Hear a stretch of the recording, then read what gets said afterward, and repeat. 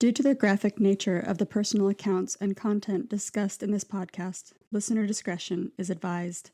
Many episodes will include graphic personal accounts and discussions of child sexual assault, domestic violence, physical abuse, rape, sexual situations, and suicide.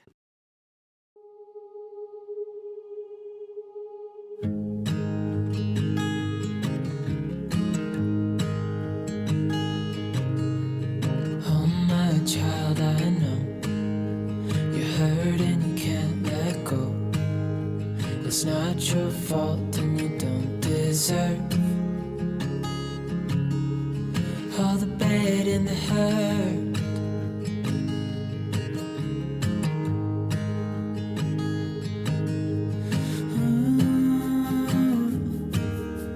I know you tried so hard. I know you've done your part. It's not fair. You did your time. How much longer will you suffer in this life? But don't give up. Just hold on tight. It'll be alright. Hello, everybody, and welcome to Latter-day Survivors. I'm Christina, and I'll be hosting this episode today. I'm really excited for today's guest. Today we have with us Andrew Pledger. Andrew reached out to us and offered to tell his story, and I had been following him on Instagram, and so I was pretty excited that he reached out. Andrew's got a pretty amazing story. He escaped the IFB cult, and when we turn it over to him, I'm going to let him kind of get into that and tell you what that's all about. He's also a survivor of religious trauma syndrome, and he's a Bob Jones University survivor as well. And so now he has a pretty good social media presence, and he is helping others to deconstruct religious trauma and cult indoctrination. And so one of the reasons I'm really excited to talk to him today is because we typically on this podcast, we interview a lot of ex-Mormons. That's kind of what we attract as evidenced by our name, Latter-day Survivors. Andrew had reached out and asked, hey, is it only Mormonism that you talk about? Absolutely not. We're open to anything. And so Andrew and I had a little preliminary discussion last week, and it was kind of cool because we realized there's a lot of similarities. And as I have said before, and I'll say again, all of these cults, and I do believe Mormonism is a cult. I know there's varying opinions about that, but everybody thinks they're special and one of a kind. And when you start peeling back the layers, we start finding out they're all kind of the same thing. The prayers are different, and the clothing and the symbols are a little different, but underneath it all, it's really all the same stuff. And so I'm super excited to dive into this conversation today and hear his story and kind of see what the other similarities are. So, Andrew, welcome to Latter-day Survivors. Thank you so much for having me, Christina. I am really excited to come on and share my story. Yeah, we're excited to have you. So I'll just let you dive in, and you can start wherever you'd like. Got you. Yeah. So first, I guess I'll explain to people what the IFB cult is. For people who don't know what that is, but IFB stands for Independent Fundamental Baptist. And this started as a reaction to modernism. There were Christians who were afraid of other Christians who were going to try to integrate modernism into their faith. They were worried about evolution and science being taught to their children. Mm-hmm. So the IFB was this fringe group of Christians who decided, you know what, we're going to go off. We're going to get away from these Christians who aren't sticking to these extremist beliefs and these extreme ways of living, and we're going to start our own. And I mean, I don't know, I don't want to call it a denomination, but I guess it technically is, but there's no higher organization over IFB churches. They're all independent. They all run however they want to. They don't have anyone holding them accountable Wow. for anything. Okay. So they all have very similar belief systems, most definitely. But what relates them is why they exist, why they decide to separate, and the extremist beliefs of the IFB. For example, you know, the KJV Bible, which stands for King James Version in Mm-hmm. this environment, that in the IFB, that is the only legitimate word of God. All other versions of the Bible are not true. They are manipulated by Satan, but the King James Version, in their eyes, is the only one that's pure or untainted, at Mm-hmm. least. So they look down upon any Christians who use any other versions, and they claim the KJV as like the absolute truth and like the only access to, you know, in air quotes, God's word. Mm-hmm. Um, and you know, they're extremely controlling about behavior and gender stereotypes, very binary. You know, the binary thinking is very common in cults. The black and white kind of Yes. view is so common, and Mm-hmm. they think in very black and white terms. So, you know, women weren't allowed to speak in the pulpit or Mm-hmm. really speak up in the church. They weren't allowed to have they weren't allowed to be an usher or a deacon. Of Mm-hmm. course, in the IFB, women would teach. They can't preach, but they can teach in like a Sunday Okay. school class. Right. Right. And It's funny. You're already hitting. I've already ticked off like 3 boxes of similarities. Keep going. yes, and so, you know, the IFB is very controlling. Women were, it was a sin in that environment to wear, for women to wear pants. Women Oh yeah. had to wear dresses and had to cover their body completely, so like being to the ground. Mm-hmm. And you know, there were sometimes sermons where the whole sermon would be just controlling women, demanding that they submit to their husband Mm-hmm. and they be there sexually for him, and they cook, clean, Mm-hmm. and be a stay-at-home mom, Oh yeah. just dedicating their lives to their husbands. And um it was just, looking back, you know, it's just, for me, it was so normal. I was taught that this is what God wants, but looking back, I'm like, that is sexist as fuck. Like, Right. But it's looking back, interesting that you say, for me it was just normal. I guess that's one of the hallmarks of a cult, right? You mm, just, what you're in, you just see as normal. We all thought this stuff yeah, was we just normal. all, And we thought the mm, people on the outside that weren't adhering to this stuff were the crazy ones. yes, Yeah. yes, most definitely.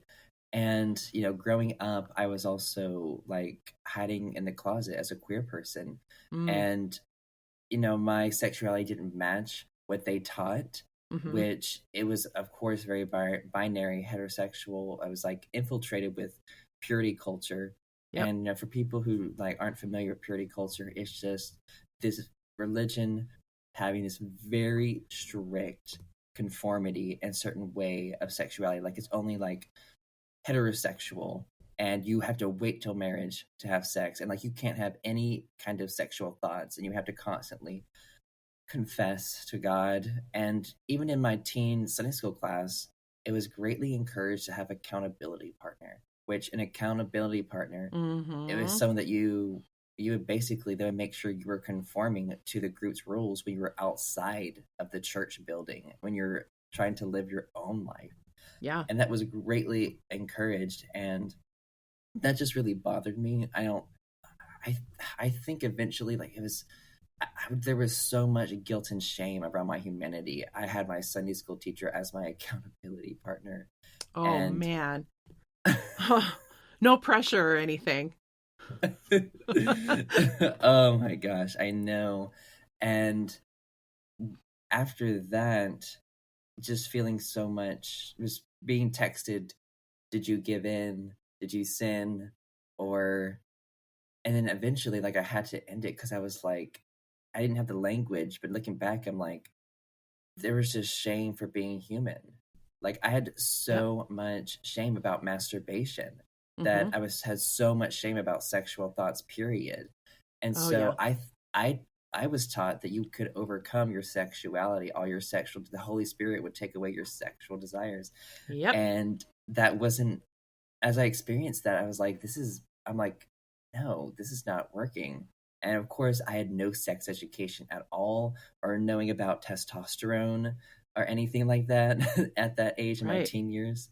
And knowing and learning that this is a biological process, it's inherent and innate. And, and people would justify these extreme beliefs by saying, yes, they're like, yeah, technically, they're like, sex is natural, yes, but that doesn't make it right. Doesn't, and things like that. Like, yes, this may be part of your humanity, but it's evil, it's bad. So you Mm-hmm. shouldn't this part of yourself you need to like cut off until you. I mean, it's incredible to me how they like repress our sexualities and we're just supposed to just flip a switch on and know everything when we get married. Like, Oh my God, we talk about this in Mormonism all the time, where mm, kids are taught don't think about sex, don't talk about sex, don't dwell on sex, which of course, what is that going to do? It's going to make you dwell on sex, right? But yeah. yeah, same thing. Then get married and it's like, now do it like bunnies, please your husbands and make lots of babies. So, yeah. Yes. And so, and then being queer in that environment and like, I don't fit their standard of what is right in their eyes, at least. And Mhm. so, but I didn't have the language either to know what was going on, but I knew I didn't fit their their Yep. standard that they thought was like the only way. And so I just remember especially in my teen years, just like internally feeling like this is not right. Like I remember in Sunday school class that I was taught that having hunger was a lust of the flesh. Mm. And as I'm sitting there, I'm like feeling shame about having hunger. I'm like, okay, like this is too far. Mhm. And that lesson was trying to basically get us to start fasting. Mhm. And for me, I was still heavily indoctrinated, but I was like thinking like I'm not fasting for jack shit. Like, Yeah. you're not making me starve myself because you think it's more spiritual. And to Mhm. me, I'm thinking, you know what? If my Sunday school teacher wanted to fast, that's fine. If he wanted to do that, that's his choice. But I'm like, I wasn't going to be coerced or feel or shamed into starving myself because Right. God might listen to me more or might care more Mhm. or something Yeah. like that. And and also in Sunday school, I remember the pressure to commit to saving, sex until marriage. And Yep. I remember like having a whole shame-based lesson on it. And then there's papers handed out. He's like, if you sign this, he's like, God's gonna see you sign this. Mhm. So if when you sign it, know that if you break it, God knows. And so I never signed it. I just slipped it away in my Bible. And like there was so much pressure to sign it because he was watching everyone. And to Mhm. me, I was like, this is not okay. And so I slipped it in my Bible. And once class was dismissed, I was the first one out of the room, and like I Yeah. threw that away because I'm like I'm Escape. not living with that shame or guilt. Like there's enough put on me in this environment. I'm not Yeah. gonna do that. But in that environment, the IFB uses so much fear, shame, and guilt. They're very obsessed with the end times, Oh my and gosh. they Yep. love fire and brimstone sermons.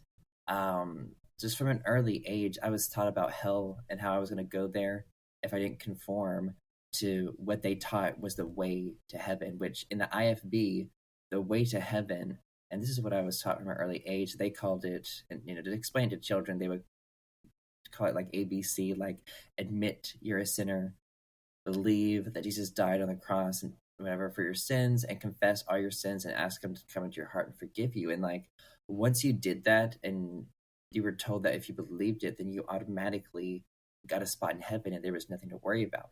But the Mhm. thing is, they would always try to make you doubt if you were really saved. Because if you didn't conform or agree with the church or things in the IFB, that was possibly a sign that, oh well, you might not be saved, or oh, Mhm. you don't feel shame or about this certain thing. Oh well, then you might not actually have the Holy Spirit in you, and you might actually not be saved. So there was always doubt. So in order to get rid of those doubts, if we conformed to the group or convinced ourselves that we agreed, that kept people feeling safe, and that was the point of it. They keep us scared Right. and falling into line. Yeah, I was just going to say that that actually makes a lot of sense, because if you actually solve the problem and there isn't a problem to fix, then they're not needed anymore. So Correct. they've got to they've got to make the goal just unattainable enough. It's like that carrot on the stick that you keep. Yes. They've got to keep it just enough out of reach that you keep trying and you keep coming and you keep committing. And you're right. It's all fear, shame, and guilt. Fear, shame, and guilt. All of it. And we were indoctrinated from a young age that there was nothing good inside of us, that we were wicked and depraved, and that anything we did good, we can only do that because God did that through us. Because it's not possible on our own. People can't be good without their religion or their God or their Holy Spirit that they claim is inside of you. So the presumption, though, is there's nothing good inside of you. And you have to assume that. So then if you believe that and then you do good things, you're like, oh, like God is working through me. But it took me forever to like undo that indoctrination and realize people can be good without this. And I'm like, there are just bad people. Inherently good. Yes. Inherently good. And to me, you know, I try to take a balanced approach because I can't ignore all the bad things that people have done. So to me, I'm like, we all have good and bad inside of us. That's what I believe. And, you know, it's more complex than that. There are different circumstances that we're in. There's trauma or, you know, I think genetics can play a role. Like there are different things that influence our personality and our development that can cause us to do bad things. And to me, like, I don't see it as like a sin issue. I guess as they say it, like, you're so bad. It's like, you know, we're imperfect. I don't like this. I don't like the word sin. I think there's so much either. There's such a strong connotation around it. There's so much shame around it. And to me, when we have shame around something, that's not something we usually deal with. Right. It's very toxic. So to me, because it's not safe. It's not safe. And so, but when we can remove that shame from something and we can be like, you know what? I'm imperfect. I might have some anger issues, but and we can dig into that more and like understand. But the thing is, in that environment, there's so much. I mean, I don't like the term negative and positive emotions. I just say pleasant or unpleasant emotions because I think all emotions are valid. Oh, so I agree so much. So I don't like to demonize emotions. So yeah, pleasant and unpleasant emotions.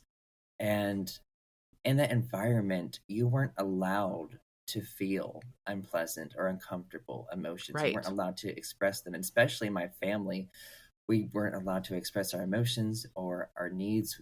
We didn't acknowledge that problems existed. It was like, oh, just pray it away. Like if we follow this standard, like basically what I've noticed is these cults, they try to give us an answer to overcoming our humanity, or they give us a problem and they're like, we can help you overcome your humanity. But it never works. It's a dangling carrot, like you were saying. Like, it's just, Yeah. So we say all the time, and I'm sure it's the same for all of these high demand religions and cults, is the cult / church / religion creates the problems for which only they have the answers. Oh, yes. Yes, most definitely.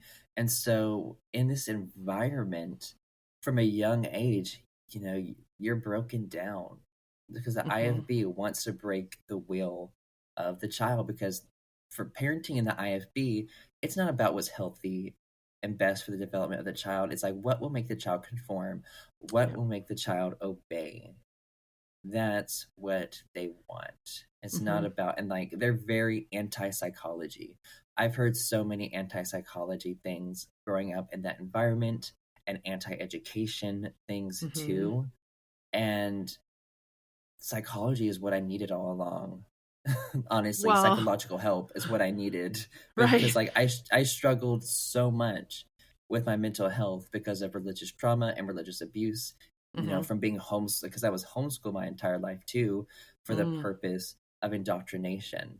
Because my parents, it's interesting because I think my mom, she grew up Methodist, and someone converted them into the IFB cult, and my Nana just became so my mom's mom, my maternal grandmother became so obsessed and with the IFB, and just she's so obsessed with rule following, and Mm-hmm. it's just I would say she has an addiction to religious Mm-hmm. rules. I would say Well, and it goes just back to that non-binary black and white thinking too, the rules, the rule yes. following. Mm-hmm. And it's addicting because it gives you a sense of certainty. It Mm-hmm. gives you these answers. It's like, oh yes, this is comfortable. It gives structure to your life. They tell you, Yep. they give you a structure, a plan to follow very Oh my gosh. carefully. You're I don't know if you know, but you're speaking Mormonism right now. There's a very prescribed there's a very prescribed plan. Yes. Oh People wow. talk And about so this idea of certainty all the time. oh, yes. And like these cults, they give it to you and it's Yep. addicting.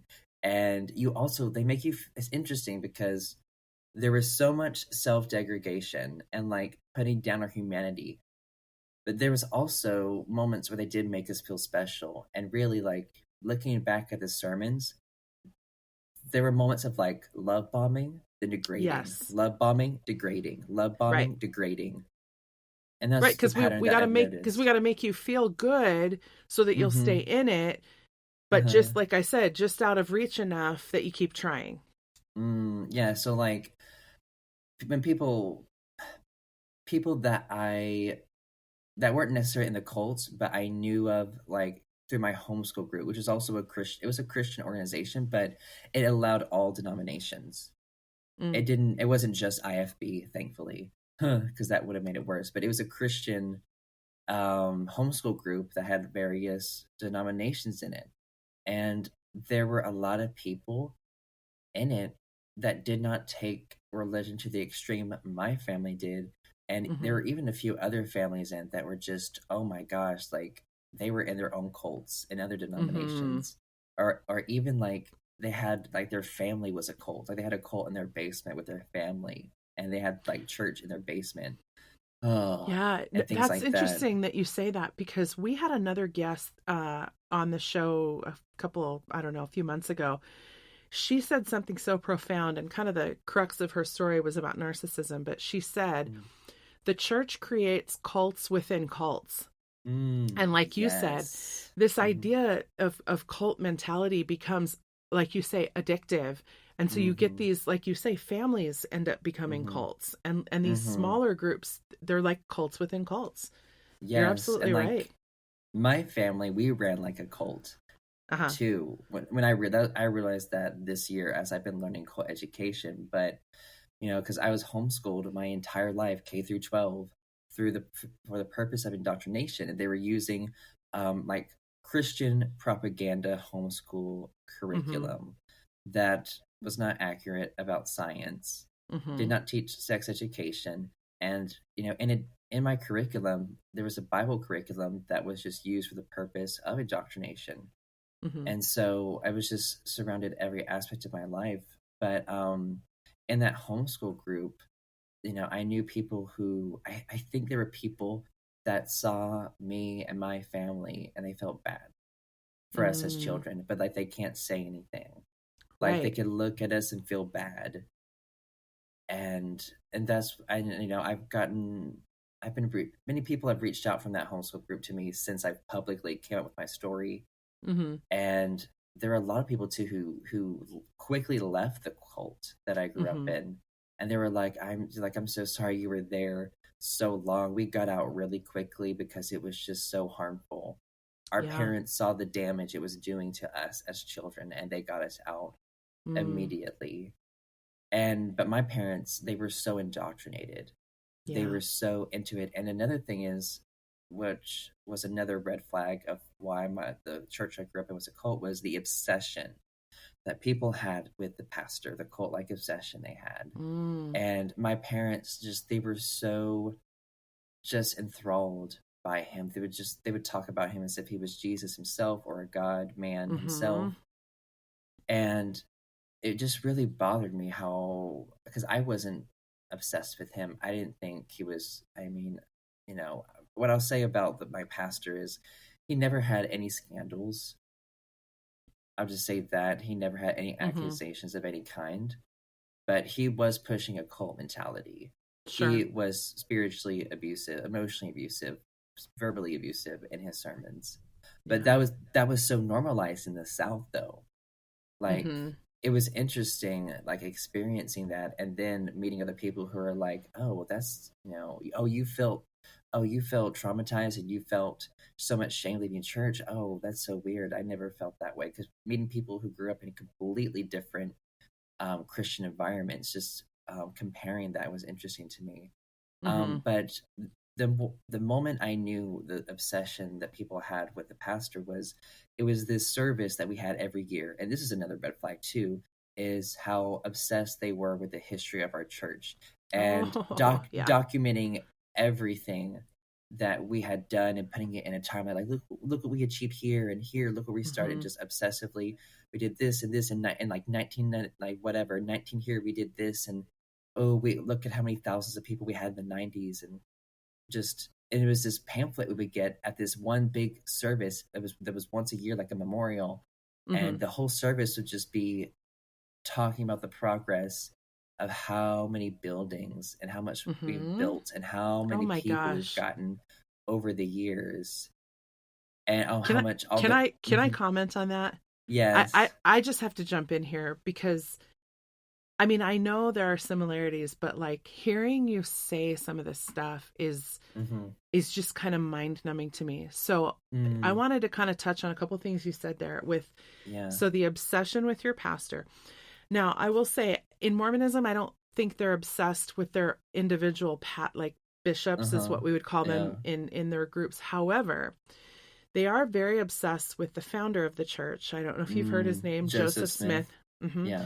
Very obsessed with him to the point that there are pictures of him in the church buildings. And I've heard so many people say one of the things for some people that sort of red flagged them to get out was that they would be asked to teach lessons in church or give talks, and none of the material was addressing Jesus at all.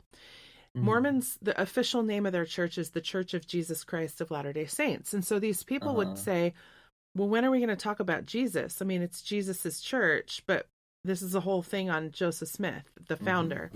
So there's a lot of that, but it's interesting what you just said about this obsession with keeping track of everything. So very similar in Mormonism. They are master record keepers. They record everything.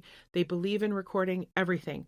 And interestingly enough, twice a year, they have a big conference. They call it General Conference, in which nobody goes to church at their local buildings. It's kind of all televised. It comes from the Salt Lake City headquarters. And one of the things that's tradition, and General Conference has gone on twice a year for close to 200 years.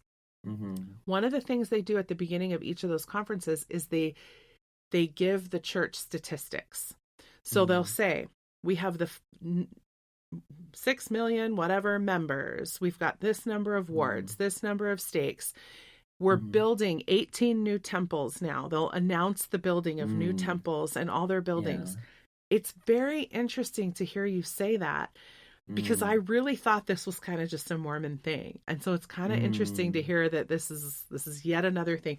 I mean, I'm taking notes while you're talking. I probably have 15 things already on the list that you've said, and we can touch on some of them down the road, but because I don't want to stop your story, but it's all the same stuff. It's all the same, just it's a different flavor.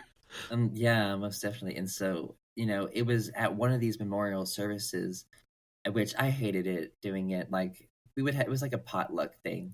We'd all shuffle to our massive fellowship hall that we use church money to build for us to use.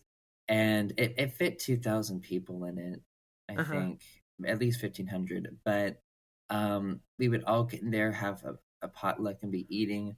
And it would be this same sermon every year talking about all the buildings we built. And I remember, I think it was 16, so that would have been like probably around 2016 when this happened. But I remember a church member getting in the pulpit and they were going to pray over the food or whatever. And I remember them praying to Jesus, "Dear Jesus, help us to be more like Brother Bobby." And Mm, again, it's like you were saying, like we're supposed to be talking about Jesus, like what happened to right. Jesus. And so when that church member said that, like I didn't know what to label it, but something went off like an internal like red flag. Mm-hmm. And I looked up and people were just shaking their heads. And I'm like, is no one questioning this? Is no Mm-hmm. one bothered by this? And I just look around, there was just no one. They were all just nodding their heads. And I was like, oh, like, no, this is just really uncomfortable. So I'm curious when you say that. I'm curious Mm. to know what the follow-up was in your head. So when you saw Mm. all the people nodding and you kind of Mm. questioned, did you maintain your sense of, yeah, everybody's nodding, but this isn't right? Or were you kind of like, well, everybody else seems to think this is okay, so why am I questioning it, or what's wrong with me? I'm curious, like, where you Yeah. went with that. I mean, for me, I knew it went against what they taught. It was Mm, cognitive dissonance, I guess, that I was experiencing because I yeah. experienced something that went against what they taught. And so that went off inside of me. And I was like, okay, like there's, we're supposed to be more like Jesus.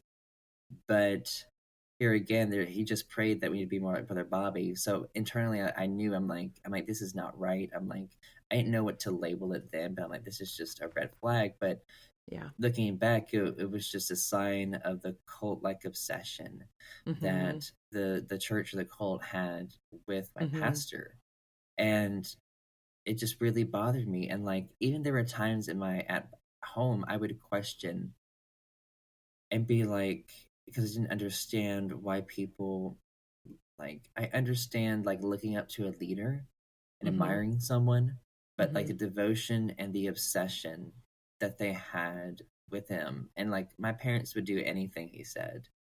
Um, honestly, Oh, yes. That's Mormonism too, with the prophet.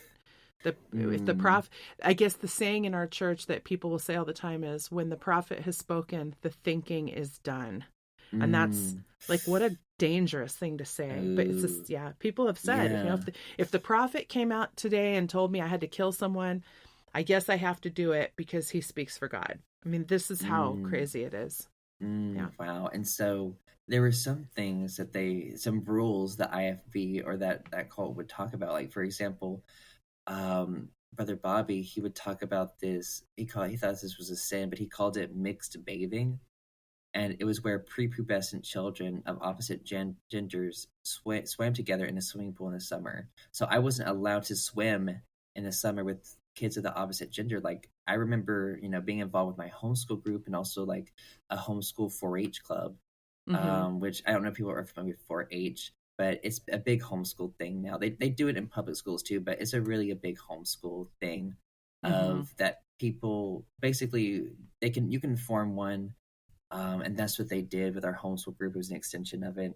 A bunch of Christians, we formed a 4-H club, and the point of just for people understanding the background of it, the point of 4-H was like it was supposed to help us get involved with basically extracurricular activities, helping us Mm-hmm. like help the community. Which there were a lot of great things we did to help the community.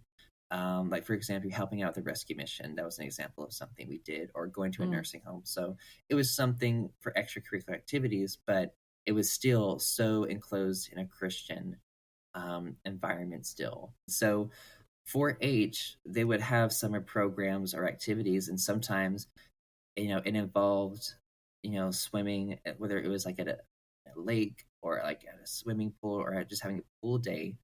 I remember not being allowed to go to that, and I wanted Mm. to swim and get make friends and have fun, and my mom would be like, oh well, that's mixed bathing, we're not supposed to do that, that's sin. And Wow. as a child, having no inclination of sex period or sexual attraction, I just didn't understand that. I Right. didn't get it. And I think other families felt bad because they saw how my mom wouldn't let us do so many things. Like sometimes, there were weekly conferences, and then at the conference, like for fun, there would be like a dance period, and my mom would be like, I don't want you to go to that because they have dancing, so we don't need to do that. Mm-hmm. And so, for example, like also kids in the homeschool group, they would go to the movie theater and watch like kids movies or whatever. Well, I wasn't allowed to go to the movie theater because Brother Bobby said you're not supposed to do that. That's a sin. You can't go to the movie theater. So there were so many things I couldn't do growing up and get involved, and I couldn't really form close friendships, honestly. And I think, and I didn't really have friends in that homeschool group or that 4-H club because I didn't fit in. I was the odd one out, wasn't really allowed to do anything, and like I couldn't relate to anyone because I was so isolated, so controlled. Like I was not in touch with any like modern music or modern movies or TV shows.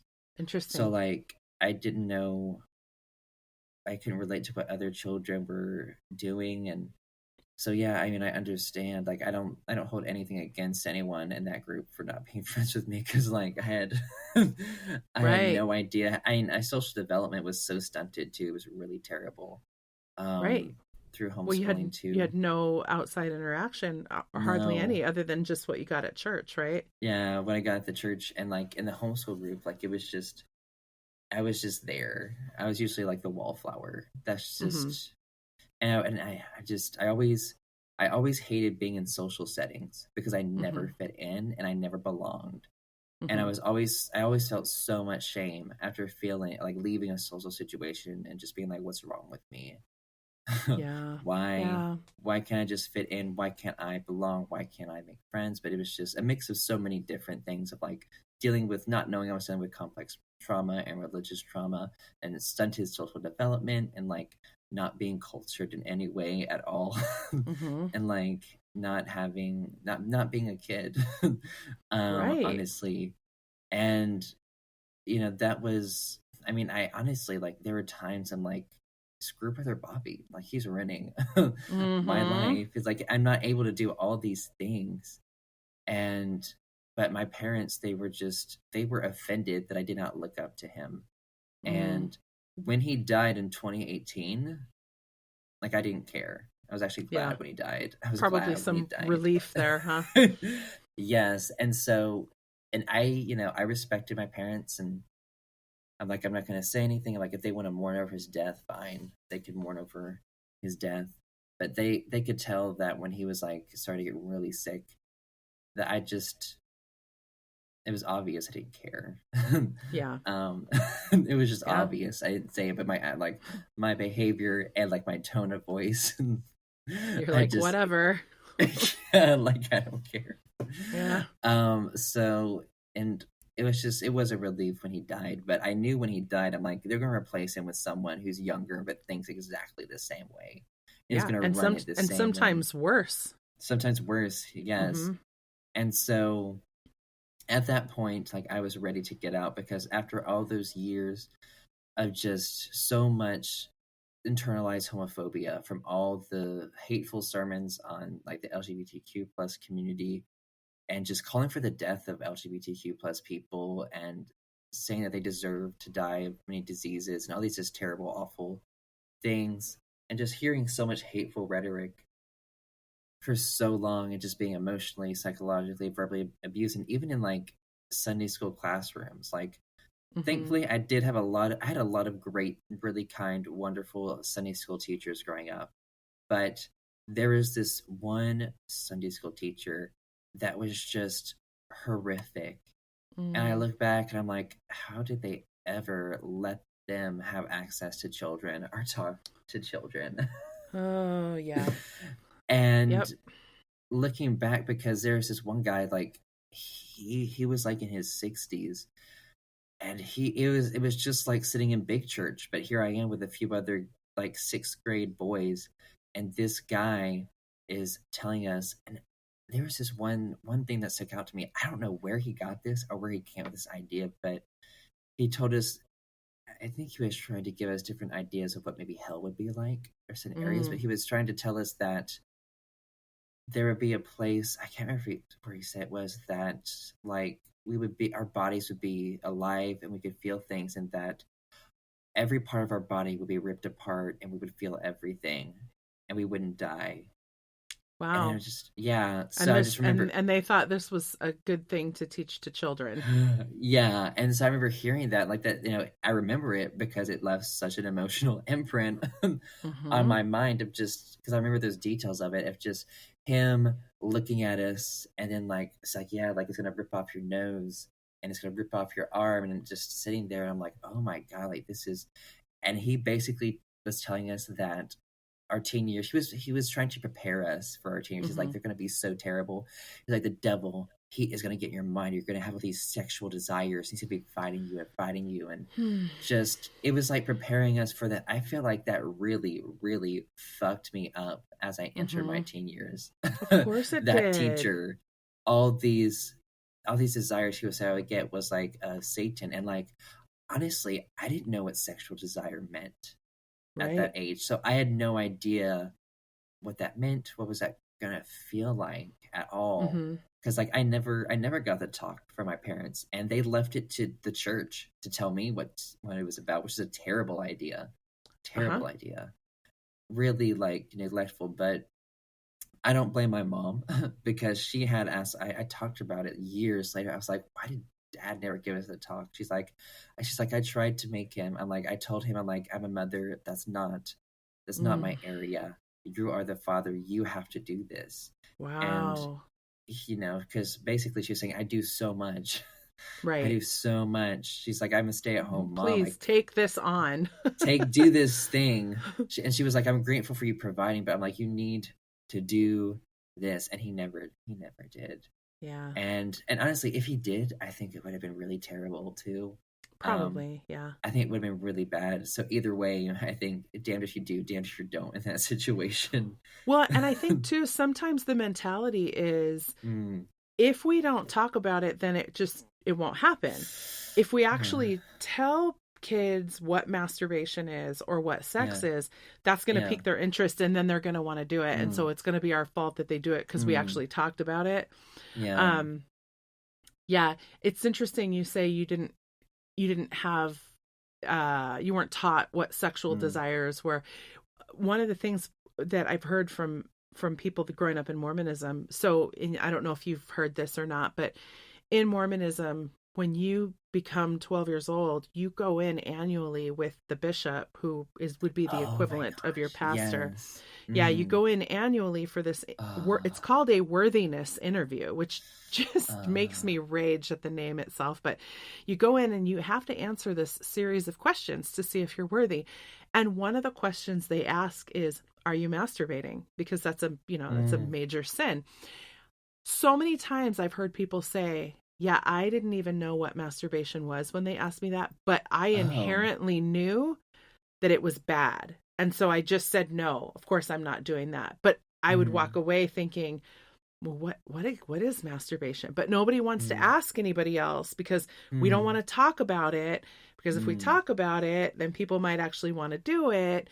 It's so convoluted that we don't. And that reminds me of something else you said earlier when you were talking about, you've said more than once, I didn't have the language around something. Mm. And then you said something about cognitive dissonance. Well, of Mhm. course, isn't that interesting that you would never, ever, ever learn about cognitive dissonance inside the church? They don't want you to know what that No. is Mm-mm. because that would make you think critically, and we cannot Mhm. have critical thinkers, No. right? Mm-mm. So I'm actually kind of impressed listening to your story because there are so many places along the line that even at such a young age, you're recognizing things are not lining up, things are not adding up here. Yeah.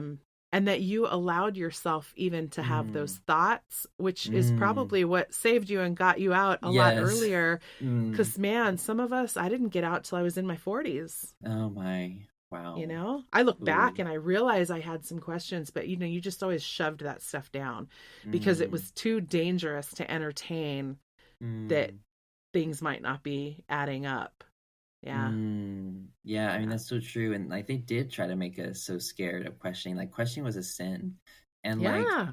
even as I've gotten out and told my story, I had someone reach out to me who grew up in the cult that I was in, they literally said to me, "You're not allowed to question that." Wow. And I was Wow. like, I'm like, well, I am. And they're like, oh, Yeah. well, if you're actually a believer, then you can't question that. So I guess you're not. I'm like, yeah, I'm not anymore because it's toxic as Exactly. shit. I Right. can, like, if you want to blindly follow, fine. But I'm like, things are not lining up. Mm-hmm. And if you want to not deal with that or question, and that makes you comfortable, fine. Don't Mm-hmm. do it. But I'm like, basically, I was like, if this is actually truth, why are we worried about questioning it?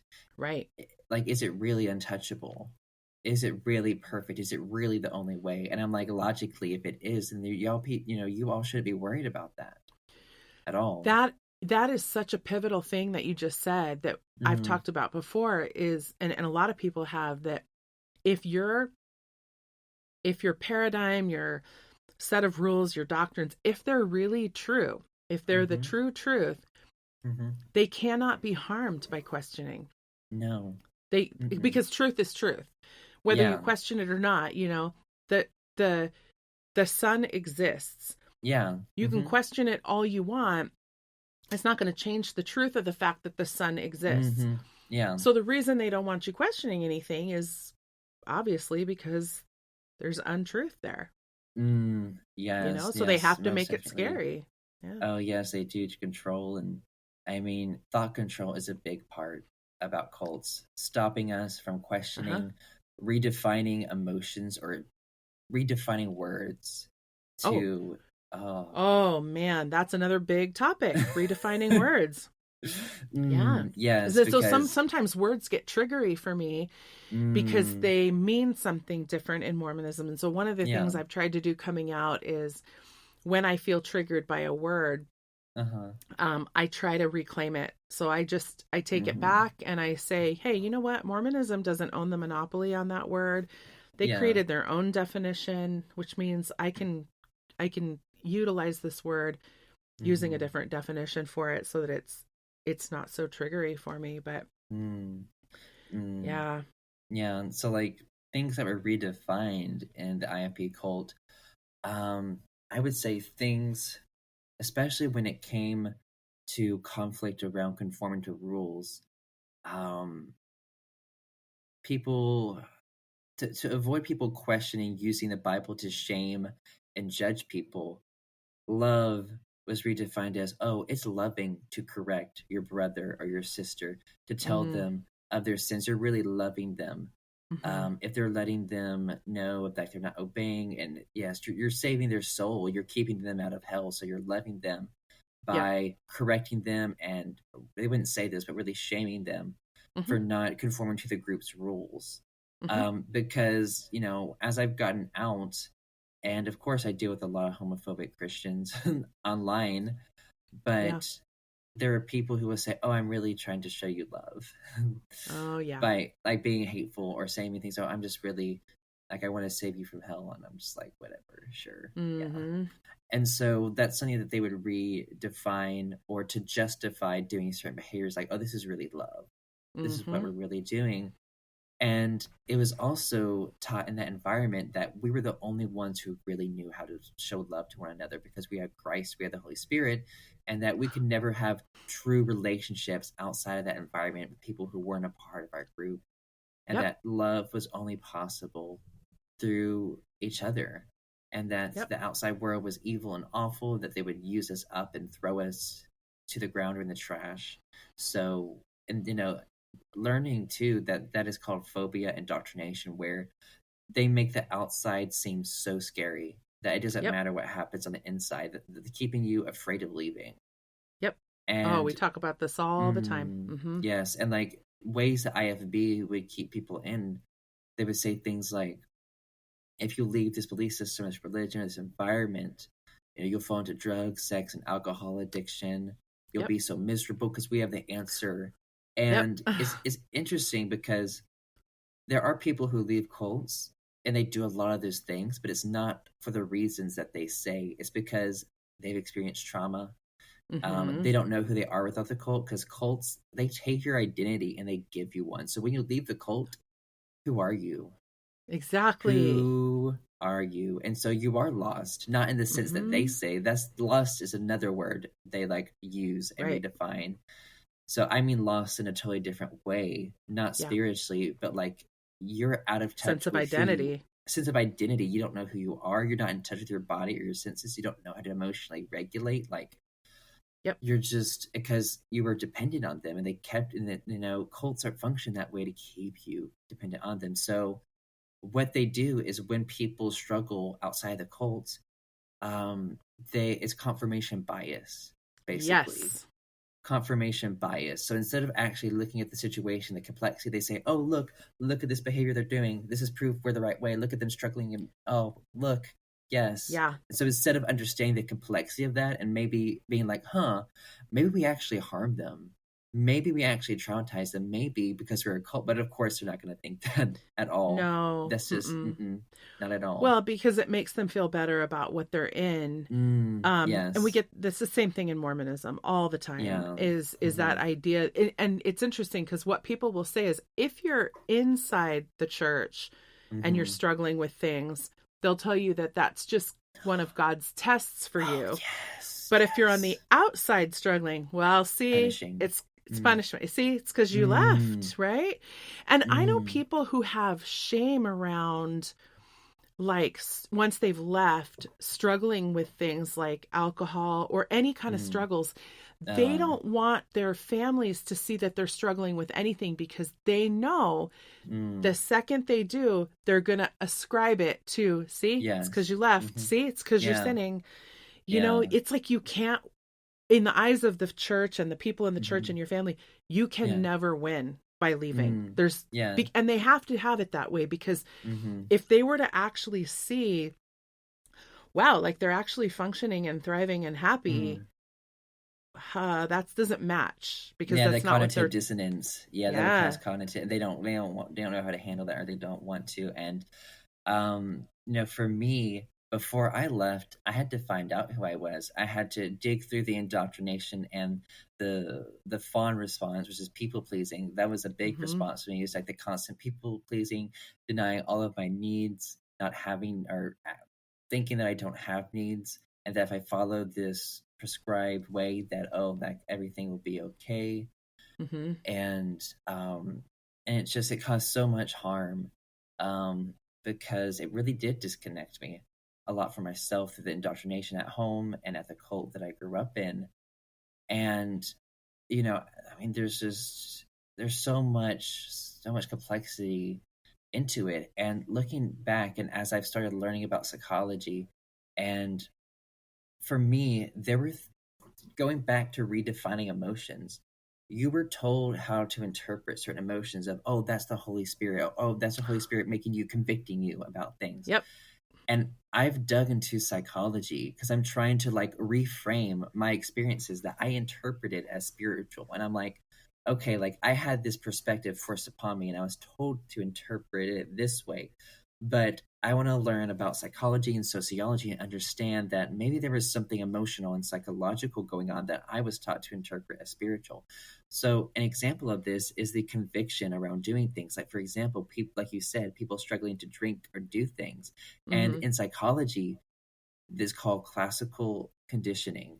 Hmm. It's how we learn, and basically, um, it's when two things are associated with each other. So there's a neutral stimulus, and then a stimulus that causes a response. So because you're taught for years and years, like, oh, don't drink, don't have sex. When you want to do those things, you are conditioned, like in your unconsciousness, really, in your unconscious part of your mind, to be triggered by that, to feel Hmm. have that response because you've been indoctrinated and told over. Your mind has learned to associate a negative feeling with that object or thing. That is classical conditioning in psychology. But in the group, that's called conviction of the Holy Spirit. That's what they really call Hmm. that. They're like, when you feel that, that's conviction. And to me, I learned that, oh, okay. And this is another thing. They say that if you learn to not become convicted by things anymore, that's destroying your conscious, that you're becoming numb you're becoming one of the world. And to me, I'm like, you know what? Some of these things are toxic, and I'm going to work in therapy to break a lot of these convictions around things that isn't harming anyone else. Mm-hmm. Because there are practical things in religion that we have learned as a social group that is good, like don't steal, don't kill, don't hurt Sure. anyone else. But that's common sense that we've learned through evolution and functioning as a Mm-hmm. society. I don't think it's absolute truth that religion holds. I think it's just something Right. we've learned as social creatures. And so there are things like that where I'm like, okay, like obviously I don't want to get to the point where I don't have empathy and I don't have these other things, but I'm like, I shouldn't feel bad and have so much shame around sexual thoughts because that's Mm-hmm. human. That's something I can work in therapy to break that shame around that. I can break the shame around having alcohol every once in a while. I Mm-hmm. can, break the shame around just having human emotions, and because I've been conditioned around these certain areas, and I can break that conditioning, but they want to stop you from doing that because they'll shame you and say, "Oh, well, you're of a reprobate mind." That's what they would say. I think you're like, "Oh, like I know that's what a lot of my family thinks. I've given myself over a reprobate mind." And I'm Mm-hmm. trying to remember the exact definition of that, but it just to them it's like you've given your mind over to Satan, Mm-hmm. and Mm-hmm. the Holy Spirit isn't in you anymore, and you're like you're the them now. You're on the outside. Yeah. And so you're under control of Satan, and so that keeps them really from, I guess, question or really getting to know you. This Mm-hmm. dehumanizing you, and they don't have to deal with the cognitive dissonance of maybe things that might be going well in your Mm-hmm. life. And so to me, it was really hard as a people pleaser throughout my whole life to publicly leave and to not be that people pleaser anymore and to prioritize my mental health. Mm-hmm. Because for me, this thing I was most scared about is really like going crazy when I left, which is, I Mm-hmm. understand why a lot of people do. But for me, I wanted to have a healthy transition into another life. So I did a lot of deconstructing while I was in the group.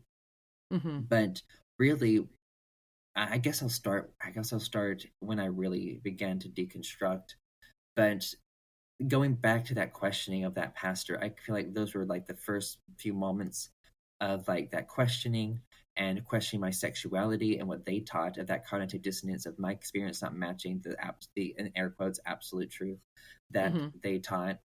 And it was very slow because it was uncomfortable. It was so much psychological Yes. discomfort from doing it Yes. because we were conditioned not to. So in my later teen years, at like 17, when I finally had access to the internet and actually like Ah. ordered books online and like search the internet, I questioned my big question to me, or what I thought in my mind. I guess you would say it's like a hypothesis in my mind. Like I believe fundamentalist Christianity is toxic, but I Mm-hmm. didn't have the language to understand why. Because like it was all I knew. I'm like, there's something harmful about this. I need to look at like an outside perspective.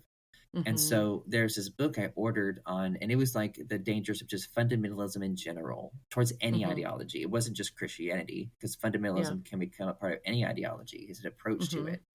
And so once I ordered this, I'm like, okay, like I can't let my parents know about this. But my dad, he was, also my mom, they were both so controlling. But when I got the book in the mail, my dad had me open it up in front of him, and I was like, oh Uh-oh. my gosh, like this is not. And so once I said what the book was about, I could tell he was like upset and angry. Yeah. He's like, is this person a Christian? Because Right. in that environment, people who are part of the group, they're the only ones that can interpret the religion correctly. So this is Oh, called yes. this is called dispensing of existence and Lipton's criteria for thought reform. He has 8 criteria, but Oh, this dispensing of yeah, exist I was gonna say, will you expound on that? I will, yes. So Lipton's criteria for thought reform, I think it was one of the original models that people used to apply to cults to see if it was a cult. But the thing is, Lipton wasn't studying religious cults. He was studying brainwashing in China. Mm. And when he created this criteria and they started making connections of, they're like, oh, we're actually seeing this in a lot of social groups and a lot of cults. Mm-hmm. And so I'm gonna pull it up on my phone just to make sure I name all of them correctly. Sure. Um, but Lifton's criteria for thought reform, it was then condensed into the BITE model by Stephen Hassan, Yes. which he took Lifton's model and tried to condense it for people to help them understand it more. But I really do love Lifton's model because it does have several categories of what it digs into. But let's see, it's funny because I have the link on my website, so I'm going to look at it now. But I have a cult education section that I have for Yeah. people because I think it's important for people to really analyze their social group and decide and figure Right. out if it's a cult. So Before you go mhm. into those things, I just wanted to comment. It's interesting what you said about when your dad asked you if that book was it written by a Christian, because I think you said that the people, what did you say? The people in the group are the only ones. The only ones who can I- interpret our religion correctly. Right. Okay. So same thing in Mormonism. And that's part of that, in Stephen Hassan's BITE model, that information, the I in BITE, Yes. it's the same thing. They control the information. So they tell you only Mhm. look at church approved sources. That's what they tell you all the Yes. time. But the Mhm. way they would phrase it to make people really buy in, because Mhm. I'm not going to lie, I bought in for a while. Mm. It was this idea they would create analogies, and they would say things like, well, if you want to learn about water skiing, why would you talk to a tennis pro? If you want to know about water skiing, Huh. you should go talk to a water skier, a professional water skier. If you want to know about, I don't know, cooking, go talk to a chef. You wouldn't go talk to a badminton player if you wanted to know about cooking. So doesn't it make sense that if you're questioning anything in Mormonism, you talk to the Mormon experts. Don't talk to the Jehovah's Witnesses on the outside that are writing books, or the atheists that are writing books about Mormonism. They're not one of us. They don't know what we have on the inside. And you kind of go, oh yeah, okay, that makes sense. I guess we'll look at church approved sources. And so that was told to us over and over and over. Look to church approved sources. Yeah. Yeah, that is that information. Wow. Yeah, and Yeah. it's Anyway, interesting because just kind of dig into that. That is such a black and white way of thinking 100%. around a nuanced subject. Like theology is very nuanced. Mhm. Theology, and I think it was Jim Palmer where I read this from, and I'm paraphrasing a little bit, but theology is a defense of a held position in the Bible or in a religious or sacred book that's held anyways. You have your beliefs already, and you're trying to use scripture to justify it. So, like, there's a presumption, Confirmation bias. confirmation bias, and like circular reasoning and logic, and Yep. all of that. But yeah, for Lifton's model, so the first one is basically environment control. They Mhm. control what you experience and how you experience. So, like, for example, schooling was very controlled. The environment I grew up in, there was actually a Christian school that was attached to the IFB cult I was in because it was to indoctrinate those children into our belief systems. And Christian schooling and homeschooling was so encouraged in that environment to control. And we were told that, yes, we could witness to other people who were outside our group, but we couldn't become friends or close with them. We could be friendly, but not friends with people on the outside. We're to stay with people who thought just like us, and it was greatly encouraged. Yeah, when my kids were little, actually, I homeschooled my kids for the first 2 years. Truly not for indoctrination reasons, just because they just didn't feel like they were ready for school quite yet. Yeah. So when I was homeschooling them, same thing. I was like, well, maybe I'll find some homeschool groups so they can have that socialization Yeah. piece. Uh-huh. Most of the homeschool groups in the area that we lived in were fundamentalist groups, and they were very wary of Mormons. They did not want to have anything to do with us. So it's interesting that it's Wow. what you're saying here is really matching up. And in fact, a lot of these homeschool groups would make you sign a document. And the way that they got Mormons that's culty. out, Oof. yeah, the way that they got Mormons out is because in this document, one of the lines in the document said, I believe that the Bible is the only word of God. There is no other, there's no other scripture or word of God outside of the Bible. And they put that in that document on purpose because Mormons believe in the Book of Mormon. And Mormons are so convicted about the Book of Mormon because they're trained from the time they're little, like this is the holy grail of scripture, that then they would be like, oh, I can't sign this document because I do believe in the Book of Mormon, so I guess I can't be in this homeschool group. And that's how they would keep themselves in a cocoon and keep themselves isolated. And I find that this is what you're saying with this environment. It's across so many groups. Like if you're not exactly like us, you don't have a place with us because you're dangerous to us. You know, it's like this everywhere. It's like you say, even dating people, you have to date people inside the group. You have to hang out with people inside the group.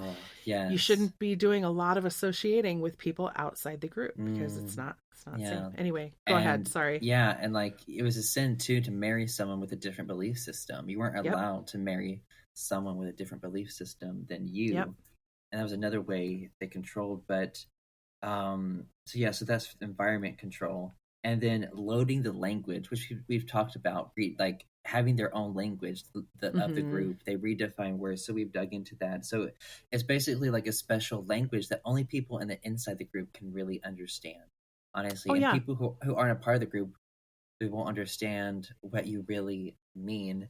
And this is also another way of people saying, oh, well, we have the Holy Spirit, so this is our different way of looking at things, when it's really they're indoctrinated to redefine these terms. And so the language is used to separate people, really, from the outside world.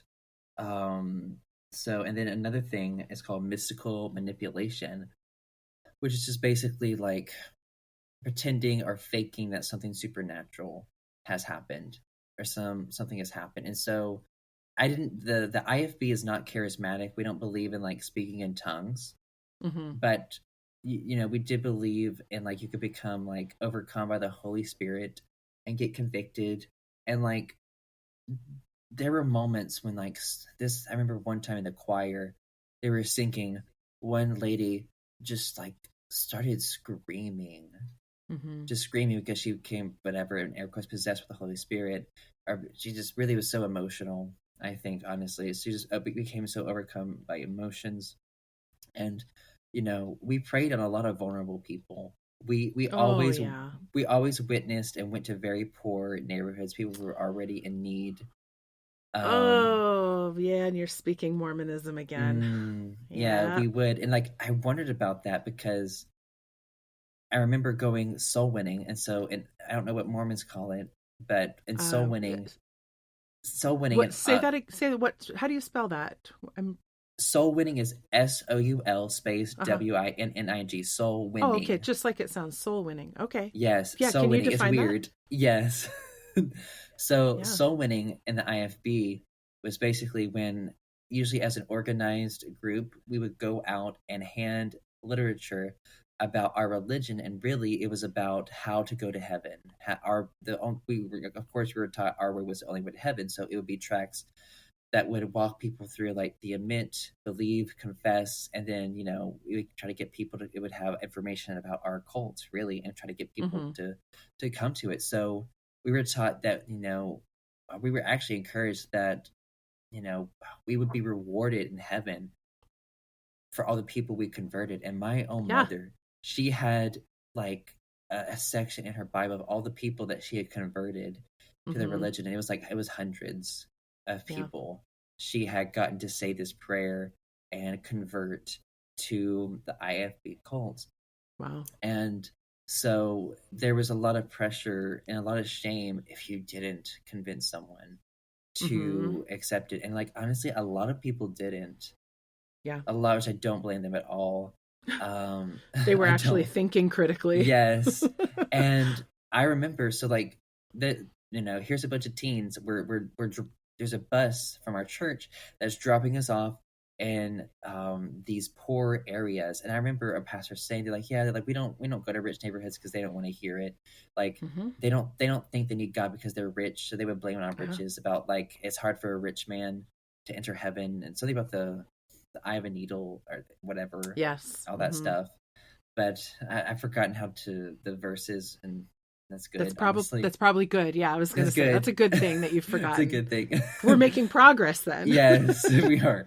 But I know it was something about like, it's so so is it like, I think it said like it's easier for a camel to enter through the eye of a needle than a rich man to enter into heaven. Something in the Bible, Yes. something like that. And so they were saying, yeah, so we don't go to rich people. And like, to me, in my mind, I'm like, the cognitive dissonance, I was like, you teach us that everyone needs this, that everyone has this empty feeling. So that includes rich people, they're people. So I'm like, why would we not go witness to them? Because that you're telling us everyone has this emptiness in their soul that we have the answer to. We have the cure for cancer for the soul. And that's they would say that at times too. We have the cure for all of mankind. We have the answer. And blah blah blah. And I'm like, in my mind, I'm like, but they're supposed to still have that emptiness. So then why would they not give a shit? And it's like, again, me learning in psychology that when you are able, psychology studies have shown that when you're able to have enough money to at least meet all of your needs and not worry about having to meet your needs through money, you're a generally happy person once you're comfortable enough to living and doing that. And that's what I learned in my general psychology class. And I was like, oh, well, I mean, that makes complete sense that people be happier if they can meet all of their needs and they because they're not living in this constant state of wondering where their next meal is going to come from, or wondering if they're going to have a roof over their head. That goes back to that whole Maslow's hierarchy of needs, right? Oh, yes, it does. You know, it kind of plays into that. So in Mormonism, it's missionary work. And so when you see that would be our version of soul winning, would be missionary work. And these kids that are like, I don't know, they're usually like 18 to 22, 23. Most of them are 18, 19 years old. They go out on these Mormon missions where they they give 2 years of their lives, and they get sent all over the world, sometimes in the US, sometimes other places in the world, where that's their whole life. Almost 24 hours a day is proselytizing and preaching Mormon gospel, because just like in the IFB, the Mormon way to heaven is the only real way to heaven. We have all the answers. It's our way and the only way. And so we've got to get as many people in as we can. We were also taught that your joy, scriptures say it, your joy is expanded the more people that you bring into the gospel, just like what your mom was saying, how she kept a list.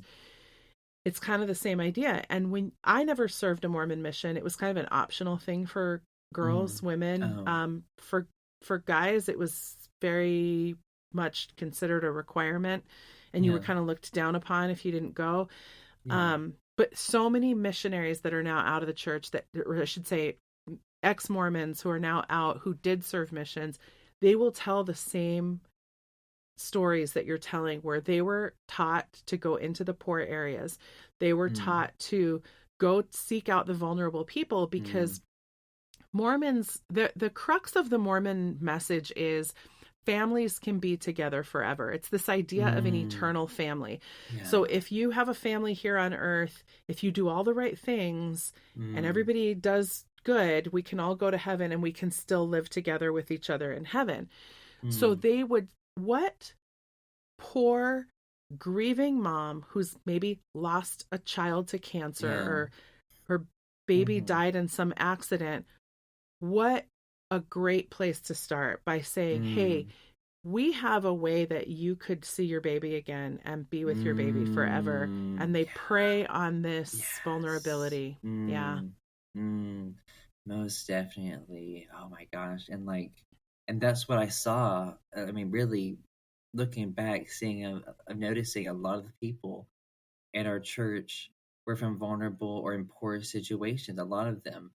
And, back to the mystical manipulation, this lady screaming and just yelling in the choir because of the emotion that she's feeling.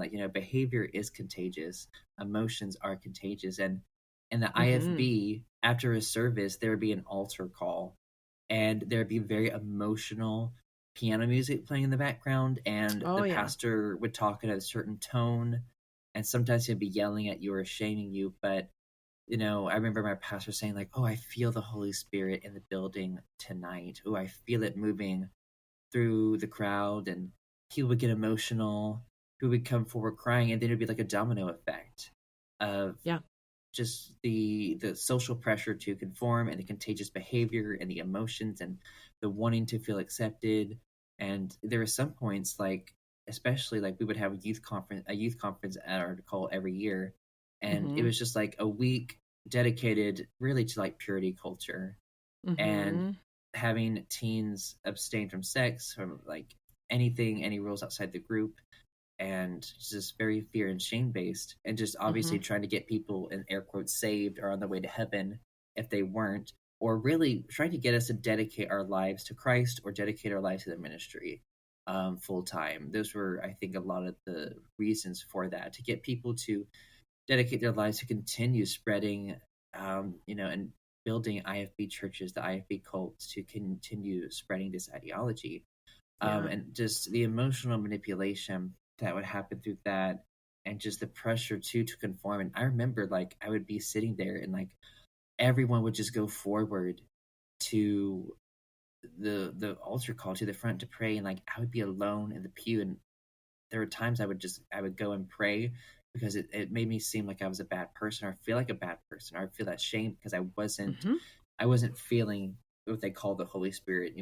After all these kids were emotionally manipulated into going Yeah. forward to this altar, and I was like, looking back, I'm like, those are emotions. And Mm-hmm. once you get one person to get emotional and to actually like show that, it will cause that to react in other people. Have you heard the phrase elevation emotion? I have not, no. Oh, so you just described elevation emotion. I don't even know Elevation if you know motion. that. So I No, pulled it up okay. on my phone. So now I'll tell listeners, granted, this is a Wikipedia definition because it's the Hmm. fastest thing that came up on my phone. Yeah, I'm going to disclaim that right at the start because, yeah, Wikipedia is not what we would call a evidence-based source. However, anybody's yeah, welcome to Google this term and you'll find plenty of sources on it. But yeah. I'm going to just read this out of Hmm. here. It says elevation is an emotion elicited by witnessing actual or Hmm. imagined virtuous acts of remarkable moral goodness. It is experienced as a distinct feeling of warmth and expansion that is accompanied by appreciation and affection for the individual whose exceptional conduct is being observed. Hmm. And Wow. so this is an actual thing that you just described. And it's very contagious. When you Mm, see somebody else and they're so convicted and mm, you just see them pour their whole heart and soul into something, you're like, yeah. oh, you can feel their feeling Mm, and it gets into you. And then all of a sudden, the next person gets up. In Mormonism, we call it bearing testimonies, where you get up and mm, you basically hmm. just get up and state, I believe Yeah. the church is true and whatever it is. Yeah. This is elevation emotion that you just described, although in Mm, the church we would say that's being moved by the Holy Spirit.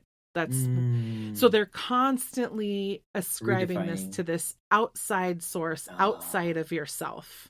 And if you Mm, sin or you're not right with God, then you're hmm. not going to be worthy to receive that quote unquote Mm, elevation emotion. yeah. Yeah, it's a whole convoluted thing. But And anyway, the whole, yeah. that's an interesting thing, because I've talked to people, they're like, when I left and I went to like a rock concert or a music concert, I felt the same exact thing that I thought was spiritual in this environment. And Yes. to me, that was so interesting. They're like, waking up to the wow, that was like very emotional and psychological, something happening inside of me. And I was told to interpret it through this lens, through this group's ideology. And so Hmm. that was, and it's really quite a relief, because you're like, you know what, I can, some of these feelings are, they feel good to have. And it's like, if I can have these feelings if I want to on my own terms and in my own beliefs, if I Hmm. can go to a rock concert and feel close to people and feel something greater than myself as a part of this group, that's great. But I'm consenting to that. I'm thinking Right. critically about that. I'm understanding what's going on. I'm not going to let people lead me astray or manipulate me, but I will know what it actually is, and I can enjoy that if I want to do that. And I've never Hmm. been to I've never been to like a pop artist or a music concert. So that's something on my list I want to do one day. Oh, I'm absolutely so do it. excited. It's Yeah. phenomenal. And there is nothing in the world like being where that artist is playing and feel, because you can feel the music in your chest because the speakers are so Ooh, loud and yeah. everyone around you is feeling it, and it's a phenomenal experience. Highly Mm, 10 out of 10 recommend. Find somebody that yes. you love and go see them. Oh, yes, most definitely. And so, moving on the list of Lipton's criteria, the next thing is sacred science, which sacred science means the group claims that its way is the only way. They have the truth, the only way, Yep. the absolute truth. And the Yep. IFB, it's just that's so obvious with like the KJV version of the Bible Mm-hmm. as the only version, that they have the only way to salvation, that their approach to, like, they're the golden standard of Christianity, basically. Anyone Right. that didn't follow like them was less than. Even groups and our churches and our community that didn't follow things the way we did, they were looked down upon. Like, Mm-hmm. even if they had like more contemporary music, like for us, we had piano and an organ. That was all we had. But Mm-hmm. and for people who did more instruments than that, there was shame around, oh, like they're being influenced by Satan or emotions. And it's like, looking Yep. back, it's like, y'all are very emotionally manipulative. So Right. much. Like, Yeah. please, please. And another thing is like a demand for purity. And it made me think about what you said about that dangling carrot, about just this Mm-hmm. standard that you're supposed to live up to that's impossible, that you can never quite get to. And Yep. so it's interesting because I'm getting this from Cult News 101. This is where I'm reading this from. Mm-hmm. And so, and it's also quoting Spike Robinson, and I don't know how to say his name, but I just want to make that clear, Yeah. just to cite sources.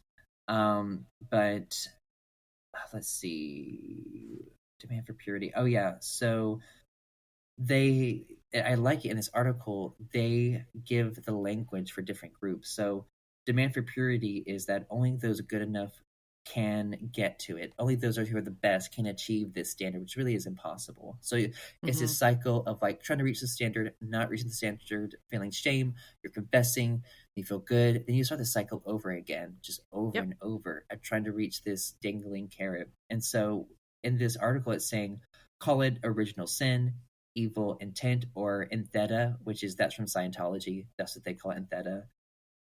Negative energy, which is in more like cultic spiritual groups. Whatever, you're going to have to get rid of what the group tells you isn't right for you. And then only then can you reach the goals. It's, if you just do these certain things, your life will be perfect if you follow Mm-hmm. this standard. But the thing is, it's an impossible standard to follow because it involves denying and repressing your humanity, really. Yep. And so I think sexuality is there's so many things I could dig into, but sexuality is such, I think, a big part of that demand for purity of what 100%. they call for.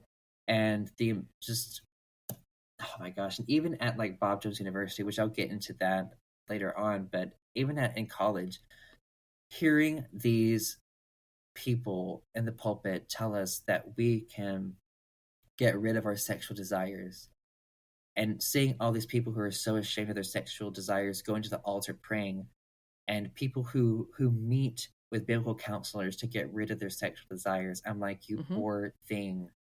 How Mm-hmm. sad that you live in so much shame for being human, that you feel like you are like an addict for wanting sex. And to me, I think that repressing of sexual desires has caused so much sexual addiction in that environment.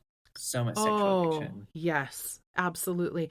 And Ooh. it also makes me wonder if we're actually breeding sexual predators, Oh. because I mean, I'm not saying that Yeah. I'm not saying we are. I'm saying I Yeah. wonder if this Yes. purity culture is breeding sexual predators, Mm. because if we can't outwardly express our sexuality, and it's Uh-huh. this primal survival Mm. need as a human Homo Mm-hmm. sapien, then I'm going to have to get it some other way, which means I'm going to Yeah. have to do it in secret, or I'm going to have Yeah. to I can't just have a healthy sexual relationship with Mm. someone or some Mm. people. So Yeah. I've got to keep it under wraps. And Mm. it makes me wonder, like, if Yes. we allowed all humans to just express themselves normal in their Healthily. normal, healthy sexuality, Mm-hmm. I wonder if the rate of if we would see Mm-hmm. less in the way of sexual predators, in the Yeah. way of rape, so many Yeah. things in this Oh, realm. yes. And I have an interesting thing to add on to this, because I remember having a conversation with Phil Drysdale on his Mm, podcast, And, you know, he does a lot of research into deconstruction Mm-hmm. and different trends in conservative circles. And he told me, he's like, Andrew, he's like, I've done the research and I need to find where this research is at. I don't know quite yet, but I might email it to you if I find it. But he told Sure. me, like, Yeah. he's like, Andrew, he's like, in the Bible Belt and in these conservative states, they have a lot of like very shocking porn searches, a Mm-hmm. lot of like kid porn, Mm-hmm. and a lot of, and even like, you know, not saying now, obviously, child pornography is terrible and awful. And you Right. know, and sadly, there are some people that, in order to get around the illegalness of it, they have adults who look like children, or they make adults Mm-hmm. like children. Those are ways some people get around it. So, role Right. playing, things like that. And then even like Andrew's, like a lot of these people, like they're repressing also just like their human sexuality. Like a lot of like gay porn in these states are being watched too. These people who hate homosexuals so much are But they're watching mm-hmm. a lot of gay porn. They are projecting Yeah, to a they lot have of their people. own internalized homophobia when they're probably Yes. queer themselves, but they can't Yes. ever admit that because that's Mm-hmm. not safe, you know. Mm-hmm. Piggybacking on what you said, we interviewed some months ago a woman by the name of Elena Maiello. She is an Mm-hmm. award-winning documentary Oh. producer, and she's currently finishing up production on a documentary titled Chewed Gum. And I don't Oh. know if in the IFB that analogy of chewed gum was ever used, but what it basically means is girls especially were taught Mm. as teenagers, hey, if you have sex before Mm-hmm. marriage, it's Yeah. like you're a chewed piece of gum, and nobody wants a chewed piece of gum. They only want, an unused fresh piece of gum. So she's doing this whole documentary on this idea, but basically, and she's interviewed a ton of people and got a whole bunch of statistics and research behind this, but Mm. the thing she's focusing on in this documentary is that the state of Utah has one of the highest rates of sexual assault and domestic Oh. violence in the country. This is a Ooh. state that is heavily populated, majority Yes. populated by LDS Mormon people who are taught purity Mm. culture. So this is going right along Mm. with what Phil Drysdale is saying, with Mm. what Lifton is saying. It's, Yeah. yeah, Mm-hmm. Yeah, all this was plays in. definitely oof. Mm-hmm. Yes. And so, you know, it is so terrible because, you know, because of that repression, it becomes so, not that I'm saying that people don't have a choice, because I don't want people to think, but it becomes so uncontrollable and they have to release. Yeah, it's a And to primal me, need. is a primal need. And so to me, I wish, when I hear about sexual assault, all these terrible things that happen, I'm like, let that release happen naturally with yourself.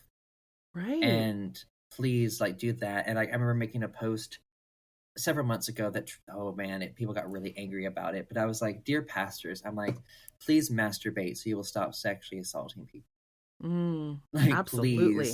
please masturbate. Do Hmm. it. And so people got really angry Well, about and that then one. you look at the history in the Catholic Church as well, right? Their Yeah. priests are celibate. They're not allowed to have sex. Yeah. And how many scandals have come out of that? Imagine Yeah. if we just told these priests, you could have healthy sexual relationships and still be a priest. Mm-hmm. I wonder what the statistics would be. Yes, and it's this demand for purity. We're promised we can have like this superhuman power of overcoming our humanity, which it Hmm. never really happens, honestly. Right. To me, the only thing that they do is that they make people conform to rules, and you know, and of course, when they fail, then they feel shame and they continue to conform as much as possible. And really, Hmm. that's what they're having people do. And another part of Lipton's criteria is really confession. You are expected, Hmm. and you talked about how you had to meet with someone Yeah, and you talk meet with the about, bishop. Yeah. and so that's an example in Mormonism of how you were in some way expected to confess. And like in the group I grew up in, like you're expected to go to the altar to confess your sins. And there were sometimes even like leaders who would pray with people and try to find out what they were praying about or what was Hmm. going on in their life and be really nosy. Yeah. And also their accountability partners, which I talked about earlier in my teen class. Hmm. That was something that was highly encouraged. And sometimes like if there was not a choice, like it would be like an activity of like, all right, we're gonna do accountability partners for such and such time, that you tell them about what you're doing. Are you reading your Bible every day? Are you praying every day?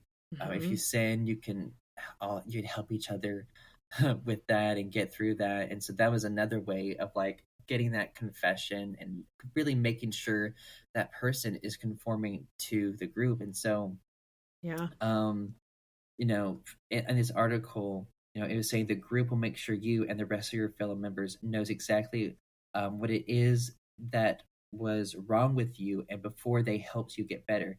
Anything good that happened to you shall now be by the leader's grace, even if it happened before, and anything bad that happened to you is the fault of your, in air quotes, wicked past. Yep. And so, yeah, you're expected, your past and things that you confess from your past will be used against you. And like testimonies, for example, in the IFB, of people talking about their lives before coming in the group and how, oh, like this is how it became better because I got into this group and y'all saved me, and like confessing publicly about their past. And from a psychological perspective, me looking back on that, and I had a conversation with someone on my podcast recently. Her name is Vanessa R. Brooks. Her TikTok is Life After Church, and she talks a lot about deconstruction and things. But we talked about just the power of belief in and of itself, not necessarily because she told me, she's like, Andrew, I believe Jesus saved me from drug addiction, but I don't believe that anymore, because I believe she held it up like I think it was like a remote. She's like, I could believe in this remote, and that would have saved me from drug addiction. My mind was that powerful. That belief was enough. It didn't really matter what I believed in, but the fact that I did believe, that's how powerful it is. So I'm a registered nurse. So Mm-hmm. I've been a nurse for 25 years. In medicine, we call that the placebo effect. Oh yes, And that's right. it Mm-hmm. is placebo effect is actually Uh-huh. taken into account in legitimate peer-reviewed Uh-huh. evidence-based research, like Yeah. actual Mm-hmm. scientific research, because scientists and researchers know how powerful the power Mm-hmm. of the mind is, Mm-hmm. that in any given study, there's going to be a percentage of people who got better, even though they didn't get the treatment, because of Mm-hmm. the placebo effect. They This is a believed. they Yeah, believed. they The mind believed. is a very powerful thing. Yes, and Yeah. so that's what she talks about. She's like, Andrew, I've had to reframe my experiences and understand the power of my own mind. And she's like, a lot of people in these groups, they think they're right because they say they have spiritual experiences or things are working out better, but it's their mind. And this is what I've learned about through Carl Jung and his work, is that we, as a human race, are underestimating the power of our minds involved in these Yes. religious beliefs. We're just something we just don't talk about. And that's why we have all these people who are like, oh, well, I know my religion is right because I believe and I've experienced this change. And Mm-hmm. even though, but then, that causes cognitive dissonance for people who have different beliefs. They're like, how could they experience that? But they don't believe what I believe. I'm right, though. Right. That's why we separate, because Exactly. we want to think we're right, and we don't want to see those examples of people experiencing something different in a different like religious setting or belief system. But Mm-hmm. as I've gotten out, I'm like, these people, their belief in this is really helping them get through these things, and which I think that can be helpful. Religion can be great to help us get through. Mm-hmm. It can give us, as human beings, we look for purpose in hard situations. We look for meaning because it makes us more resilient, and it makes things easier to deal with. If we think, oh, I'm going through this terrible thing because God is testing me and he's making me a better person, he's working in me for his Mm-hmm. glory, it makes it easier, that belief and that Absolutely. purpose. And so, but for me though, and if people want to believe that, I'm like, that's fine. But my issue with these cultic groups is that they believe they're the only way. They believe they're the truth, and they want to force their religion on everyone. Now, Mm-hmm. fundamentalist Christianity in America, it has been working its way into our government for decades, and we're seeing Since the the beginning. effects. Yeah, for so long. Yeah, since the Yeah, beginning. from the beginning. Yeah, and so we're seeing that. I mean, we've seen that again and again, and we've really been fighting Christian nationalism for a long time. But now, it just seems to be they're more open about it now. Seeing, especially like Marjorie Taylor Greene, hearing her say, "Yeah, I'm a Christian nationalist. What's wrong with that?" Like, Right. and just seeing these people like being open. This is what we're gonna do. Like, if midterms this fall goes in our favor, like, ooh, Yeah. things are gonna get ugly, really ugly. Yeah. And like we've seen with the Supreme Court in America, the Right. oof, oh, how how that's going, and how rights are Mhm. gonna be continuing taken away because we have these people with a cult mindset of, okay, we have the absolute truth. My beliefs are absolute truth, so I'm going to infiltrate this into the government because this is what God wants. I'm doing what God wants me to do. So it's just, there's this level of urgency, this feeling of purpose, and this feeling of specialness. Like, I'm God's chosen. I'm his puppet or whatever, or he's using me in some way. And like a lot of these people, and like even with QAnon, it's the same like Yeah. cult dynamics. There's something bigger than themselves. Like, they're doing something good. Like, they're stopping the evil satanic worshipers, and they're gonna. And there are a lot of Christians who are QAnon followers. Like, that's no accident because Right. it has a lot of the It dynamics of the it cult. plays Like, right in. it does. And the thing Mhm. is with QAnon, it gives them specific conspiracies to general things they already believe. Like, okay, for example, the mark of the beast. Oh, COVID Mhm. vaccine, that matches this general belief that I have, so that must be it. Oh my Right. gosh. Like, oh, there's going to be an evil government that we think is going to take over. Oh my gosh, satanic worshipers in the government. This is specific, so it's like that confirmation bias Yep. again. Of like, there's these general things that they believe about the end times and about like the Antichrist, and then they have people saying these specific things, these conspiracies, and they're matching it to general beliefs they already have, and they're like, oh, that matches what I already believe is going to happen. Oh my gosh, like, oof, like, oh well, Trump is pushing our agenda, and we knew that God was going to do this, so God's working through him. I don't care how bad he is or what he does. God can use bad people to do good And things or and whatever. you just Ugh. hit the nail on the head. Yeah. When people can say, "I don't care how bad he is. If Mm. it's God's work, then I guess Yeah. this is just the way it has to be." Yeah, the end And justifies this the means. Yeah. exactly, this Mm. idea of confirmation bias. I was thinking Yeah. again in terms of research, Yeah. that phrase in research that we hear, correlation does not equal causation. Causation. Mm-hmm. Yeah. And it's the same idea. Mm-hmm. Wow, yeah. That's very, very, very loaded and so true of so many Mm. groups. Yeah. This ideology. Mm-hmm. I was thinking, when you were saying about politicians that are even just coming right out and being open, hey, I'm a Yeah. Christian nationalist. Uh-huh. It's interesting. I got together with some friends Mm-hmm. several months ago. We had a little girls' Mm-hmm. night, and a couple of these friends are therapists. Mm. And when we were talking, we were sitting around having this conversation about all of this, and we were saying, we were talking about how therapists really should be required to disclose their religious Yeah. belief systems. Mm-hmm. And I know a lot of people would raise eyebrows at that, but here's the thing. Mm-hmm. How if you walked into your therapist's office tomorrow and you Yeah. said,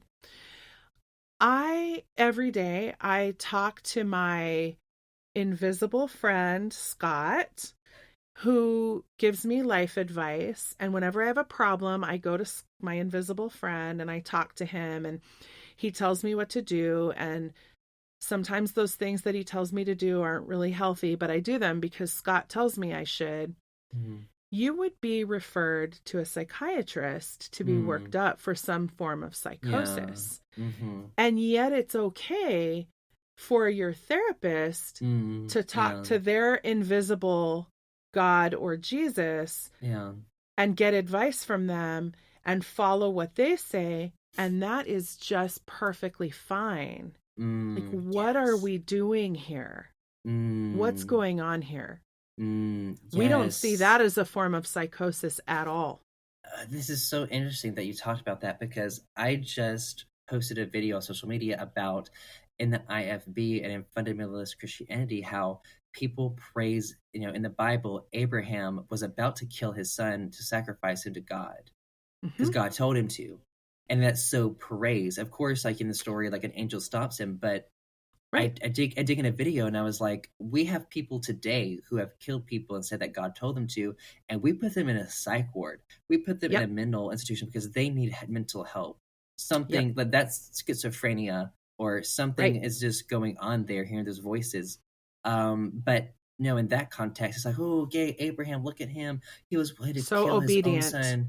Oh, so good. Just a good Christian man. Hmm. And I'm like, now looking back and like learning and having a different perspective to look on that, being on the system, I'm like, that's really chilling. Yeah, How, we oh, are praising a man who is about ready to murder his own flesh and blood. Like mm-hmm. we also praise this God who saw fit to destroy all of his children in a flood. Yeah. Oh, yes, Like, that too. oh, you Oof. guys are disobedient. I'm just going to wipe you all out. That's Nobody bats an And eyelash at that. yeah, and like I remember even in the Bible that God was like sorry in his heart that he created man. Right. He regretted. I was like, what? You didn't see this Yeah. coming? Right. What? Right. The all knowing. This is your creation here, dude. Yeah. Yeah. Yeah. Very interesting And discussion. like even like and people interpreted that as like foreshadowing what God was going to do to his own son, which is interesting because in fundamentalist Christianity we're taught the Trinity, God is one person, three in one. So God really killed himself if you look at it Right. from that perspective, which is just weird, so Right. crazy to me. But Like, and that also, like, just going back to what you just said, what kind of a parent mm, takes their own child? Let's mm, just go ahead and sacrifice you for the greater mm, good. I'm going to just yeah, let these people nail you to a cross and mm, torture you. yeah, We're just going to go ahead and sacrifice you for everybody else. mm, What kind of a parent? I mean, if that happened yeah. today, Oh, I know. this Yeah. would Mm, outrage all of society. yes. That parent would like, yeah, they would be put in jail or even like a mental hospital if they had a mental evaluation and if Right. they passed it or But not. But it's but God crazy. did it because he loves us. and and that's the thing to me. And it's interesting because I have a few friends who are Christians, but thankfully they've been able to think critically. They've been able to balance critical thinking, and like I respect their beliefs. I don't talk about Yeah. religious beliefs with them because I respect that, and like we're able to have a healthy relationship despite our Sure. different beliefs, and I think that's great when Yeah. people can do that. And so I have a friend who she's like, oh, like I don't want to tell anyone's story, so I'm just going to say she experienced a lot of abuse growing up, Hmm.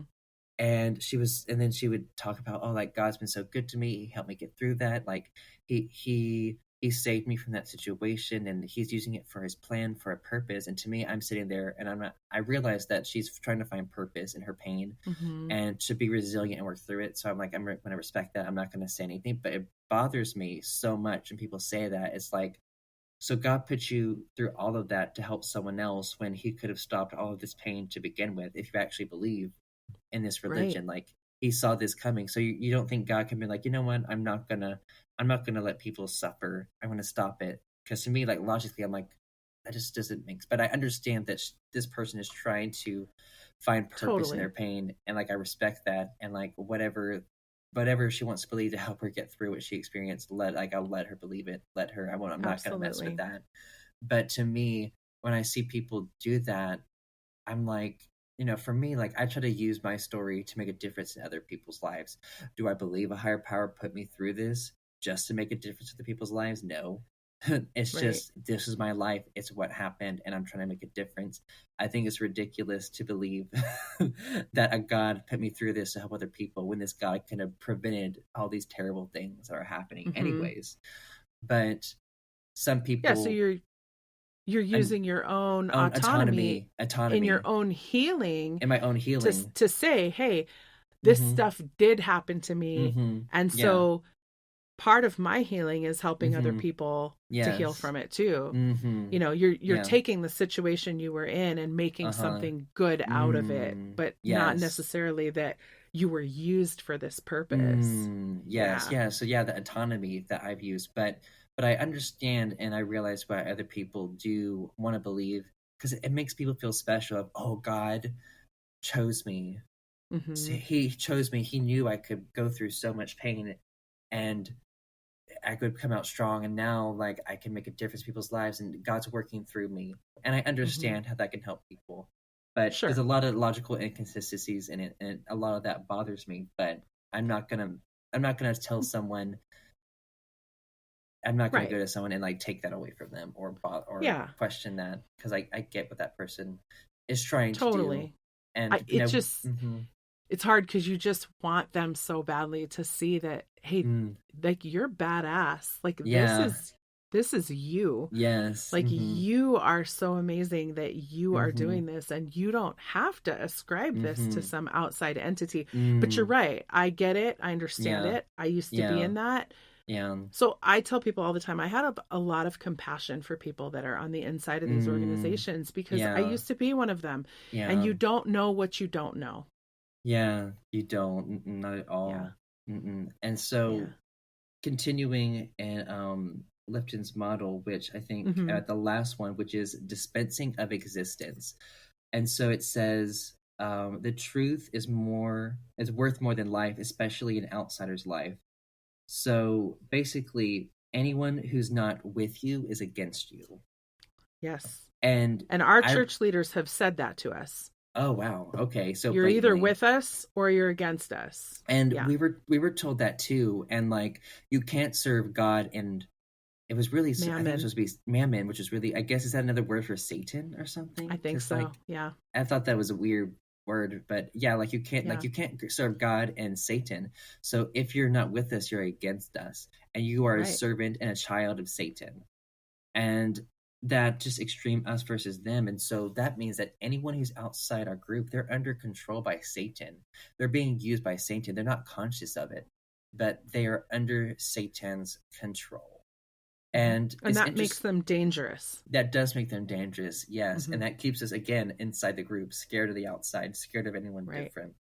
Hmm. Because there are these spiritual entities supposedly out doing all of these things, and Satan is going out and about seeking whomever he may devour and destroy or whatever. And you know, and I did believe that because I was indoctrinated that anyone, outside belief system was evil. But as I was deconstructing and deconverting, which I guess, we've dug a lot into like the cultic elements of it, but I think I'll get back into my story a little bit. Yeah. But as I grew up, in my teen years and dealing with mental health effects and not knowing that it was from religious trauma and religious abuse and complex trauma and all these different things I experienced at home and at church, all this complex trauma. But I was seeing the effects of it, and I was shamed for my mental health. I was told that it was Satan or demons attacking me, so just read your Bible and pray, and you'll be good. Like, we have the answer. But that wasn't working for me. And when the prescribed doctrine doesn't work for you, you are blamed and shamed. You're Yep. not good enough. You're not a good enough Christian. You might have sinned. God not might be listening to you. That's what's You're happening. not you're not praying enough. You're not Mm. faithful enough. That's what we were Yes. always told. Hmm. Yes. So it's always your fault. It's never the group's fault or anything wrong, or, there's no solution outside of the group. And No, so at they all. absolve themselves of everything. Mm, It's never yeah. their fault. It's Never their always fault. comes back to you. Yeah, most Yeah. definitely.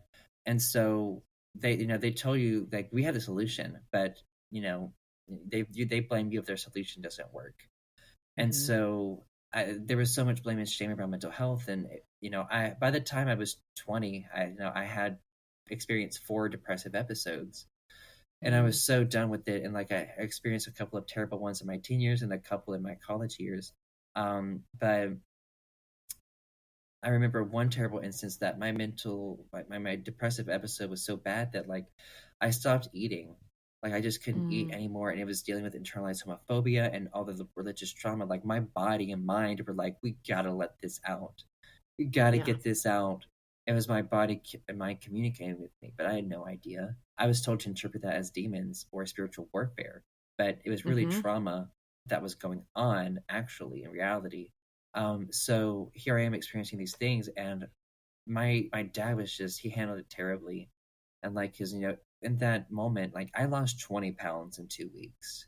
Like, Wow. that's how bad like the appetite was and like not eating. So like I was like I was dying, and I was really scared because like I just started getting so skinny, so sickly, and it was just really terrible. And like I remember sitting at I think it was like for lunch one day and like struggling to eat and I couldn't, and my dad was just sort of yelling and getting angry at me. It's what's wrong with you? Eat. And I just that you don't yell at someone who's struggling to eat, who's struggling with Right. mental health to just get over it, or what's wrong with you. And so I just went to the bathroom. I just cried my eyes out because he handled it so terribly. He was just so harsh, so mean. And I just, my mind's way of dealing with that was forming a different identity of thinking I was someone else because I hated myself so much from all Mm, just the internalized homophobia, from the hateful sermons, and just from the hateful sermons, just completely slamming my humanity in general, in addition to mm-hmm. that. And so, and just all the messaging that I heard from my parents growing up, all the terrible things that they said to me using religion, and really like they were looking back, like they were verbally abusive at times in the Yeah. name of religion. And that was something that was hard for me to accept, as I've been in therapy. But they use religion to justify abuse. Like in their eyes it wasn't abuse, like, oh boy, this is our beliefs, or this is how we believe in rearing or disciplining children, this is our belief, so like it was okay. If religion Yep. was stamped on it, oh, it's okay, it's fine, it's okay. Right. And so, Right. but as a child, I bought into it, but there was still something I was like, didn't feel right about it. But as I got older, I learned that I can't express my needs, I can't express my struggles, I have to I can't be myself, I have to people please, I had to pretend nothing is wrong. And that's how my family dynamic was. We would repress all of our needs and emotions, and we didn't acknowledge any problems. It was a very codependent family, really, very Mm-hmm. emotionally dysfunctional.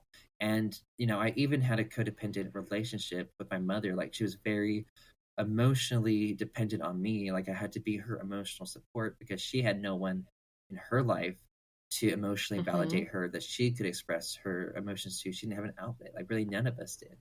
So I had a very codependent relationship with my mother, and it was really hard to become detached from her and my family because it was my whole life.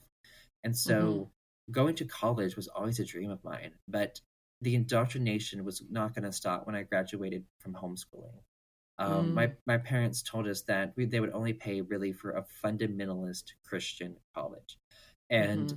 that really limited my choices. And a lot of fundamentalist Christian colleges, they're not legitimate degrees. They're just another indoctrination machine to keep you in the system. Like there were fundamentalist Christian colleges that were like women can go and basically get like a wife degree, like how to be a wife, how to be a Oh my homemaker. gosh. You Yeah. are again, you're Ugh. speaking my language. Mm-hmm. Two things you just said. So one, a lot of Mormon parents, same thing, will Mm. only pay if you go to Brigham Young University, Oh, BYU. That's the only school yes. we'll pay for. If you want to go anywhere else, you're on your own. And then there's a joke that goes on in the Mormon church, and Mm-hmm. it's a joke, but it's really sad. So many Yeah. girls will say, "Oh, I'm going to go to BYU to get my MRS degree, my Mrs. degree." They're going, you know, Yeah. getting a degree or finding a career is Mm. kind of an afterthought. Although I Yeah. will say that's changing, I feel like, to some degree, but for a lot, I mean, in my generation and even after me for some years, a degree and a Mm-hmm. career was kind of an afterthought. It was a backup plan. It was Mm. if your husband gets disabled or laid off, or he, God forbid, he dies, then you have a way to support yourself. But really, Mm. that's not your mission in life. Your Mm. mission is to become a Yeah. wife and bear children in Mm. the church and raise Mm. them in the church. Yeah. Mm. Yeah. And it was interesting because there would be these fundamentalist Christian colleges who would come to our IFB cult to certain conferences and try to get Like us to go to their recruit. recruit us to go to their Yeah. college. It really is like it's cult hopping because a lot of these places function as cults, really, because they Yes. bring the same ideology. And like Bob Jones University, it is a cult. After being there Mm-hmm. 3.5 years, and I've used Lipton's model and Stephen Hassan's criteria, and I did a podcast episode on it too, talking about why BJU is a cult. Mm. But they're I'll need to go back and continuing. listen to that. Yeah, I think people would find that interesting. But realizing that these colleges exist to keep you in the system because their degrees are worthless, but they're only worth something in those systems. So that's how they keep you in. Like no Yeah. one else will hire you except in these same environments, these same groups. Just a quick question. When I just wanted to clarify, when you said they're not legitimate degrees, I just want to, so I'm on the same page with you. Are they accredited universities? Oh, they're No. not even accredited. Okay. No. Okay. And the thing is, there are go ahead. there are Christian colleges that are accredited, but there are a lot of like smaller fundamentalist Christian colleges that are really cults that aren't accredited. They're just like I'll call them Bible colleges. They're Bible colleges.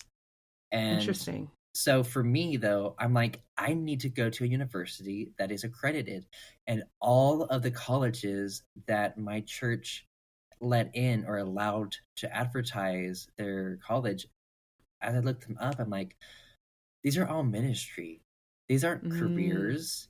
And the only one that had careers was Pensacola Christian College. And they're not, at the time when I looked at them, they weren't accredited either. Okay. But they had more career options, but they weren't accredited. And like they had a nursing program that was accredited, but everything else that I saw was not accredited. And so, and you know, Bob Jones University was something I didn't even know about in my teen years. But as I looked up online, I'm like, accredited Christian fundy colleges.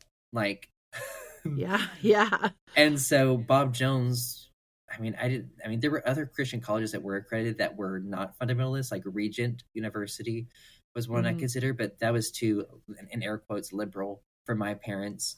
So I wasn't allowed to go to Regent. Not fundamentalist enough. They weren't fundamentalist, no. And so basically Bob Jones University, it was accredited and it had its roots in fundamentalist Christianity. But even my parents were iffy about letting me go to Bob Jones because Bob Jones didn't take the KJV only stance that the IFB did. They used to take that years ago, but they don't anymore. And they even teach at Bob Jones that is a really extremist approach to theology to take the KJV. And I've heard sermons against taking that stance at Bob Jones actually by people. Wow. So it's interesting to see the different flavors of fundamentalism. But my parents were iffy about just because of that thing. And so I was like, great. I'm like, how am I going to go to a accredited college if they're not going to let me go to Bob Jones? But Bob Jones is still very fundamentalist and very strict, very strict. Mm-hmm. And so my parents, in their minds, they were like, you know what? Since you're not going to be a Bible major, we're going to let you go to Bob Jones but if you were studying the Bible or studying theology, we wouldn't let you go. But since, you know, you're seeking a career, we'll let you go. And like they looked at their rule book and they knew how strict they were and how much they would control me. So they were like, okay, like, and also like from a fundamentalist family perspective, Bob Jones was very expensive because you have, and that's the thing, how these colleges, these Bible colleges that aren't legitimate, they get you by being so cheap, but you get what you pay for. You get what you pay for. So at that point, Pensacola Christian College, it was only $10,000 a year to go there. I don't know what it is now, but when I was looking into it at that time, I'm sure they've raised their prices, but it was only $10,000 a year, which is nothing.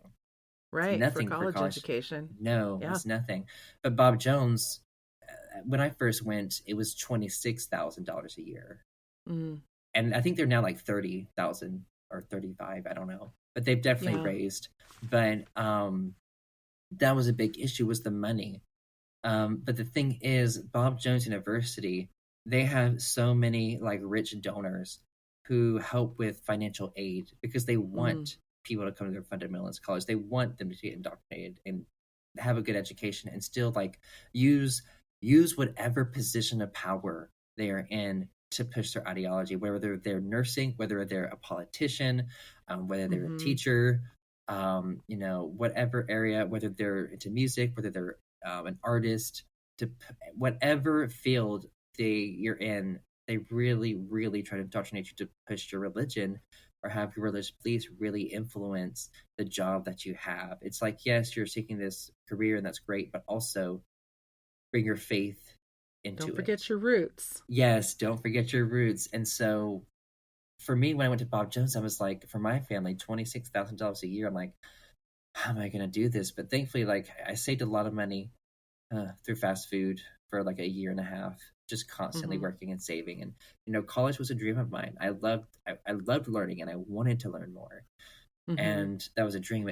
I didn't want to go to a Christian college, but it was either stay home in the IFB cult or go to a fundy Christian college. So like there was really a double bind, like Right. not desirable choices on either side at Yeah. all.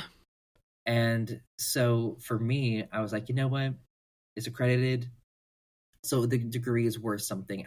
I can get a job outside of this system. It'll be Yeah. legitimate. And so, for me at that point, like I was ready to leave that environment, but I'm like, you know what? 4 more years, it will be okay. And I need to detach from my parents. I need to start somehow forming my own identity and my own beliefs, which was going to be really hard at Bob Jones anyways. But I Yeah. just, and it was great though, because I didn't know, I think I maybe knew one person from the cult that I grew up in who was going to go there, but I didn't know anyone else. So I'm like, I can stay low on the radar, which ended up not working, but I'm like, I can try to stay low on the radar. Andrew, And you're too much of a critical thinker, my friend. yeah, it did not. And like very gay in that environment, which there were things like, I guess I wasn't aware of myself of like, I guess, stereotypes or certain behaviors, I guess, that are common in the gay community Mm-hmm. that I just wasn't aware of or didn't know of.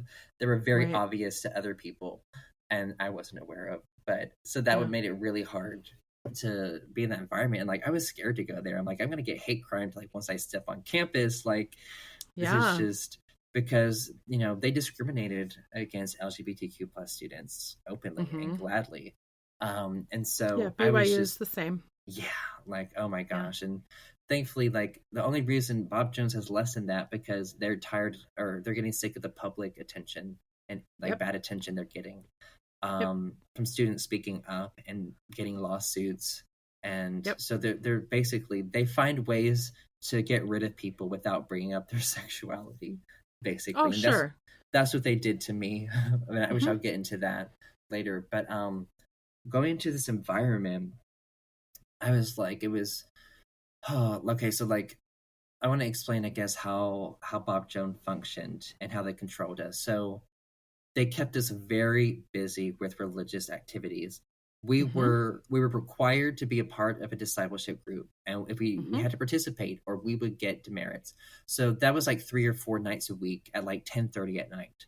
We were required. Wow. Yes. So yeah, keeping us up late, which that's common for cults Yep. to try to sleep deprive people, keep them Mm-hmm. tired and just conforming and under control. But we would be required, at times we would want to work on our homework or we would want to go to bed early to try to get up. Because some of us, we had 8 a.m. classes and we needed to get up by 7 a.m. to get dressed, go get breakfast to get us energy, and then get to class hopefully by like 2 minutes before the bell rings and get in our desk. So some Yep. of us had to be up at like 7 a.m. and some people even earlier for ROTC, which is like the Mm-hmm. military kind of Mm-hmm. program that they had there. So some people, they had to get up at 5 a.m. because they had to do that. And so a lot of people, we hated it. We don't want to be here at 10:30. Like we'd rather be either going to sleep or getting ahead on homework, and then so that we can maybe finally rest or have a break. But we were required to have these discipleship groups. And what the discipleship groups were was that every discipleship group was given a book. And this book was really, we would basically, it was based on the chapel messages. And chapel, we also had that 3 to 4 times a week, but that was during the day. That was from 11 to 11:35 several times, or like several days of the week, 3 to 4 days of the Wow. week. And so in our discipleship groups, we would just basically be talking about the sermons in chapel, just the reindoctrination, reaffirming those beliefs, getting them ingrained, and really like talking about it. And it was really dumb because a lot of the like sermons were just, they were so surface level, so shallow. It wasn't really about theology. It was about, are we conforming to the rules? Right. That's what it was about. Making sure everyone was conforming to the rules and the ideology, and really that thought control, the information control too, going on.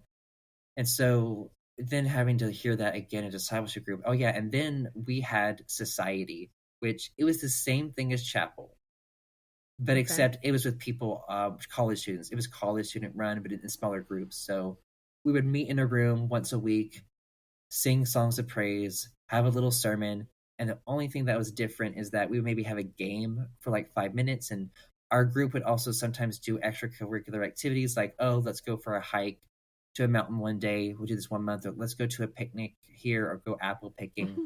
or something this day. It's just something for extracurricular. And like there were sports things that they would do too. You would do society recreational sports. You would, if you wanted to get involved with that. Some societies were more sporty than others. Mine was not. That's why I joined it, because when I Yeah. joined it, I wanted to get involved with it as little as possible, because I Hmm. didn't want. I wish I could have opted out of it and be like, no, I don't Yeah. want to be in a society, because I thought it was a waste of time, for me personally. And Hmm. I couldn't get close to anyone because I still continuing that hiding who I was, being scared of not falling into line, not fitting in, and when you can't be yourself, you can't connect with people. When you can't show Nope. people who you really are, you can't connect. It's not a Um, real connection it's not a anyway. real connection at all. No, it's very surface level. And Hmm. so, in addition to that, we were also required to go to 2 church services a week. So either 2 on Sunday, or one on Sunday and one on Wednesday.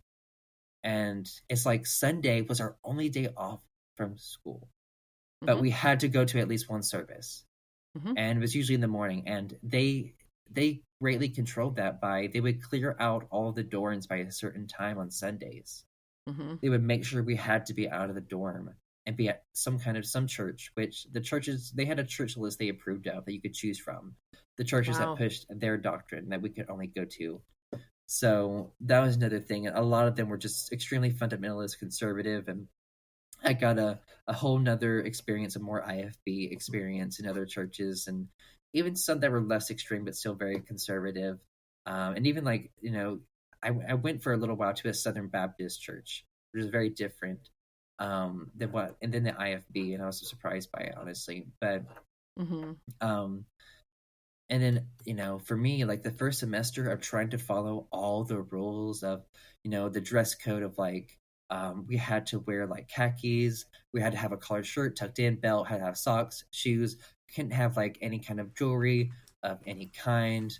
Our hair had to be a certain length. We couldn't have facial hair. Only like the juniors and seniors could have facial hair, but if they had it, they had to come with it fully grown, because you couldn't grow facial hair while you were at campus. You had to have a full ass beard if you were an upperclassman. Wow.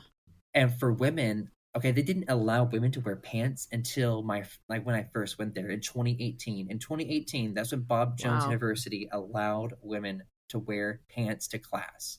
Now, women could wear pants, I think, like for exercising, like after class. But during class, they all had to wear like very long skirts and dresses and just cover up, nothing tight at all. And so when I went there, it was, you know, it was hilarious that in 2018 they allow women to wear pants. But Yeah. a lot of people, fundamentalist Christians, were upset about that, and there were certain churches and groups that once Bob Jones made that decision, they wouldn't allow their children to go to that school anymore because they allow Wow. women to wear pants. Like there's extreme beliefs that people have about these rules and these different things, and so it was ridiculous because there were some of us, we would finish our classes, we'd be done by 2 p.m. But guess what? We still have to wear our class attire throughout the entire day if we're outside of the door Hmm. doing this. And like there were Anywhere on people campus. anywhere on campus. It was just so uncomfortable. And there were people who were rebels who were like, they got their classes done at 2, and they would get in their sweatpants, t-shirt, hoodie, tennis Hmm. shoes, and do their thing. And of course, like they would get into trouble.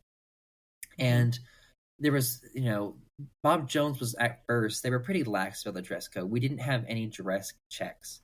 And my parents were really upset about that because my parents, they went to a fundamentalist Christian college called Hiles Anderson. And this is in Indiana. And it had such a big influence on the IFB movement. Mm. Jack Hiles is a big figure in the IFB movement, and they were under him. And Wow. I've never had a conversation about what they thought about him, and I honestly don't want to know, honestly, Yeah. at this point. But he had a big influence in the IFB movement, his family, and that church. And it was what I think that church, that college was, I forgot what, I think it's like First Baptist of Hammond. That's what it was called, I think. But it was like one of the biggest IFB churches in America.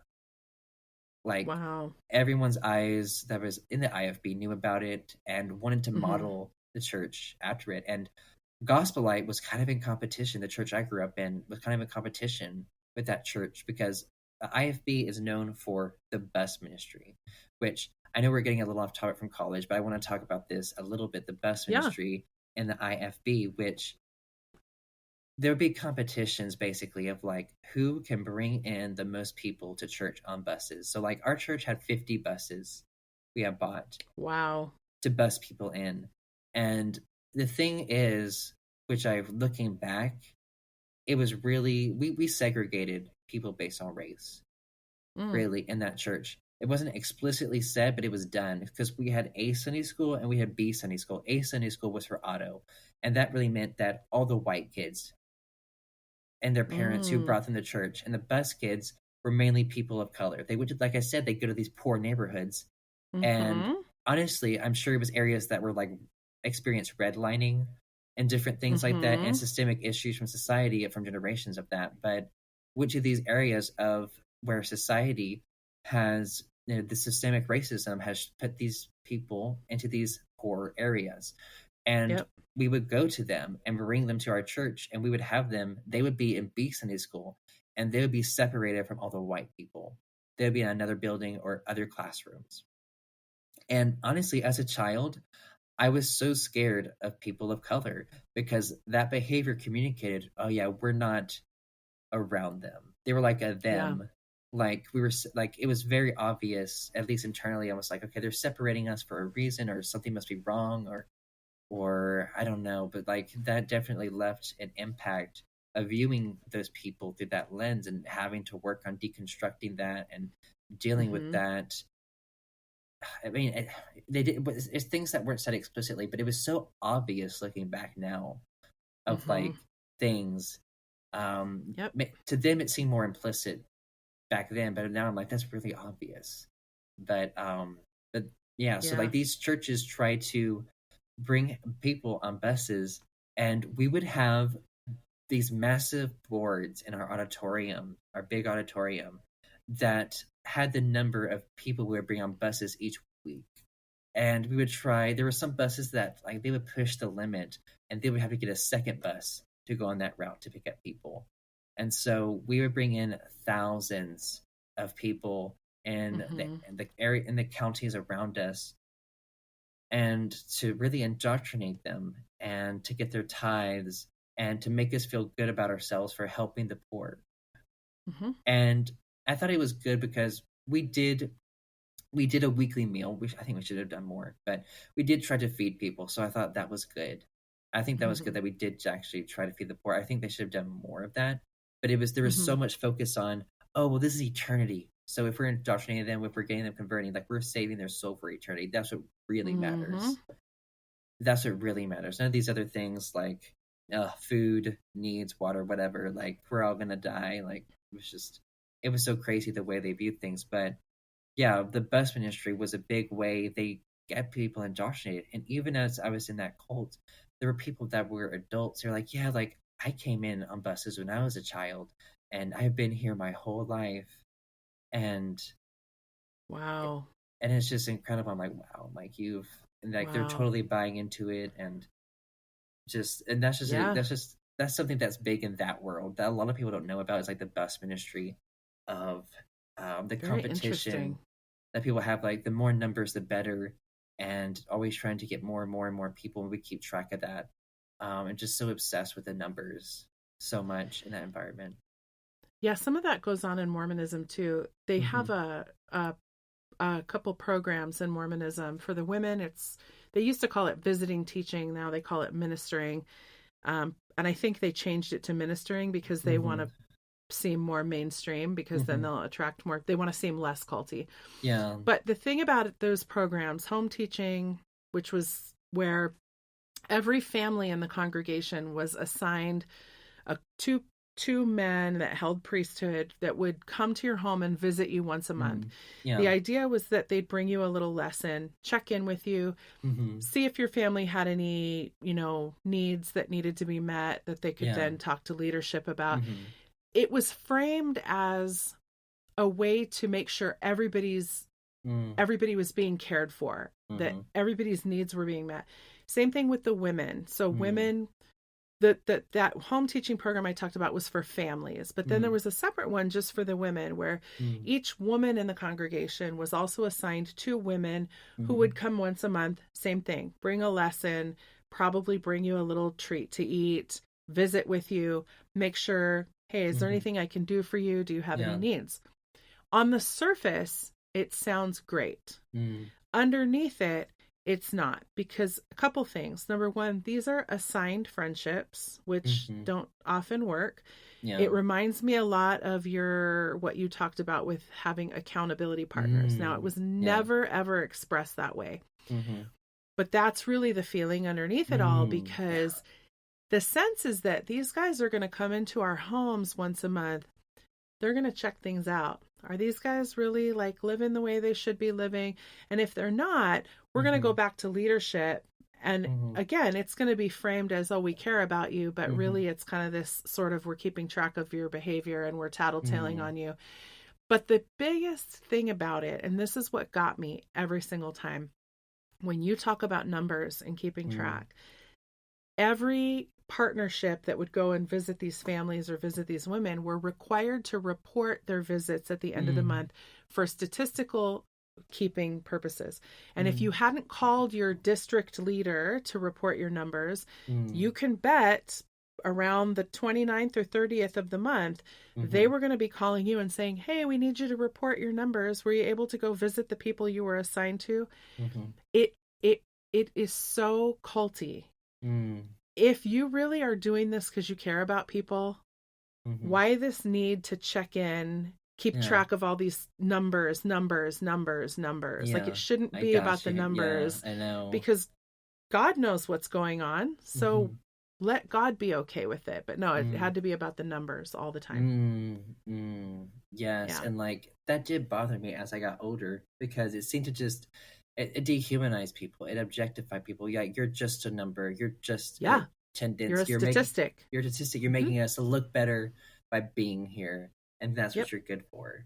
And and people would say things like, "Oh, my ward has a 98% home teaching rate," meaning 98% of the people in my congregation are doing their jobs, and people would sort of compare that with other people whose congregations were maybe struggling more with that. I see. Yeah. Ooh.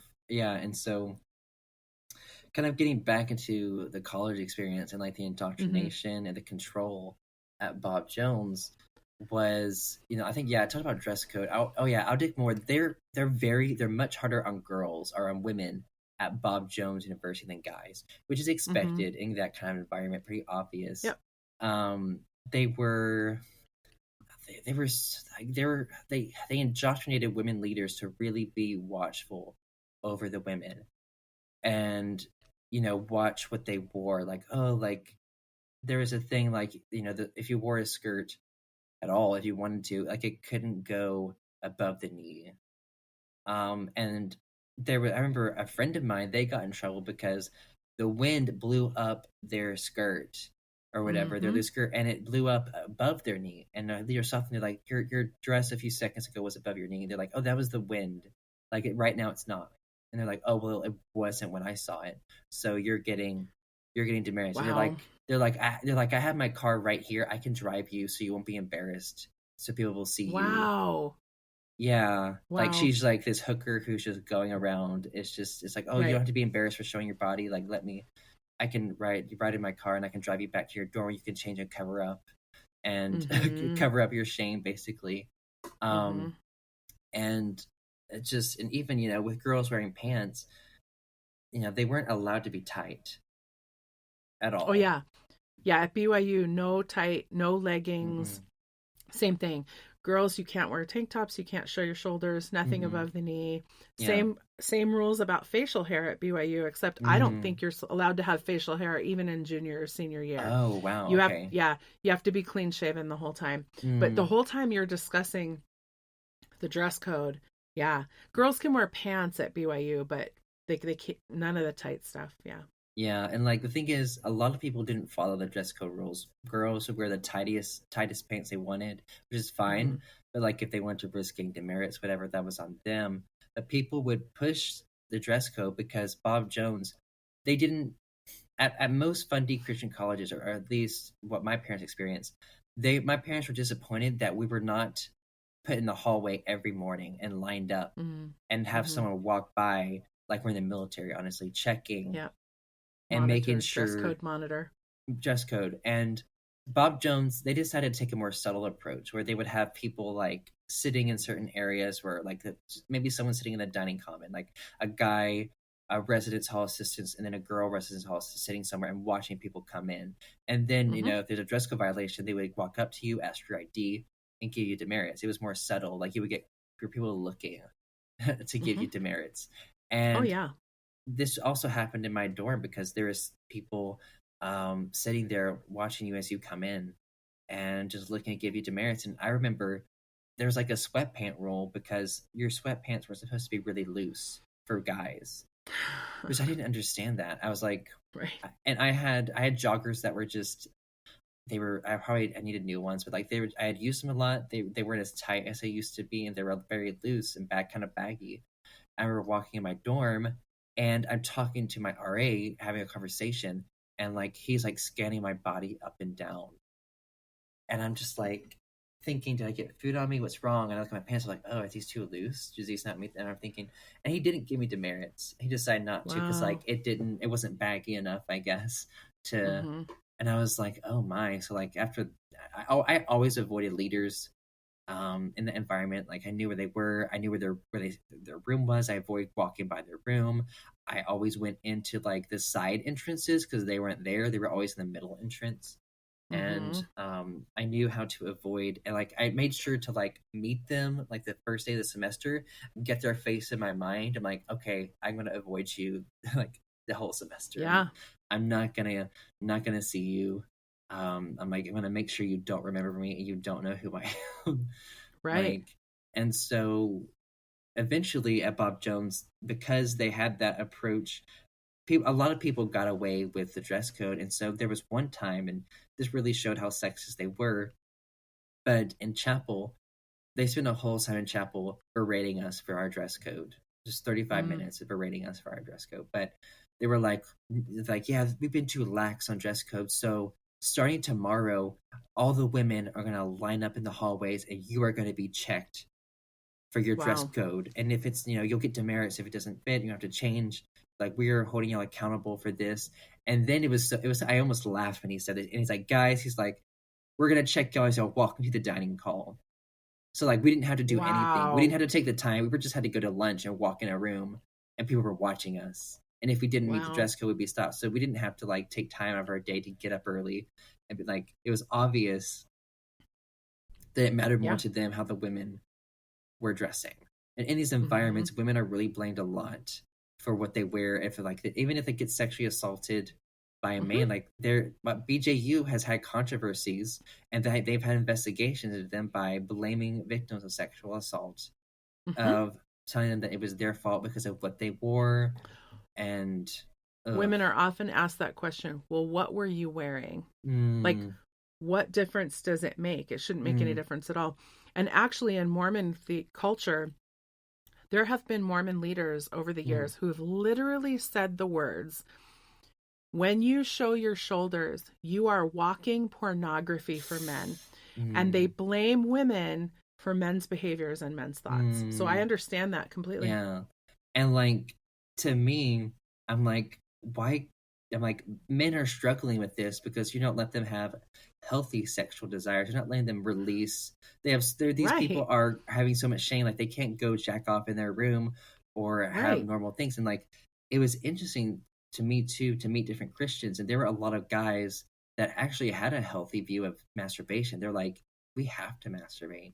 Like, Mm-hmm. there are people I met there that they're like, oh, masturbation is a sin. And then some were like, oh, no, like, we have to do, like, no, that's not healthy. So Yeah. we need to do that. And so it was interesting to meet those different kinds of Christians and see the generational differences.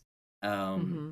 Because I knew that, like, that's something like my parents, and I'm sure a lot of those people's parents wouldn't agree with, but like, it gave me relief to know, okay, so these people are starting to understand that, yes, masturbation is healthy. We need this.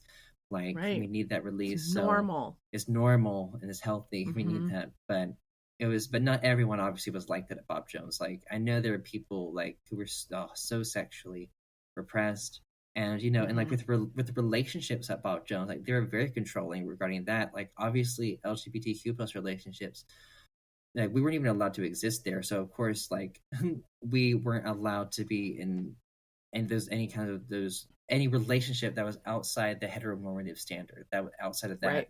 And if it was Yeah. the heteronormative standard, they were very strict about that. Like, guys and girls could not touch in any way. They could not hold hands. They could not hug. Mhm. And if they did hug, it had to be like a public event, and it had to be a side hug for a picture, and that was it. Right.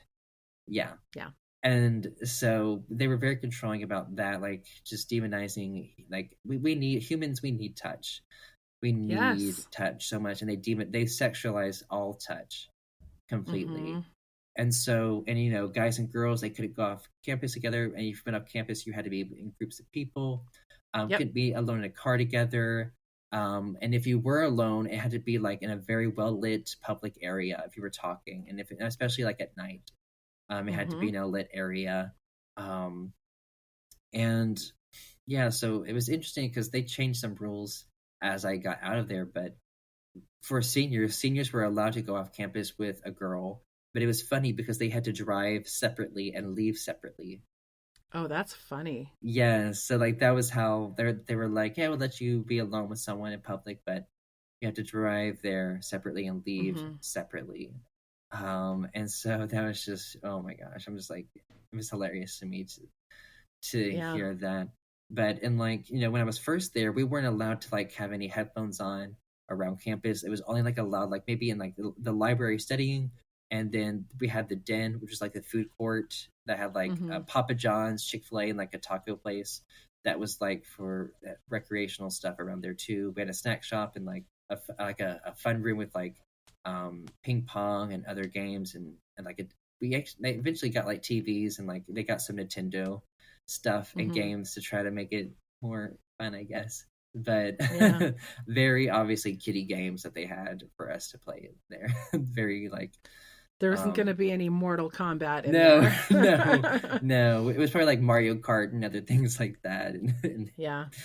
But going there, like, just all the different aspects of control and like what we were doing, and then still getting the indoctrination in classrooms. Like, there were certain classes where religion was not brought up. It was just learning material, which really shocked me that some classes did that, and I loved it. I'm like, yes, I like we're learning, we're not putting indoctrination into this. But there were some teachers that loved to put indoctrination into their class. I remember it was the semester I got kicked out, which I'll get into that in a second, that I was taking an intro to business class, and a big part or grade of the class was memorizing Bible verses every week. And I'm like, this is an intro to business class. I'm like, why the fuck are we? And like, I was required to take 5 Bible classes at that school. Everyone had to take 5. That's a whole ass semester of Bible classes.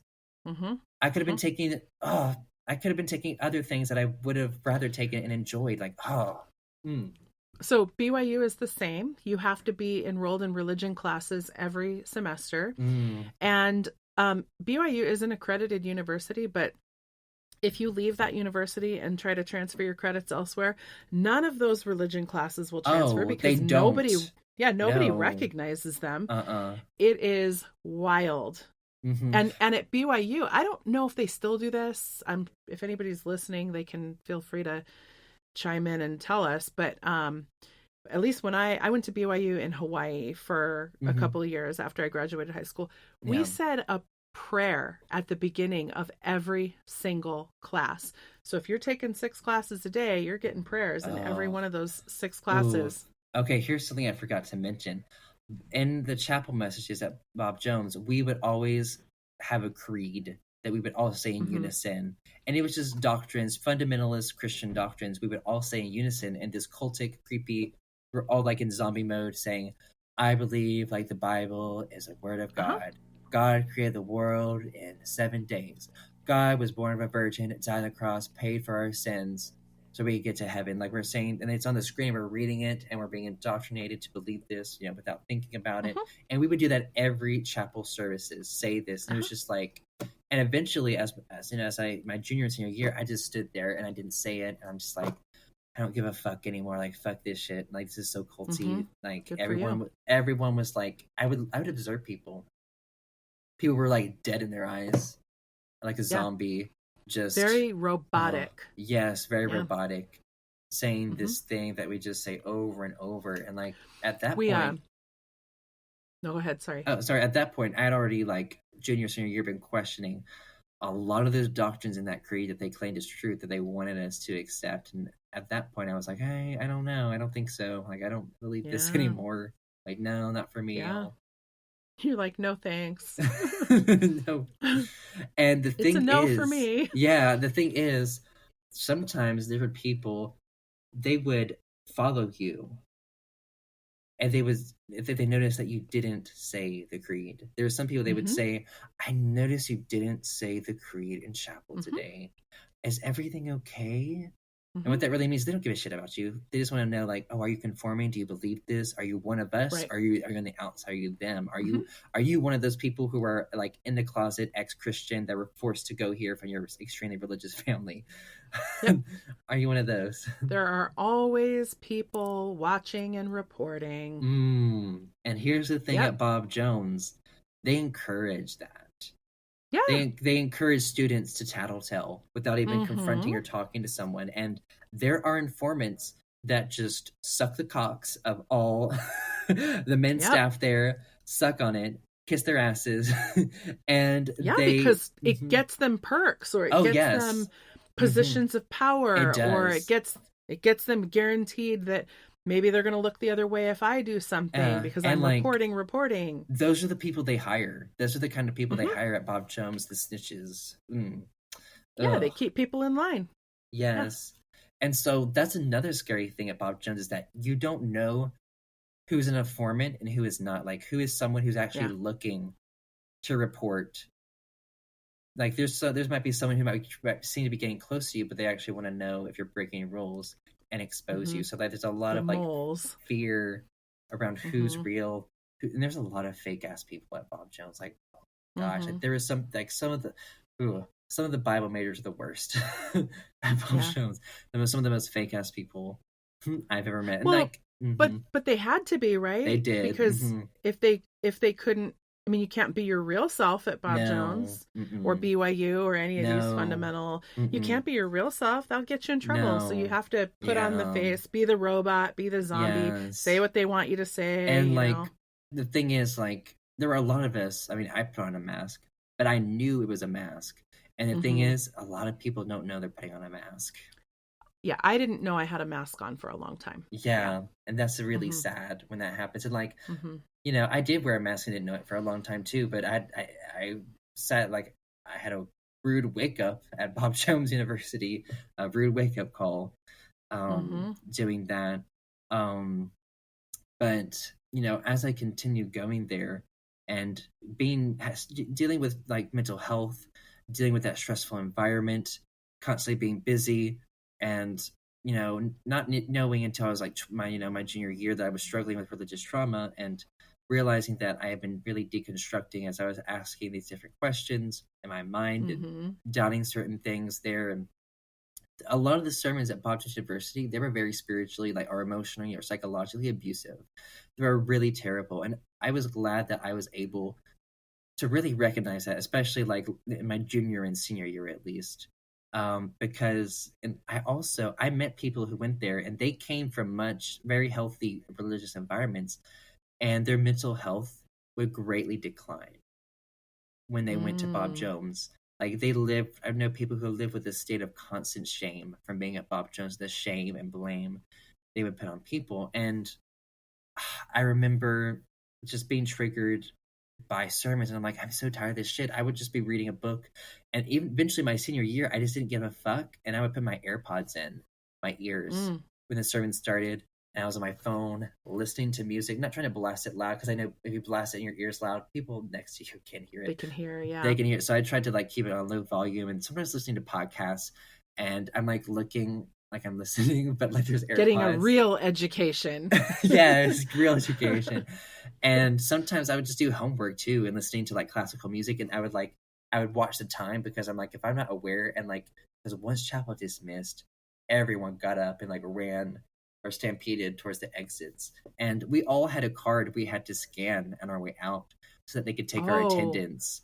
That's how they kept attendance, that we were there, so we had to scan our cards, and that takes time. It takes time to have maybe like 6 to 10 exits and one person at each entrance scanning cards with 10 people for 22,500 students. Wow. So they had to do it it was like, we had it ready. We were like, because we wanted to get to lunch. We were starving. We're like, they're doing this right before lunch. Like, we want food. Like, we don't want to wait in line scanning our cards, getting out of here. So if you could, you try to get to chapel early, and you get towards an exit, and you get ready to run. Like sometimes we were leaving. I was leaving when they were probably like 10 seconds away from ending their prayer, because you could tell when they were about to end. And I'm going to start walking up the aisle, and like they'll dismiss. Things will get chaotic. I won't get in trouble. I'll get lost in the crowd if I get up a little early. So just, oh my gosh, the control with that. But as I was there, I think I really as I struggled with mental health, and was experiencing my 4th depressive episode my junior year, which is like the fall of 2020, I think, and really needing understanding. I needed a therapist, but I couldn't have access to mental health care because Bob Jones only has biblical counselors there, and sounds about right. They are not trauma informed at all. They prescribe Bible verses like pills, like it's just magic, will work for you. They're counselors. I put in air quotes. Oh, I know it's terrible. And the thing is, they're pushing their own ideology. Like, if your experience doesn't match what they believe, they'll reframe it, or they'll try to fit it into their worldview. So for me, when I was I had no choice but to I need to see someone. I need to get this out. So I guess I didn't want to meet with a biblical counselor, but I did. I just need someone to talk to, get this out. So that's when I came out of the closet to someone, on staff from the school, and talking about not everything, but a lot of my life experience and how I was mistreated in the church growing up. And, I was even shunned from a youth group growing up because of my perceived sexual identity, and hearing all these hateful sermons and just being treated by different people. And that person, as I told them about the way I was mistreated and the trauma that I experienced, they blamed me and said, "Oh, you're paying for your sin." And so I'm like, okay, I'm thinking, I just came in here talking about my trauma. I've literally been suicidal today, and you're blaming me. Oh my God, what a dick. What a piece of shit. Wow. Yeah.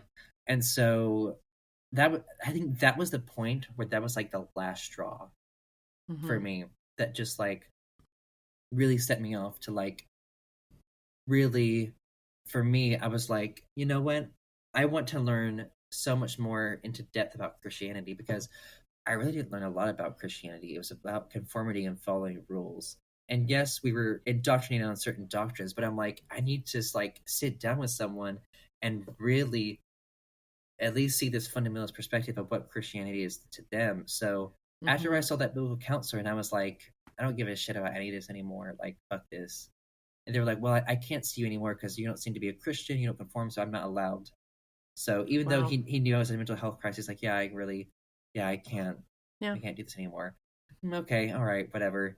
And so flash forward, it was really what had happened was I gave into emotional manipulation, and really it was love bombing, because Bob Jones University, they had so many spiritually abusive messages, but every once in a while they would have a very emotional, very wonderful, very love and kindness based, and they got me on one of the love based ones. And it was an emotional moment. I was I had no real connection. I had no love. I had no real friendships or real people in my life. I was starving for love, absolutely, and connection. So when for once, the president of Bob Jones, Steve Pettit, when he did this sermon that like there was no shame, guilt, or hate involved, and it really got me really emotionally, like the love Yeah. bombing, and I was like, oh my god, like, and like again interpreting those emotions as something spiritual, and like it was an emotional high that lasted for a day.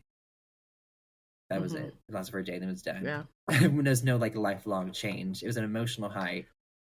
Right, because there's nothing to back it up when you walk out of No. this sermon. Mhm. But basically, I had told that biblical counselor that, yeah, like I think maybe I've rededicated my life to Christ.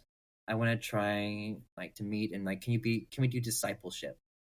And to me, I was honestly curious. Like to me, at that point, after the first meeting of discipleship, internally, I'm like, this was not a spiritual experience. This was emotional, psychological, and manipulation. I'm like, and I felt dumb. I'm like, why did I let them manipulate me again? Like, fuck. Mhm. But I was at least happy that I wasn't going to let this guy indoctrinate me. But he was again doing the same things I'd always been told: read your Bible and pray, read your Bible and pray.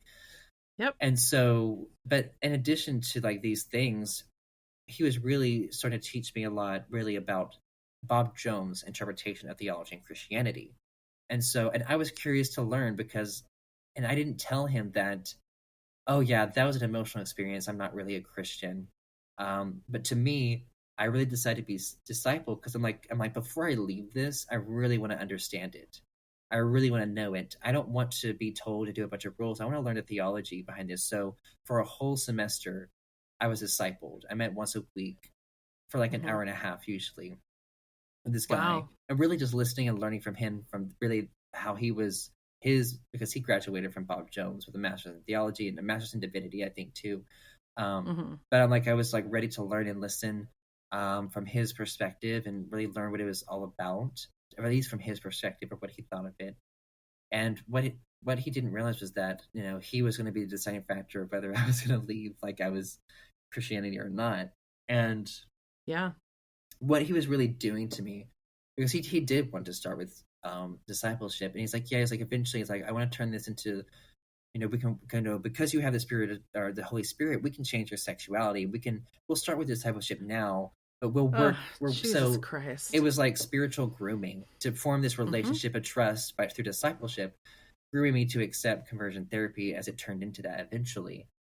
And as I'm doing this, again, even at that point 2 years ago, I didn't have that language to know that I was being groomed to accept that. But when it finally turned into conversion therapy towards the end of that semester, it just, my internal system, for the first session of conversion therapy, I don't remember anything that happened. I think I disassociated. Like, my mind was just I don't remember anything that happened. But I remember it not, like, my internal intuitive voice is like, don't do this again, and don't go back. This is not safe. This is unhealthy. And as at that point, I was finally starting to listen to that inner voice, that intuitive feeling. And so after that first session, like, I set boundaries with him. I was like, I appreciate the discipleship and letting me know what you've learned, but I think turning this to conversion therapy and changing my sexuality is actually unhealthy. It's harmful. And like, if you want to do this to other people, whatever, that's fine, but you're not going to do this to me. And so he tried to get me to meet again and talk about it, but I'm thinking, no, because I know what's going to happen. You're going to convince me or try to manipulate me into doing it again and continuing in this. And to me, at that point, I'm like, I'd already learned the term religious trauma, and that was even hard to deal with. So I was trying to deal with that. So I'm like, no, I'm thinking I've been through enough. I'm not subjecting myself to any more of this bullshit. And so at that end of that semester, I decided, because I took the time to learn more and really understand what's true to me. Is this really, am I conforming to people please and to be accepted in this group? And for me, I'm like, for my mental health, I was like, I am going to deconvert from this religion.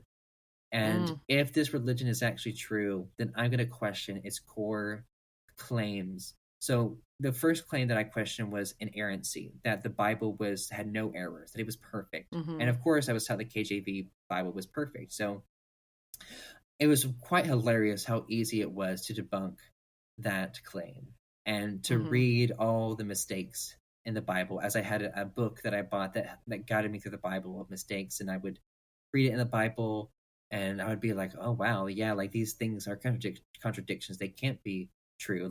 there's one point in the Bible where it says, no man has seen the face of God. There's another verse that says, this man saw the face of God. That was a big example to me. I'm like, okay, like that's very obvious. Those are contradictions. Those two things can't be true at the same time. That was something. But as I saw more and more mistakes and inconsistencies and different things, I mean, for fundamentalist Christianity, I mean, biblical literalism and inerrancy is a big foundation of that. So once I was able to dig at read and prove that there were mistakes in the Bible, that really helped. It was still hard to deal with that indoctrination, but that helped remove a lot of that power. And so then I learned about mythology and how stories have been passed down again and again and rehashed, and seeing them from a different perspective and still finding value in them, but understanding that this isn't original to this religion. This isn't absolute truth to this only, like to this religion. This is the only way. This wasn't meant to be taken as literal at all, but they've made it to be literal, to give them comfort, to control people, to give certainty and all these different things, and to make sense to them. And for me, also learning psychology and understanding about manipulation and learning about psychological processes and things, reframing my, in air quotes, spiritual experiences, and understanding the techniques like we were talking about earlier, the placebo effect or elevated emotion, different things, learning about sociology and how behavior is contagious and emotions are contagious and different things, and understanding about classical conditioning of having those reactions to certain things that we were conditioned to, and understanding that and learning about indoctrination and understanding what was going on and deconverting. Oh my gosh, like I jumped way like in the deep end of deconversion, and indoctrination, it changes your brain. It does. It literally changes your brain and the functioning and the growth of it. And when I did this conversion, my brain, it hurt, if that makes sense. Like the energy in it, if that makes sense. I could just feel it being drained. And like, as I was doing the indoctrination, it just felt really weird, if that makes sense. The process going on in my psyche, I was just like, it was such a strange feeling for several months of that. Deconverting was not fun. It was not a fun process to do. And part of that was digging into my religious trauma, which is really hard because, I realized that trauma was not going to go away. I couldn't avoid it any longer. So it was the fall of 2021, so a year ago, that after I had officially deconverted, that I'm like, you know what, it was my last year at Bob Jones, going in knowing I'm not a Christian, that I don't conform to this environment, this fundamentalist Christian environment. And I decided to dig into religious trauma through photography. I was a photography major, and I loved fine art photography, and I decided to make a photography series based on my experiences to help me go through my story, process the trauma. And at that point, I was 21. I've been writing a book since I was 19 to deal and process what I've been through, to just get it out, because there's no way for me to express my emotions or my experiences anywhere else. So the writing was so great for me. So that had helped me a lot deconstruct and realize a lot of the things that I experienced. And so once I was done with the series, and as in the midst of making the series, I was like, I want to use this to tell my story publicly, and I want to promote it. And so I reached out to Joshua Harris, who influenced purity culture with his book, I Kissed Dating Goodbye, which sold 1 million copies worldwide. And then he publicly deconverted from Christianity. And that was a big deal in fundamentalist and evangelical spaces, because people clung to his book since the 90s, and it greatly influenced purity culture in those environments. But to see him publicly deconvert and apologize for how he harmed people with his theology and his teachings, that was powerful. I'm like, that took courage and good character to publicly admit, I was wrong, I'm harmed people, I'm sorry. Because we don't see that a lot in these religious spaces, really at all.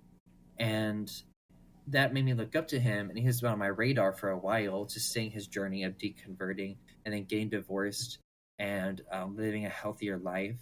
And I reached out to him in like in October or November of 2021, so a year ago. But he did like an IGTV live series called Every Story Matters, where he interviewed different people from different Christian denominations and their experiences and their deconstruction journey and what they're doing now. And so I reached out to him and I was like, I would love to talk about my photo series on your show because I think your audience would enjoy it and relate and heal from it. And so when he got back to me, he agreed.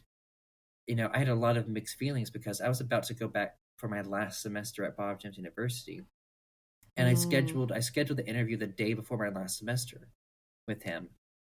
Yeah. And there were a lot of like at that point I was finally really, my intuition was very strong, and there was part of me that was like, oh my gosh, I do this. There was just intuitive feeling that you need to do this. Like, you need to be seen, heard, and understood. You have to let this out. You're ready to tell your story. Like, you've processed a lot of it through writing, through photography and art. Like, this opportunity, you cannot pass this down. Like, things are going to be fine. My intuition was like communicating through to me, and I was like, okay. So when I did it, it was scary. Like, it was my first time telling my story publicly on a live interview with Joshua Harris. And I was like, oh, and like, I was authentic and vulnerable at the beginning. I was like, I'm so nervous. This is my first time doing this. And then have him validate that and encourage me, that just really helped release that. To be able to be honest and have your feelings validated, that was really great. A great thing, because I never experienced that. And so after that interview, right when it ended, it was like this weight, or there were several weights, but like a big weight was lifted off of my like spirit or whatever, or my the emotional part of me. And I was like, it was just such a relief, and it felt really good, and just to be seen, heard, and understood. And that's what I really needed. And I think that's really why I did it, because that's what I needed. I needed to be seen, heard, and understood, and I never was ever. And after I did it, I didn't really care if I got kicked out of Bob Jones. And like, even in the interview, like, I told him, I'm like, I'm still at Bob Jones. And he was like shocked. He's like, what? He's like, should we even be doing this? Are we going to get kicked out? And I was like, at that point, I was like, I don't care. If those people, they cannot hurt me anymore. Like, good, I don't care. And if it happens, it happens. It's whatever. Like, I'm not going to put up with any more of their bullshit, of the trauma that I went through. And so it was like 10 days after that interview, I was expelled from Bob Jones University. And they told me it was because I left Christianity. But in that interview, I also came out of the closet, and I talked about being a queer person and experiencing religious trauma in that environment, and bring awareness to how we're so mistreated in fundamentalist, conservative Christian spaces, and the trauma we have to secretly endure and put up with. And so, but they never mentioned my sexuality in that meeting when I was expelled, because they were afraid of a lawsuit. They were afraid of issues. Yeah. So they just said, you're not a Christian anymore, so we're kicking you out. And I had to call my parents and tell them. They were shocked, completely shocked, because I'd always been the rule follower and the people pleaser my whole life. The idea, and at this point, did your parents know? Did your parents know about this interview that you did? Had they heard it? And if they hadn't, did they know about your sexuality? Yeah, so like they didn't. They knew about the interview when I called them and told them why I got kicked out. And like, I had come out to my mom several years before to avoid going to Bob Jones, because I knew I'd be mistreated, and I was bullied and harassed a lot at Bob Jones, especially my freshman year. But that motivated her more to send me to Bob Jones, so it did the opposite effect. And she just really gaslighted me a lot, like, oh, that's not really true, like, you're confused, blah, blah, blah. And like, we never ever talked about it again since then. And I sent them to interview to watch it, and I don't think my mom ever watched it. I think my dad watched part of it, but he told me that he couldn't finish it, like he was just crying too much. And that says a lot, because my dad like never cried growing up, never really showed an emotion, and if it was usually anger. But I mean, through that, like, they do know, but it's not something we talk about. It's something we pretend doesn't exist. And I don't know if I'll have that conversation. just knowing them and their extremist beliefs, I don't want to have that conversation with them because I Okay. know how they I are. was just curious. Yeah. But because I think they'll just bring out their Bible and just bring out talking points they've been indoctrinated with, and they won't actually hear me or see me or try to understand, because their religion has always come first, their doctrine, their dogma. But we're still in contact. Oh, okay, good. We are still in contact now. I call my mom I think twice a month now. Usually that's what I've decided to do, and it's very shallow conversations. I can't talk a lot about my life or what I'm doing, and to be very general. Like, they don't know I have a podcast or that I go on podcasts too. Like, Yeah. I'll tell them, oh, I can't talk this time. I'm going to be in a Zoom meeting. Like, that's just what I say, or something like that. Like, I'm going to be in a meeting with someone. So just because I don't think they could handle that. So, Right. and the family dynamics are still the same because, I can't make them change. They have to decide that. And Right. I hope one day when I publish my book that they will read it, but I doubt they will, honestly. Right.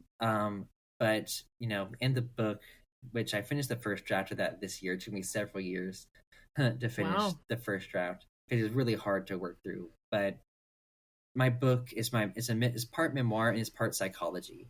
So it's my story, and also alongside like how I heal through those things using psychology and labeling things for people. So for me, a lot of it is like, you know what, I need to be in therapy for a long time before I even publish this book. I need to learn a lot about psychology. I need to do a lot of personal growth before I even release this, because I want to do as much healing as I can. I don't want to race and quickly finish it. I'm very protective of it. I'm not sure when I'm going to release it. But I've been taking steps. Like, I'm excited because I'm getting the Naked Pastor to illustrate my book. So my heavens. I'm excited. That will be outstanding. I'm excited for it. We had a conversation a few weeks ago through email because I was talking to him about pricing, because I'm gonna do like several Kickstarters. But my first Kickstarter for my book is going to start in January, and that's to pay a content editor and to pay David for illustrations because I know the themes of each chapter, and I know in my mind, I know what pictures I want and when it's going to the theme of that chapter and how it applies. So, and I've talked to him about that, and so I could figure out my Kickstarter. So I'm excited to have him illustrate my book, and I'm still figuring out what I want to do for the cover, because like I know obviously like for memoir people usually do pictures of themselves, but I'm like, how do I want to do that through storytelling? And so for me, I'm thinking, because my book is called Suffering in Silence: Surviving and Healing Religious Trauma, and like the tagline is like a memoir of growing up in a Christian cult.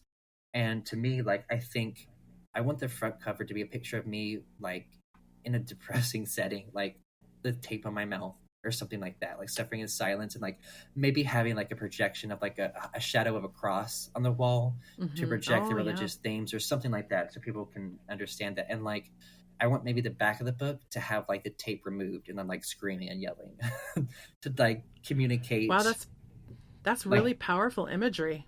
To like communicate what visually how I went from suffering in silence for so many years to finally like speaking up. And I mean, there are so many complex things to dig into in my life and therapy, like the family dynamics, the complex trauma, the religion, and the cult, and understanding how everything interact. And that's what I'm trying to figure out in therapy, and try to like help people, because this dynamic that I grew up in, it happens a lot. It's happened to so many people, and I'm like, if I can work in healing through that. And what I tell people is that, my story is unique to me, but my experiences are not. My experiences are not. So many people have experienced a lot of the same things. And like we were talking about earlier, how like all these culty groups are the same way they run. And I'm like, if I can help people like process their own, instead of having to do all this super difficult, in-depth work, because we don't have many resources for people to deal with religious trauma specifically, there still needs to be so much more research. But like, if I can do that on my own, and also add in psychology to it and understanding how to work through that and people can take from my healing journey what they want, and they can, some things might not work for them, and that's fine, but whatever they can take from it to help them and their healing journey, I think will be great. And, since I was expelled, I was like, I can say whatever I want now. Like, there's no other consequences. Mhm. And That's I right. think something that I did forget to mention, because there are so many parts of my story, is that while I was at Bob Jones University, I was able to socialize on the outside, make connections on the outside. Like, I lived like a double life while I was at Bob Jones, trying to get to know people outside the group. And I was able to meet a family at an affirming church, and they were wonderful and brought me to their home, and they were my safe space while I was at BJU. So when I was expelled, they brought me to their home. They're like, you don't have to go back to the environment you grew up in. Like, you need to go to therapy. And I'm like, yes. Yeah. So the next week after expulsion, I went to therapy, and to start digging into that religious trauma, and just digging through all these different, just dealing with indoctrination, complex trauma, unhealthy relationships, toxic family dynamics, and just all these different things, which I think, I'll be in therapy probably the rest of my life, which is fine. But That's what I say too. because I see it as like, my new life motto is progress, not perfection. Because leaving that cult, it was so hard to get rid of that perfectionistic mindset of have to be perfect. But as long as I'm getting better every day, I'll be happy with that. As long as I'm seeking healing, that's fine. I don't have to meet this specific standard or way. I can give myself that love and self-compassion. So since leaving, I've become very vocal online about my story and educating people on social media about cults, religious trauma, and like deconstruction, and just making people question these things we normalize so much in the South and in these religions and in our culture. Like, in our culture, we're not allowed to pick apart a religion. It's put on a pedestal. Christianity in general, all these Christian backgrounds, like, they're not allowed to touch it. And I'm like, no, like, let's touch it. Let's fuck it up. Let's deal with it. Well, we have laws even in our country that give them protections that nobody else gets. You know, like, even our own legal system. That's like when you were saying that this Christian nationalism has infiltrated our politics. It's even in our legal system. Like, they get tax exempt status. They have privilege when it comes to things like reporting of abuse. Like, I mean, it's mind numbing. Yeah, I got you. It is, absolutely. And for me, like, I'm still on my healing journey, most definitely. I will be the rest of my life. But, like, I feel like if I can document that and bring people along my journey as I go through that, and help people grapple with their own religious trauma. And, like, I've had several people, like, being like, oh, I didn't realize this about myself. Like, thank you for sharing this. This is helping me on my healing journey. And, I have people who reached out to me, like, recently, someone who, they grew up in the IFB cult, and they're in their 60s, and they're just now grappling with the trauma from that. And it's really sad to hear, like, get emails from people's stories and see that. And it's devastating to me. And, like, I'm grateful for all the creators before me who, like Tia Levings, for example. She's great. Yeah. About fundamentalism. I'm so glad that she's been sharing her story and exposing fundamentalist Christianity. And because a lot of people, they interview me, they're like, oh my gosh, you're only 22 years old. How are you figuring all this out? I'm like, because people before me had the courage to speak up, give information, write books about their story, expose and share their experience. And then, and also psychology has been so great for me to dig into a lot of the things I experience in, like, journaling and writing, but because of people who are willing to do that. And so I want to be able to do that too, as I grapple with religious trauma. And one day, whenever that is, publish my memoir, I hope that, a lot of people can heal from it and learn a lot from it. Well, I will tell you, it's so important that you're telling this story for all the obvious reasons, but just to give you another perspective, one of the things I think is so important about everyone telling their own story is that I think a lot of times we catch people in other cults and other denominations even before we catch the ones in our own. Yeah. And the reason for that is because what we talked about before with the information control. Yes. So we have, if if we're questioning things, we have to look at church approved sources. But it's so for example, people in Mormonism will tell you, don't watch that PBS special on Mormonism because they've got it all wrong. So don't watch that. But it's okay to watch all the other things because they're not attacking our church. And I'll tell you from a personal perspective of mine, you know, obviously I look back and I realize I had questions for so long. And this might seem so crazy and silly, but one of the big, like, we call them in, I don't know if you guys use this term, but shelf breakers. One of the things that sort of broke my shelf of all the questions I'd been piling on there for years was actually Leah Remini's Scientology series. Aftermath, yeah. And exactly. I binge watched that entire thing, and that was a very safe thing to watch because that was about this crazy, weird cult called Scientology. Well, as I'm binging this and I'm listening to all the people speak and I'm hearing all the things, more and more, I'm thinking to myself, well, wait a minute.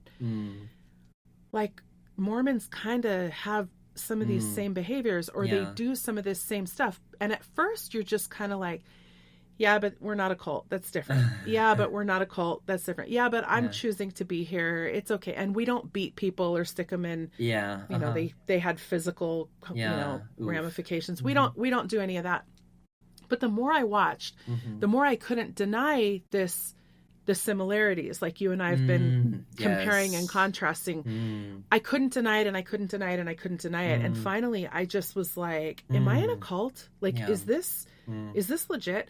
And so this is why also I think it's so important for you to tell your story, because, you know, if your byline or your subtitle has something to do with a Christian cult, maybe the fundies won't read it right away, but maybe some Mormons and some Jehovah's Witnesses and some other people are going to pick that book up because it will be very safe because it doesn't have anything to do with me. And then they'll read that and they'll be like, what is going on here? This is all the same stuff. I have taken furious notes during this discussion. Let's dig into it. Yeah. I mean, I just from the very beginning, let me just go back a page here. Binary thinking, okay? This is the crux of Mormonism, that whole, if you're not with us, you're against us. There's no such thing as being a nuanced member. You're all in. The purity culture. The King James Version, the KJV, that was Mormonism too. Only King James was the only thing. Everything else was filled with errors, or it wasn't inspired of God. The fasting was another big deal in Mormonism. That was something that was supposed to bring you closer to God, when really most people were just complaining because they were hungry. But then it's the confirmation bias, right? So we fast. So for example, this is just a crazy crude example, but let's say you're unemployed. Let's have a fast where we're going to fast and pray, and then God will help us find a job. And so we do that. We fast. And then the next week I get a call for an interview for a job. That is an immediate, I fasted and it worked. We're never taught that, well, maybe you got an interview because you have a great education and you put all these applications out there and you made contacts with people and you put yourself out there. That wasn't it. You talked about fear, shame, and guilt. I say that all the time. These cults and religions are mired in fear and shame because they have to be. If they weren't, people would not stay. What else? You talked about not being able to express your emotions. Same thing. We're taught that contention is of the devil. We're not supposed to be angry. We're also not supposed to complain because in Mormon scripture, in Book of Mormon, there's this thing called murmuring, which is complaining about things, and that's seen as very negative, and we aren't supposed to do that. You mentioned tithing. That's obviously a very big deal in Mormonism. 10% of your income for life. Oh, yes. They'll tell you that that's an obedience principle, that it's showing your obedience to God, but really like you're buying your way into heaven. Because in Mormonism, you have to be able to go through the Mormon temple in order to be able to get to heaven. But in order to get to the temple, you have to be a full tithe payer. And if you're not, then you lose your ability to go to the temple, and therefore you lose your place in the eternities with your family. It's just so wild to me listening to your whole story, because again, the words all have assigned different meanings. Oh, you talked about how busy you were kept. That's a big, big deal in Mormonism. They keep you busy, busy, busy. You don't have any time. Because if you had time, you would critically think. So we're busy all the time. And then at university, same with BYU. When you're there, you have to take all the religion classes. And then you're also required to do church on Sunday. You're required to do what's called family home evening groups once a week. And then whatever other church activities there are. You talked about, I think, some religious group that you had to do at 10:30 at night. That's interesting, because I just posted something on my personal social media account a couple of weeks ago about, we have these ornate temples, these Mormon temples that the church pays millions and millions of dollars for. They require the membership of the church to clean those temples. They don't hire cleaners to do it. They ask the membership to do it. And so I have not formally resigned from my religion, and I have a lot of personal reasons for why. That's neither here nor there, but because I haven't resigned, I'm still on the email kind of list. So I got an email a couple weeks ago that said, hey, it's our area's turn to clean the temple, and we need something like 35 volunteers every night for the next week. Show up to the temple at 9:30 p.m. and be prepared to work for like 4 hours or 3 or 4 hours in the middle of the week, when you've got families and kids and jobs that you need to be at the next morning. This is a church that has billions of dollars and could easily hire somebody, not only hire them, but then be contributing to somebody else's well-being by supporting them, by giving them a living wage. They won't do it, because they will reframe it as, this is a sacrifice you have to make to show God that you're willing to make sacrifice to come clean the temple. Anyway, sorry, I'm rambling, but good. There's just were all these points that you kept making that I'm like, oh, that's Mormonism. And so, like I said, on the outside, they all look different, and everybody wants to think they're the chosen ones and they're special. And it's, we have the truth and we have the only way. And really, you start actually talking to people on the inside of these organizations. They're all the same. They're all the same. Everybody's got the same message. Everybody's being monitored. It's fear and shame. It's crazy. It's crazy. Yes. Yeah. Yeah. So anyway, my point is, I really appreciate you coming on and giving us that perspective, because I think it can be really helpful. Obviously, we have a lot of people that listen that don't have a Mormon background, but obviously probably the majority of our listeners do have some background in Mormonism. But it's very validating to hear these things from people in other denominations and religions. It's very validating to hear, like, oh, I'm not actually crazy. Like this really is happening in other religions too. Like, they're really all the same. I'm not nuts for thinking this. Yeah. And that's what was so powerful for me, because I did not realize I grew up in a cult until this year. Right. Like, when I got out and when I actually start digging into cult education, and on Facebook, there's an IFB Cult Survivors Facebook group, and I was invited to it. And when I saw the word cult in it, I was like, what? Because am I still struggling with that binary thinking? And like you were thinking about Scientology, I had this black and white view of cults, like the most extreme version. But I'm like, oh, cults are actually a spectrum, an extremity. Right. They go along a spectrum. Right. So then once I learned that, I was like, and then reading about Lipton's criteria and Stephen Hassan's bite model, and reading that and making connections to my group, I'm like, oh my gosh, this is a cult. And then meeting other survivors from the IFB online, and then meeting ex-Jehovah's Witnesses, ex-Mormons, and then, through my podcast, hearing their stories and seeing, again, different denominations, but same dynamics. same things Yep, same happening. dynamics. It was Yeah. just like, oh wow. There are still a lot of ex-Mormons that I talk to who Mm-hmm. they will not call it a cult. They don't believe it's a cult. And that's okay. They're entitled to that opinion. I'm fine with that. Mm-hmm. But I wonder sometimes if the reason they won't say that is because it's too painful to admit that I was in a cult. Because if I have to admit that Mormonism is a cult, then I have to admit that I was in a cult. And, you know, one of the things that was so hard for me coming out of all of this was I'm a very well-educated, well-researched person. Yeah. I take a lot of pride in my education, the way I approach things as far as research goes. So for me to have to say, oh my God, I was taken. Like, I was taken by a cult. I was duped. I allowed myself.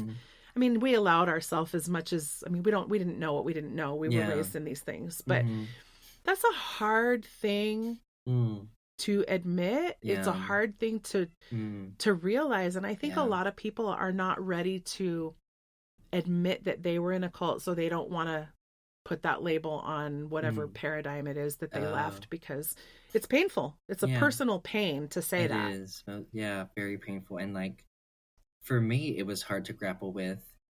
And because like, just to realize that, because when I was telling my story in the very beginning, I just said I grew up in fundamentalist Christianity, the IFB church or whatever, but I never talked about it being a cult and why it was a cult, because I just didn't dig into that yet, or even didn't cross my mind. So as I've done podcast interviews, it's interesting because each interview I've learned more and more, and I add more context to my story and what I've learned and the education that I've exposed myself to. And so it was very recently, the last few months, that I've been talking like, I grew up in a Christian cult. Like, and to me, like, it's understandable when we don't realize it, because it's all we know. It's our normal. Right. It's so normalized. It's just the way our brains were wired. Yeah. It's just, it is. It's just very normalized. And like, when you're not exposed to different people or ideas, you have this supremacist idea of your own religion and your own ideology, and that's the only way that it's true, which cults, that's another way they keep people inside. And so, and I thought everyone else was wrong and all that, because I was indoctrinated, and I bought into the manipulation and just all kinds of control. And like, I'm still undoing indoctrination, and will be for a long time. Same. Like, I say that all the time. Like, I feel like I've come so far with my deconstruction, and then just something will happen during the day. I'll hear something, or someone will say something to me, or I'll realize, like, wow, I still have some of this like really ingrained in me, because I'm having a hard time making a decision about something over here because of the way my brain was wired. So, and I realize, okay, I have a lot farther to go in this journey. That, like you said, I've realized it's probably going to be a lifelong journey, and I'm totally okay with that. And I give myself grace, and I would hope that everyone else would too, because you didn't get indoctrinated in a day or a year or 5. This was a lifelong issue. And so it's going to take a while to process all of that. Yes, most definitely. And like, as I've realized it's a cult, and I've become, and talking about it online, but I know I could never tell my parents that. They could not deal with that. They could not. No, they could not grapple. Well, because again, then they would have to admit that they were in a cult. Yeah. And like, that doesn't sit right. No. Right. And like, it takes a lot of time of like growth to get to that point. And then no, they're not, I don't think they'll ever go on that path at this point. But I realize, looking back, never know, that maybe it's possible. But knowing that, people can't handle information like that. If you need to do like an intervention with someone, like, there's a process of doing it. And there are actually cult interventionists who help people get out of cults, and there's a way of doing it. But totally, like, because we have to remember, these people in these cults, their belief system is their identity. So when you question their belief system, Yes. you're questioning the whole foundation of who they are as a person. Yes. So I think that's what we need to remember Mm-hmm. before we confront people or even talk to people who are in this system. And I've learned people who are indoctrinated in these systems, if you want to engage, you need to listen and let them be Yes. heard, even though it's, you don't agree. Like, they need to be heard and get their things out, and let them know Yeah. that you see them and you understand why they might submit to beliefs or hold on to them for Yeah. different emotional or psychological Mhm. reasons. And it's kind of like that quote. It's like, people don't care how much you know until they know how much you care, basically. Yeah. It's so true. It is true. And Yeah. it's we need to really prioritize caring for other people, and also, I think, realizing that I can't force anyone to change. I can only work on myself and change myself. Right.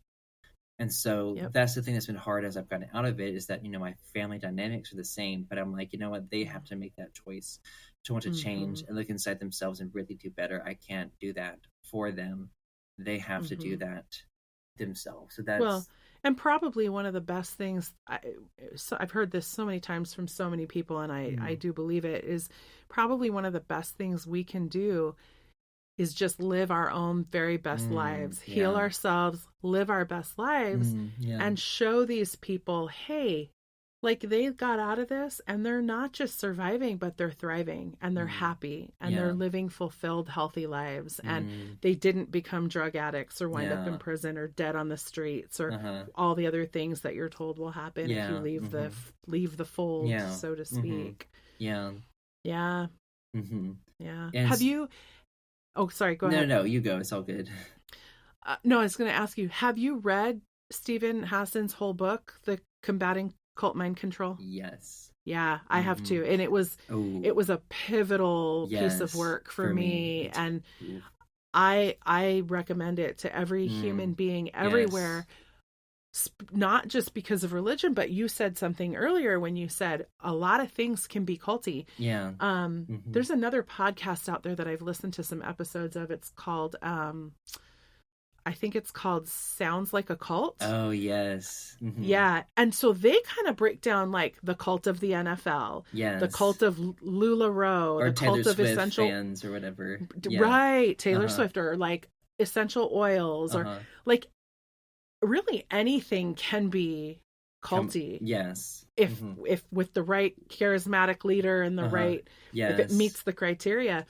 And so I always say, like, Combating Cult Mind Control, that book, I think should just be required reading for the human race. Yes. If for no other reason, just to protect yourself. Yes. Because now, having come out of a cult, my whole thing in life now, and I think this is healthy, but sometimes I think it's a little unhealthy. I admit that up front. I tend to look at everything now. If I start to get interested in something or I like something, I'm constantly putting the brakes on and stepping back and asking myself, like, am I getting too involved? Am I giving up any autonomy? Is this, am I getting myself into something that feels culty? Yes. I have to be able to answer a whole bunch of questions because I never want to fall prey to that again, because the truth is, really smart, well-educated people are victims of cults. Yes. Most definitely. And that's what really researchers have found, because people have stereotypes of what cult members are like. Like for NXIVM, for example, the Vow season 2 just came on HBO Max about the NXIVM cult. So I'm excited to start that up and watch that. But a lot of those people are very smart and educated, but they really, really cared about making a difference and finding purpose. Yes. And they felt like they were doing a really good thing and they were going to change the world. And Raniere preyed on these people's personalities and what they wanted to do, and slowly groomed. And it's a slow process. It's like you're slowly cooking or boiling a frog. Like, kind of that illustration. You don't dump them in the boiling water. You put them in a pot of cold water, and you just heat it up slowly. And before they know it, it's too late. Yeah, it's too late. And so that's how it works. And like Stephen Hassan, he was recruited into the Mooney cult, and he eventually got away, thankfully, And now he's dedicated his life to becoming a cult expert and, doing psychological work and writing books and helping people be aware. Because what happens is a lot of people, when they do get out of a cult, they cult hop because Right. they left the cults, but the cult did not leave them, the mindset that they were Correct. indoctrinated with. So you will find similar things attractive in other groups. Then you're like, oh, another group, they say they have truth. It's the only way. But see, it's a different, like, I guess you would say religion or ideology, but it's the same approach to it. And so they don't see it at first. And so for me, I had to start undoing the indoctrination because, and also with the internet, there are online cults that are trying to recruit you. I was nearly recruited into an online cult while I was deconstructing, which is something I've actually never talked about on a podcast. But wow, I was deconstructing and I was almost converted into Hyperianism, which interesting. I don't know if you've heard of that. The name sounds familiar, but I don't know anything about it. Maybe you could touch on that a little bit. It is run by this online cult leader. His name is Morgue, Morgue. He's like an online. Can you say that one more personality? Time? His name is Morgue, Morgue, like the morgue, which that's a red flag. Oh, okay. Like going to the morgue, like dead bodies where they are. Right. Oof. And so it was attractive to me because his cult tries to like add intellectualism into it, or it appears to be, basically. And I was, I'm very intellectual. I love reading, learning new things, and like he tried to take science and math and try to explain his absolute truth that he claimed. And he has all these books on his philosophy / religion of like how the universe runs and of things we actually can't prove yet. Like we have presuppositions, like there are things like, yes, everything is energy, but he takes it farther with things that you can't prove yet. He'll take things that are true in science and then go beyond what's already proven, if that makes sense.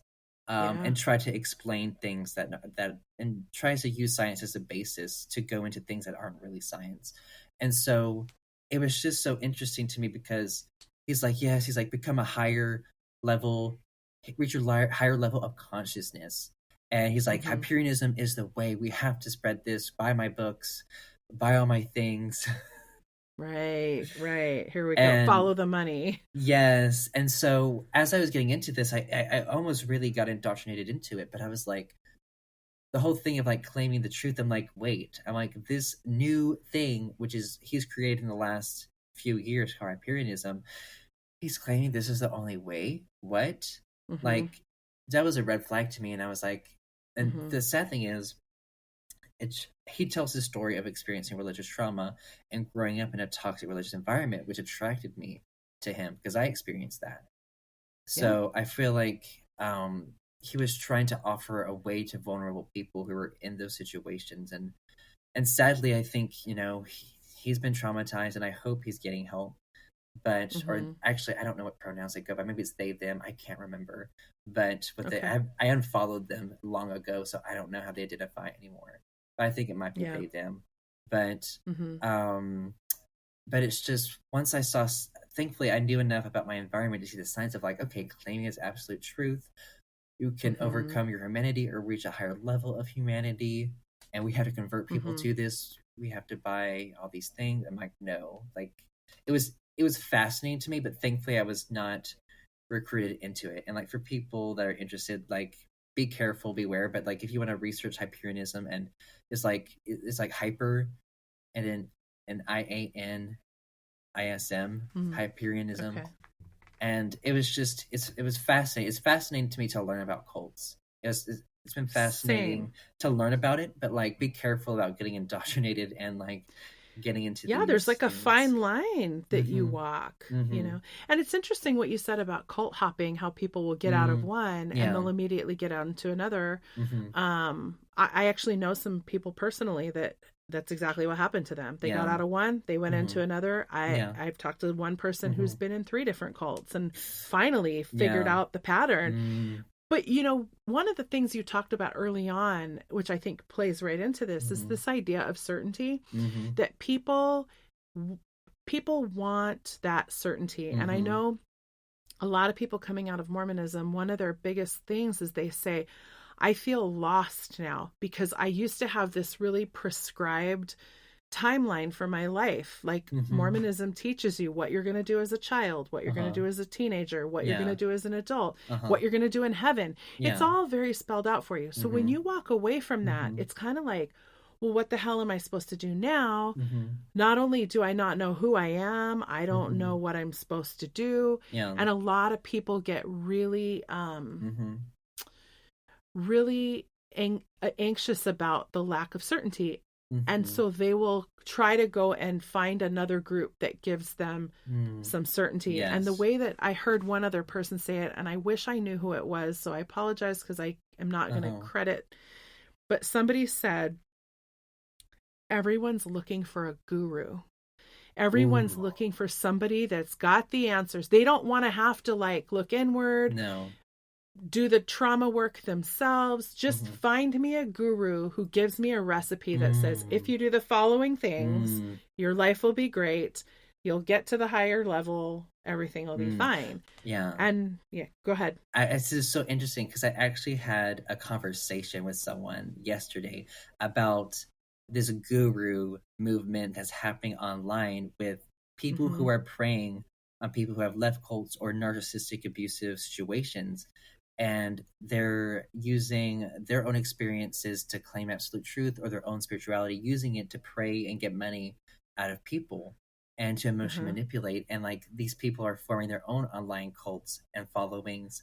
And these gurus aren't allowed to be questioned or whatever because their followers will attack you if you question them because they're so indoctrinated into it. So, I mean, I think online cults is something that's becoming more of a conversation. And I actually have a friend because she was messaging me yesterday. She's like, I'm doing a dissertation. I'm actually going to do it on online recruitment for cults. And I was like, that's awesome. Oh my gosh. I'm like, please do that because with the day and age of QAnon and other cults that are preying on people online, I'm like, we need to like beware of this. And I think cult education, it should be a requirement in like, I don't know, social studies or social sciences and just to... Stephen Hassan says that all the time. Like, this should be being taught in our school system. It should be in there. And like, they don't have to like, because I know there's so much to cover to learn, but like a chapter or something, or like a section of like, if you can condense like the most basic things and the dynamics and really like get it into people's minds and understanding so we can prevent ourselves from becoming infiltrated into these cults, because nobody wants to join a cult. Nobody goes about thinking, I want to join a cult. That never happens. No, it happens. Like when you talk about NXIVM, Sarah and Nippy, who are the big names that you'll know from NXIVM, they host their own podcast called A Little Bit Culty. It's a fantastic podcast. They say that all the time. Like none of us set out to join a cult. We thought we were helping humanity. We thought we were doing this amazing thing. Yes. And so, and I think we need to remove this stigma, because I know some people, they're uncomfortable using the term cult on their page because that turns away so many people, because people have this stereotype in their mind or this stigma behind it. Or they're like, oh, well, that's not me. I'm not going to watch that content. But to me, it's like we need to educate people on what cults are. People need to open their minds and understand it. Cults are on a spectrum. And you most definitely can be a cult, most definitely, and not know it. So let's remove this black and white approach to a cult. And again, like I talked about earlier, coming out of that system, I imagined it as like the worst case scenario. You are like beaten, locked in a room in a compound in the wilderness. That's a cult, and that happens, but that's the most extreme example. Right. And there are other areas and spectrums of how a cult controls you too, and just spectrums of how extreme they are and how they implement and control and coerce people. So we need to start learning and understand that it is on a spectrum. And I think, sadly, TV has put that in our minds, because people and producers, they want to find the most extreme example and they want to entertain us. Because that's what gets the ratings. That's what gets the ratings. And of course, those instances should be exposed and those people should be held accountable. But I think also it's hurting other cult survivors who still grew up in a cult, but because they're so really like exposed to this one perspective of it, that Yeah. they don't understand. But that's why I love all these podcasts, like A Little Bit Culty, Indoctrination, Sounds Like a Cult. All these podcasts that are helping us understand that cults are on a spectrum, and hearing stories from Yep. people from different backgrounds, the different levels of control in these cults and how it's implemented. Because if we continue as a society just seeing it as this one extreme thing, so many people are going to be stuck in cults. So many people are going to be indoctrinated, and we're not going to stop this systemic issue of these dynamics in so many systems. Exactly. I could not agree more. Mm-hmm. Because again, unless we take away the black and white and we expose all of it and educate on all of it, we're just doing the same thing we did when we were on the inside. Yes. We're just separating. We're us versus them. Yes. Where that's bad, but I'm okay. Yeah. That's not good, but this is okay. Yeah. I think that the black and white thinking might be the most dangerous part of all of this. And it infiltrates every part of our lives. It does. I actually started therapy 3 years, probably 3 to 4 years before I even exited the church, on the heels of a divorce. Yeah. And it was when I went to therapy after getting a divorce that I started realizing just what a black and white thinker I was. And in fact, my therapist, when I first started seeing her, had said to me, she's like, well, I got good news and bad news for you. She said, the bad news is you're a classic, she said the bad news is you're a classic all or nothing black or white thinker. She said, the good news is, you can get over that. She said, but the other bad news is, this is going to take years. She was very upfront with me right at the beginning. And she said, this is not going to be a 6 visit thing. She said, you may not need to see me for years. You may find other ways to heal from this. Certainly we don't want people to be in therapy forever. At some point we need to move on. Yeah. But she said, this is going to take a long time. And man, she wasn't kidding, because that was probably, I don't know, 6 years ago, 6 years ago. Yeah. And I have come so far. That's great. But man, I still have moments. I still have my moments where I'm like, oh, that's a classic black and white response there. I need to step back and figure out that there's space in the middle. It doesn't have to be only this or only that. Yes. And like, that's been great for me too in therapy, because my therapist would call me out on things like, oh, that's very black and white. I'm like, oh God, yeah, it is. And he would say, oh, Andrew, like that's magical thinking too, like that you're bringing on. And I'm like, oh, so like, I'm glad my therapist is helping me, like calling me out and making me self-aware. Those things are so ingrained. And you just said self-aware. And that's one of the things I was going to touch on is like coming out of this. If you want to protect yourself from cult hopping or getting taken by anything else, you have got to have an incredibly grounded sense of self-awareness. And that takes time. It takes deconstructing. It takes acknowledging what's happened to you and sitting with the pain of it, because we live in this culture that wants us to numb everything, right? We just numb so many of our feelings. And it's kind of like what you had said earlier. I also don't see emotions as good or bad, but pleasant and unpleasant. We have to teach people how to sit in unpleasant emotion and give them coping skills for how to direct that energy and how to what to do with that. Most definitely. Until that happens, though, people are going to continue to just be incredibly vulnerable to this stuff.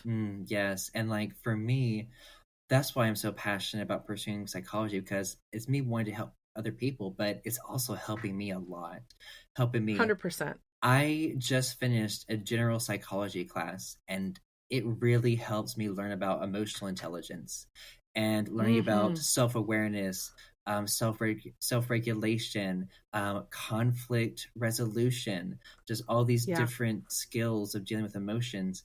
And it's something that I've been doing a series on my social media called just an emotion series of identifying emotions and how to deal with them. Because to me, that's a big part of religion recovery and cult recovery is Oh, it's emotional intelligence and emotional huge. regulation. And so Brene Brown's book, Atlas of the Heart, she goes Uh-huh. over 87 emotions in that book. Uh-huh. And it was Yeah. absolutely life changing for me. And I have a book that an index card book where I wrote down all of the 87 emotions that she went over, what the definition is, what it means, how to deal with it. Mm-hmm. And I use that every day as I journal to deal with these hard emotions that I'm dealing with, because I've been Yep. shocked that there are moments that I will be in like an emotional crisis. But once I take the Mm-hmm. time to emotionally regulate and to journal and to dig and understand that emotion and not have shame around it, 30 minutes Mm-hmm. later, I'm fine. I'm like, and it's shocking Right. to me because in that moment when you're experiencing this, you think you're going to feel this forever and you want to avoid it and not It deal feels with it. that way. It feels that way. Mm-hmm. But once I actually have dealt with things and like 30 minutes later, I'm like, I'm usually fine because I've dealt with it and I've written it down. And psychology has been so great to help me with that. And even like on my resource page on my website, I have an emotional intelligence section. And I'll give you the link to Mm. that to help people to Yeah. deal with their emotions and understand that and emotionally regulate, because that's what's lacking so much in our society is in just in general, sadly. Mm-hmm. And I think Gen Z and millennials are waking up to this, and we're trying, and we're made Mm-hmm. fun of it. We're made fun of a lot for being so emotional and like talking about emotions, but I Mm. think we're gonna improve a lot of generations because we're gonna teach our kids emotions. We're gonna teach emotional regulation. And Mm-hmm. yes, they can Mm-hmm. make fun of us because they might think dealing Yep. with emotions are feminine, and they have that binary thinking and Yeah. gender stereotypes around that. But I'm like, if we do not deal with our emotions and do this inner work, our society is not gonna get better. We're just gonna keep looking for things and people to follow that will give us comfort. You're gonna Again, be looking for the guru. the It's guru. the Yeah. never, instead of Mm. understanding that you are your own guru. Yes. And yes, it's nice to have Yeah. support and help from those around you, but Yes. really your ultimate guru is you. Mm. I'll tell you, I'm a Gen Xer. So I'm Mhm. old enough to be your mom, and Mhm. I will tell you that this Gen Xer has Uh-huh. said more than once, and I will continue to say it. Yeah. I believe these up and coming generations Mm. are going to save the world. Mm. I really believe it. Mm. People can mock you for this being emotional, Mhm. whatever. I'll Yeah. tell you what, Gen X, our generation was taught Mm. emotion doesn't exist. You numb it, you don't talk about it. In Oh. fact, men in my generation, Yeah. when they were little boys, Uh-huh. crying was for sissies.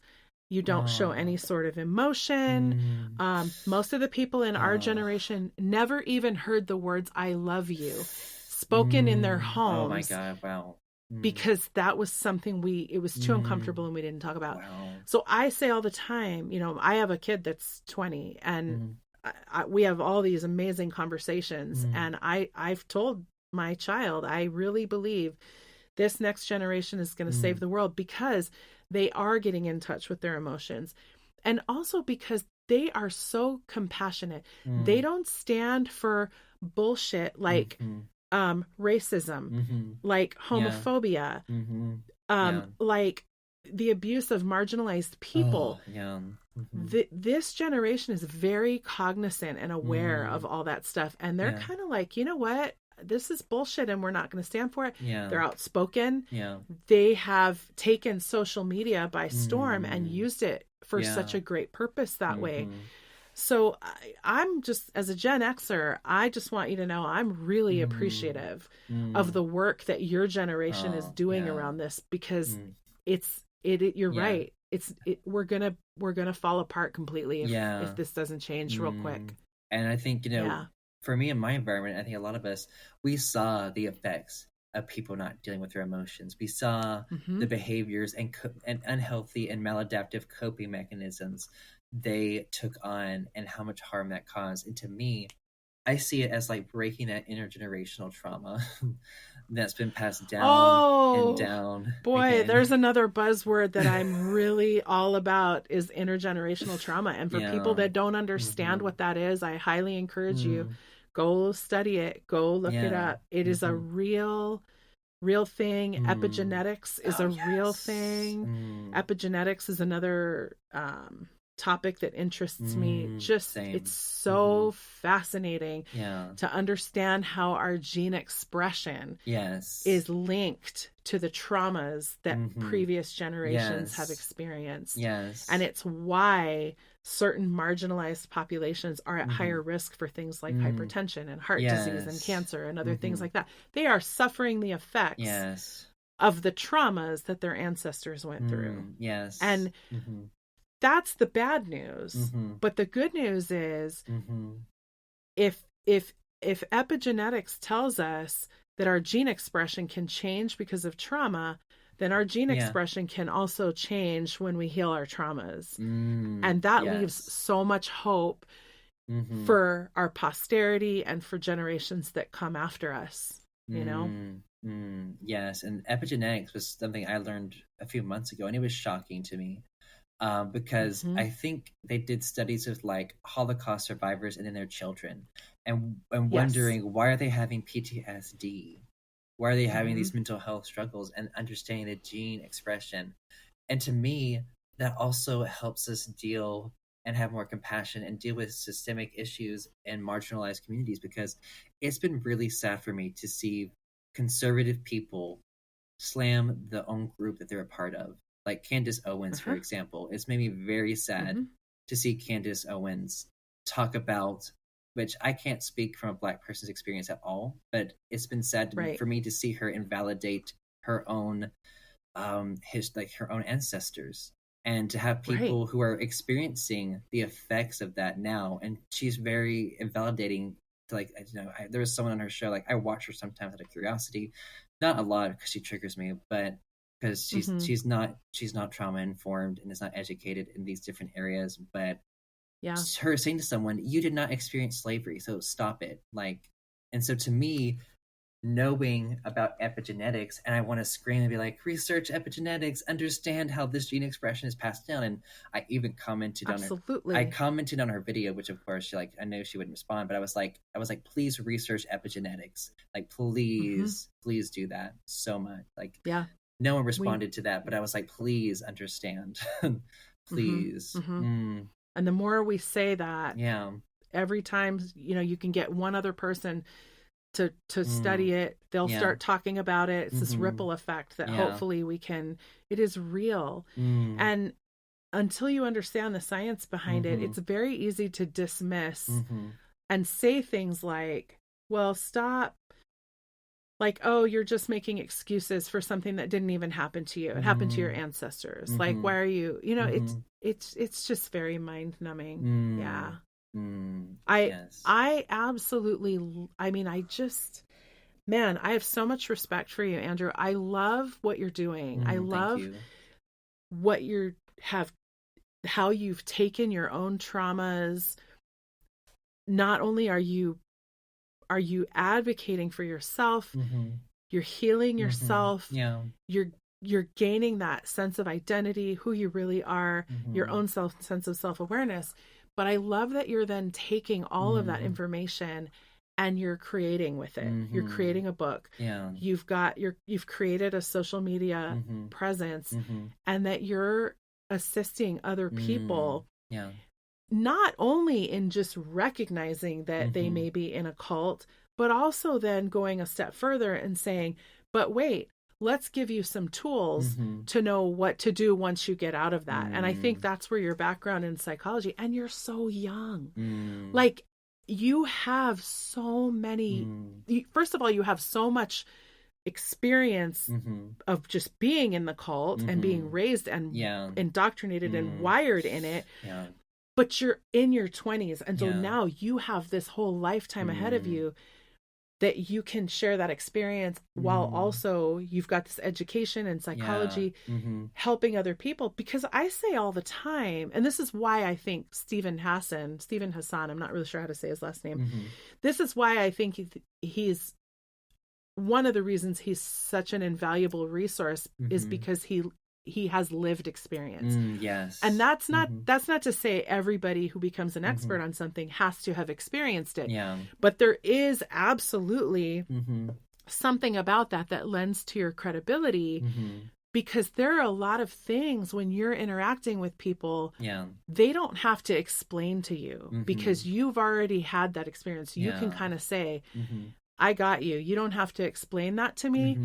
I understand you. I see you. So then you can kind of get to the next steps of healing a little bit faster than without them having to explain their own cult indoctrination and what that was all about. And so I just think what you're doing is, I can't wait to see where you're going to go. Like, I'm going to keep my eye on you because I think you're destined to do really great things in this arena. I really do. Thank you so much. That's so sweet. And I do want to do big things. And like, you know, as a part of my story, as I talk about it, a big thing too is I really want to bring awareness to how religious trauma greatly impacts the LGBTQ plus community.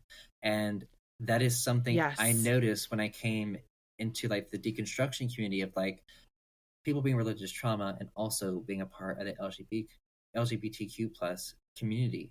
And I'm like, oh my gosh, like it makes sense. Most definitely, because we're taught to hate, like, you know, in general, we're taught to hate our humanities, but it's like we're supposed to hate ourselves even more for existing. Like we are just so taught from a young age that we're an abomination, and there's so much internalized homophobia, and we're even scared of our own parents because of the hateful things that they'll say, and it causes that attachment issues and all these other different things, and not being in a safe environment and being taught to so many negative messagings around yourself. And it's just really, really terrible. And like so many people are like suicidal because of all this messaging. So through my story, like I know my story can relate to so many people outside of the LGBTQ plus community, things I've experienced. But that's really too what I want to bring awareness to, is how these environments, they harm a lot of other different groups too. But I want to also bring awareness to how oppressed and marginalized we are in these environments, and use my story, my experiences to give people validation, to give people understanding, because it's hard to speak up. It's not easy to speak up. It's so hard. Well, and also, I mean, even outside of religion, our own society, I mean, just the non-religious aspects of our society, our own culture and society is in the grand scheme of things is only just now becoming accepting of that too. Of our LGBTQIA plus community. I mean, you look at how behind the times we are still with things like marriage equality, like LGBTQ rights. It's religion. It's systemic for sure. It is very systemic. And so having had your background with all of those things is just such a valuable voice. I tell people all the time, my queer child saved my life. It is because my child got real about who they were, and they're only 20, that it made me take a step back and say, what the hell am I in? Like, what is happening here? Because when it happens to your own, in your own circle, it's has a little bit of a different impact. Now, I wish that other parents would also kind of see that, and that's a problem. That's why we have a lot of suicide going on among this population, because they don't even feel safe in their own families. But I just so talking about the queer community and growing up in these toxic religious environments, and like sadly in these environments we're taught that we're supposed to feel that shame, we're supposed to feel dirty, awful, and disgusting. We should feel hatred for ourselves. We deserve to die or die of diseases, that we're an abomination. So it's very traumatizing to be told these things over and over, and that, you know, once you change your sexuality, God will then actually love you. It's like you're less than anyone else. Like, yes, Right. humanity is like, your humanity is slammed, but this is like taking a step further of like, you just can't Mm-hmm. have this at all. And this the trauma that is put through children having to be in these environments and not feel safe. Like, it did so much damage to my mental health, and me being suicidal and depression, Mm-hmm. anxiety, religious trauma, complex PTSD, all these different things. And so that's why I'm talking about it, because I am grateful that I'm still alive, because I've nearly taken my life because of religious trauma and because of being in that Yep. environment. And so now that I know I am alive and I did survive that environment, I want to tell my story. And like, that environment, there's people, they would have rather me died. They would have rather me be dead and Yeah. not talk about the harm that they're doing and systemic things that need to change in that environment. And it's been sad to see, as our culture has progressed, there's always been people who have tried to push back against that. And we Mm-hmm. see that in our government, because it's been like, when I talked to the people I live with now in Greenville, to the family that I met at outside of Bob Jones, they took me in when I was expelled, and I've been with almost a year.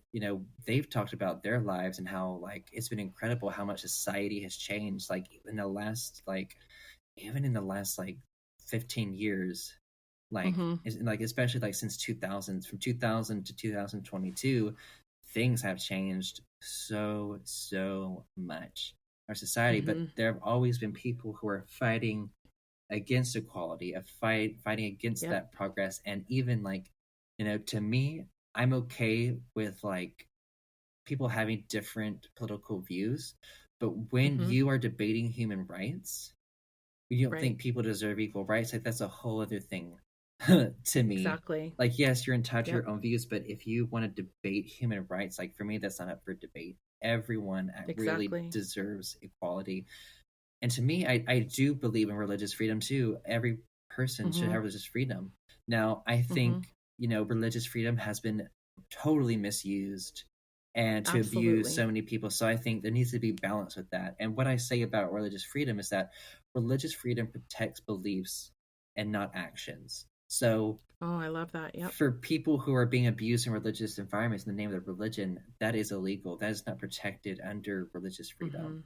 That person Right. autonomy is being taken away and they're being abused. But because they have this special protection in our laws and everything, that's something we got to work on with that balance. And like, don't even get me started with how children don't really have rights in America Nope. at all, Yeah. because I've of had religion. discussions Mm, with some prominent online mm-hmm. social media atheists, Yeah. and we talk about this, Mm-hmm. that really I am now of the belief that a lot of religious upbringing is Mm-hmm. child abuse, Yes. because Mm-hmm. we aren't teaching kids to critically think. Mm-mm. We're putting them in a bubble. We're Yeah. not preparing them for the world. Mm. We're not allowing them, we're telling them who they are Mm-hmm. instead of allowing them to understand who Oh, they are. yeah. Mm-hmm. And I'm finding that a lot of the vast majority of the time, who we've told our kids they are their whole lives is not actually who they are, but Mm. they're not figuring it out until they're adults, and Yeah. so much damage has been Mm. done. So Mm. it's kind of like, if you want to be religious, be religious. Mm-hmm. If you want to teach your kids about your religion, Mm-hmm. that's great. Mm-hmm. But you got to give them the space to say, Mm-hmm. you know what, that's not resonating with me. I think Uh-huh. I'm going to go a different path and be Yeah. okay with it. Mm. But that's the problem, is Mm. that we put kids in these boxes. You have to do Mm-hmm. things my Yeah. way or the highway. This is the Mm-hmm. only way, Mm. you know? Yeah. So much abuse happens in homeschooling, and it is something Hmm. that it's not regulated in America. Sadly, like, it's left up to each state to decide how they're going to Hmm. regulate homeschooling. And for some states, there's some good regulation. For a lot, there's not. Um, Right. and I had an interview with someone. Her name is Heather Heath, and she had a book she published called "Lovingly Abused," and she talks about being homeschooled Mm. and being exposed to Bill Gothard's IBLP curriculum. This is really like fundy, Mm. and growing up and experiencing abuse, and also in the name of religion. And she talks Hmm. about hidden homeschoolers, of how just there's so many hidden children, about how people can't see, they don't know. And Right. so much, the assumption with parents' rights and not having children's rights is that the assumption is that Mhm. the parent will do what's best and healthiest for the child. But sadly, that's Right. not the case a lot of the time. We're assuming that all That's parents, right. are good people that will not abuse and will not harm their Right. children. And so sadly, that's not true. And so It's a dangerous assumption. it is a dangerous assumption, most definitely. Mhm. And so I've seen a lot of like conservatives so scared of children's rights so much. Mhm. They're so scared of that.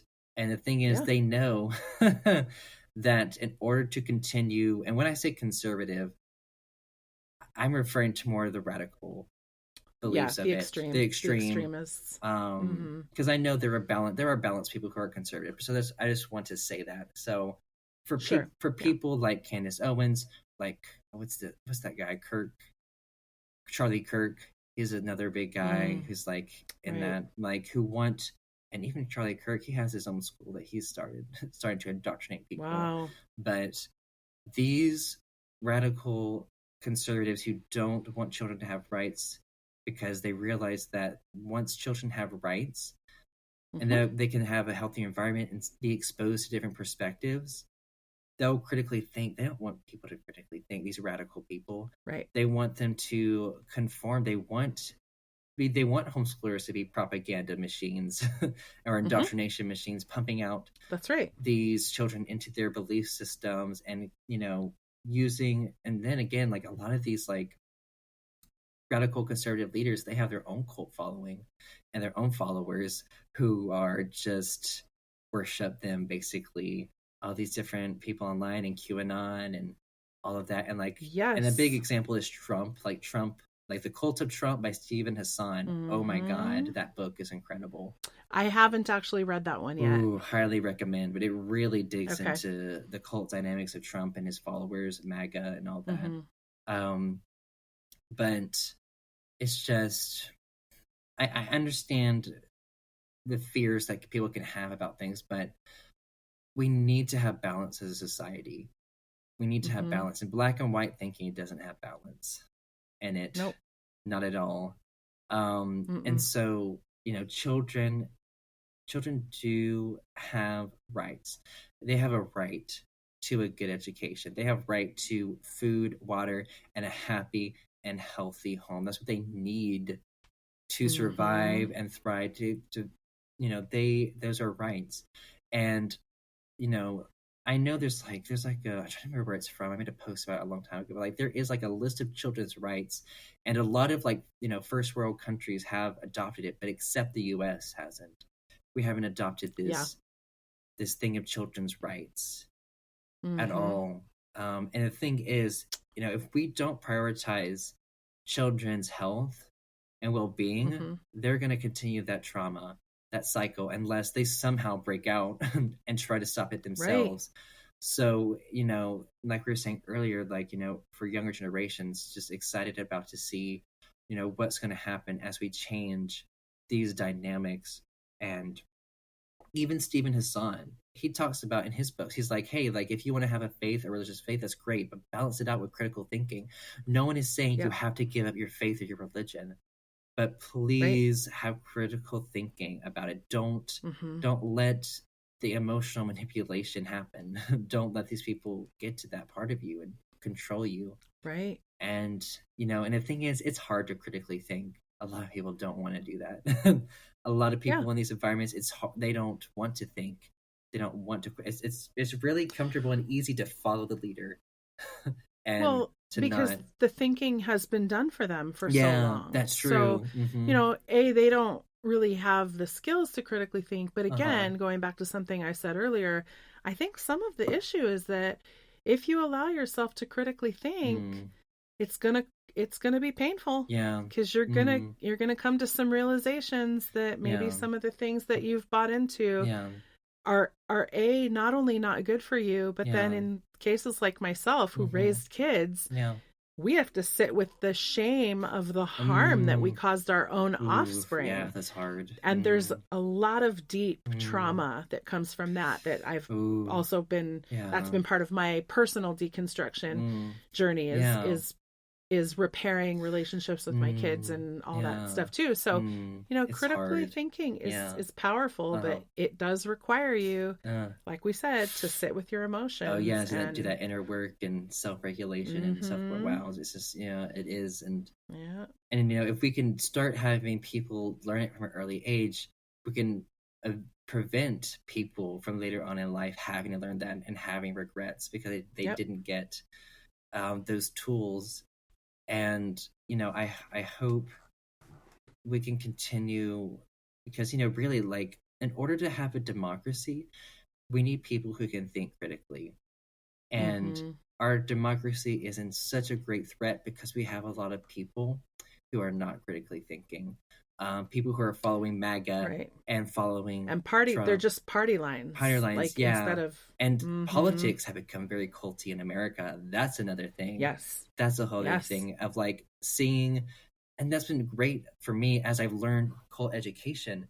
As I'm seeing groups, I'm like, oh my gosh, like this Republican senator, they can't talk about their views against Trump or they will be cut off from the Republican Party. Right. And like, Right. that is why I never, ever, ever thought I would say that I admire Liz Cheney. I never thought I would say that because as I've watched the January 6 hearings and seen how she is adamantly against Trump and holding him accountable, and I'm like, and she lost her race because she spoke up against the control and the damage that Trump has done and trying to hold him accountable for January 6th. And then now all the documents and things that he's stolen, different things. She knew what she was doing. She knew her party would excommunicate her, really, and the followers would, because she didn't fall into the line of what the Republican Party has been turning into. And to me, I'm like, that's really cultic. Like, we're seeing this in a lot of different things. And like, again, like seeing the devotion that people had to Trump. It's like, the party of Trump, it seems like. And seeing that dynamic play out in a political ideology. And it's so applicable. Cult education is so applicable. Most people think, oh no, like, but once people can actually learn this and they're able to think critically, they can see this, it can stop from getting into that, because it's really sad how the Republican Party is using the us versus them mindset against the LGBTQ community, against immigrants who want to come into our country. And like with Tucker Carlson, who is pushing this replacement theory, this racist theory or whatever, that white people are going to be replaced, and that people are doing this, and it is rooted in white supremacy, this idea that he's pushing. And it's really sad how they're indoctrinating people, having this how we're going back. They're trying to take us back. And it's like, we need to go forward. Right. And exactly. And to me, it's been incredible to be like, in the extremist environment I grew up in and learning about co-education, I'm like, oh my gosh, a lot of these dynamics are playing out in our society today, and cult education is so relevant. And today and like group dynamics and sociology and learning these different things, and I'm like, and the thing is, a lot of these leaders, they know what they're doing. They know exactly what they're doing. Yes, absolutely. They're in positions of power. Follow the power and follow the money. Yes, they know exactly what day it is. They know what time it is. They are very well aware. They know what they're doing. And the thing is, it doesn't matter to them if what they say something is untrue, because they know that their followers will believe it. Like with Trump, he is adamant that the election was rigged. Adamant. And his followers have clung to that despite all the investigation, all the evidence that the election was not rigged. And we're seeing that play and out. Again, going back to something I said earlier, I believe with these types of charismatic cult leaders, I think that if Trump somehow was convinced that, I don't know, that the moon is not real, that there would be a whole cult following that would just blindly be like, oh, the moon's not real. Someone's shining it into the sky every night, and it's not an actual thing. It makes you think of the birds aren't real conspiracy theory. Right. I mean, I'm just, yeah, you could go down so many rabbit holes with Yes, that. I know. So like, Yeah. it's been interesting just seeing systemically, me coming out of this specific situation and other people Hmm. too learning about it and seeing it in society and other social groups. And really the point is we need cult education to Yes. avoid taking this cult mindset to other groups and doing the same thing over and over. Like a cult can be between two people. It can be as small as two people. Yes. Like in AA, for example, there have Hmm. been culty examples of AA things happening in Yep. groups that have happened before, and even Or even self or help. with narcissistic abuse partners. Yes, or even narcissist therapists who are like abusers hiding, Hmm. abusing clients. That is sadly something that has happened too. So understanding, um, again, just because you leave the cult doesn't mean the cult leaves you, and there are other cults out there hiding under different labels and different things. Hmm. So I hope that through podcasts like this and other ones that we can continue to educate people, think critically, Yeah. and avoid Yep. these high demand religions, these systems of control, these religions, and these Hmm. cults. Absolutely. Mm. Yeah. Wow. Well, this has been an amazing discussion, Andrew. I feel so enlightened, and I appreciate everything that you have Mm. shared today. Mm. Um, Tell our listeners where they can find you. Mm-hmm. Yeah, so I'm very active on social media, more like TikTok, Instagram, Facebook, and a little bit of Twitter. But um, my handle is Andrew Pledger, and the A is a 4 instead of the A. And like it's so symbolic to me because like a 4 is an incomplete A. And so to me, it like Mm, represents how I'm still seeking healing, basically, and how I'm still I working on love myself. I'm that. not complete, but um, I'm very active and I make a lot of content on deconstruction, core recovery, religious trauma, like emotional intelligence, and like really like religion recovery, honestly, covering those Yeah. areas and trying to educate people as I'm really on my healing journey. And there are some videos that I've made from my own therapy sessions of things I've learned that I also dig into too and how that relates to religion recovery and these environments. So yeah, please, if you're looking for that kind of content, go follow that. And I'll also be giving more updates on my book as I continue working on it too. Yeah, I can't wait to read that. I think Thank you. it's going to be an amazing tool for people for Thank sure. you. Yeah. So, well, is there anything else you wanted to add today? We're over 4 hours now. This is so great. I I love it. know. This is so It's been a awesome. great long I format love today. it. It's gone by so fast for And me. me too. Like, and that's why I was so excited to come on your show because I'm like, I feel like I had to really condense my story a lot. But I'm like, oh, we can go on for several hours. I'm like, yes, like let's dig into all these things. But I think Yeah. the last thing I would say for survivors of these environments and also people who are kind of still in them too is that know that there's a community outside of that group that will love and accept you for who you are. You can find purpose. You can find a community outside of that system, and you deserve to have autonomy. You deserve to have a healthy life. You are worthy. You have worth, and you deserve to live the healthiest, best life that you possibly can. And every situation is different, so I don't want to prescribe anything like black and white of what to do, but your situation that you're in, what's safest to do. But what I recommend is if you can slowly start meeting people on the inside or outside if you can, and even if that's just through the internet, even if you can't physically get away, starting to connect with online communities on Facebook or Reddit or different things, and like learning different perspectives, different experiences, different information. And I have a lot of resources on my website too, so I'll be sure to send Christina the link so people can look at that and learn about trauma and religious trauma, spiritual abuse, mental health. There's LGBTQ plus sources. Learn about cults and cult dynamics, and learn about deconstruction because I've gathered a lot of resources that have helped me, and I think will help other Hmm. people. So yes, just and it takes time.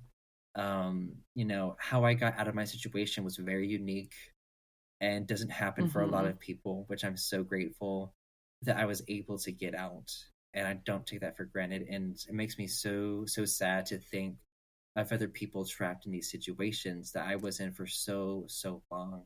But know that there is Yeah. hope, that there is a way out. But it starts with you learning to get in touch with yourself, getting to know who you are, and like that's easier said than done, most definitely. Mm-hmm. So starting small, of like noticing your bodily reactions to situations. That's why I would start Yep. with people, with getting in touch, noticing what situations make you feel safe and unsafe, and digging into why. And and be Mm-hmm. careful about questioning out loud, because people will have a bad Yeah. reaction to that. So I suggest like having a journal, secret journal or somewhere, to like Yeah. write and get these things out. And just, it's a very Mm-hmm. complicated situation. Yep. But just starting with getting to know who you are and getting in touch with your body, I think is a great place to start. That's so awesome. I concur. I concur with everything you just said. There absolutely is hope. There's absolutely a community that's waiting to welcome you with open arms. Yeah. And yeah, you are worthy Mm. solely because you are a human. Yes. You don't have to do anything to earn that Mm. worthiness. Mm-hmm. You just are. Mm-hmm. Yeah, and just putting yourself first and getting to know who you are, I Yeah. think is really, really big. Yeah. Wow. So amazing.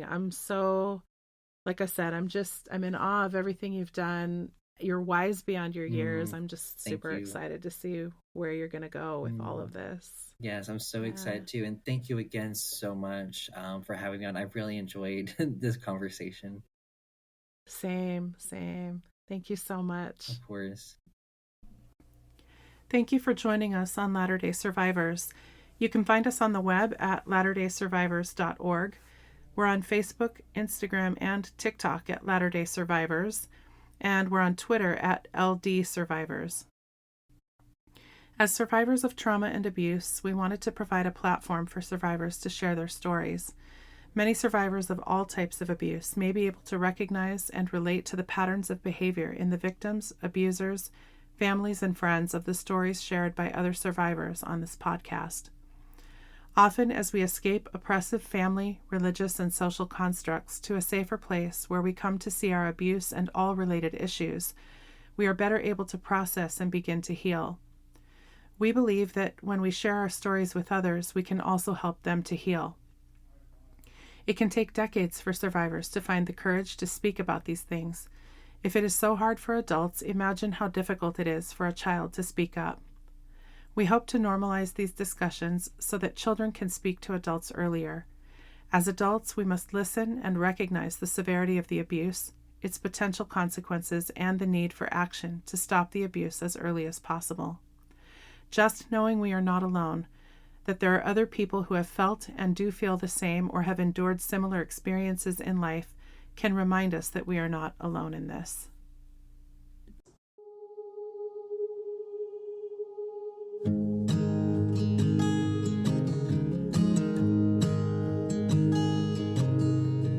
Oh my child, I know you're hurt and you can't let go. It's not your fault and you don't deserve all the bad and the hurt.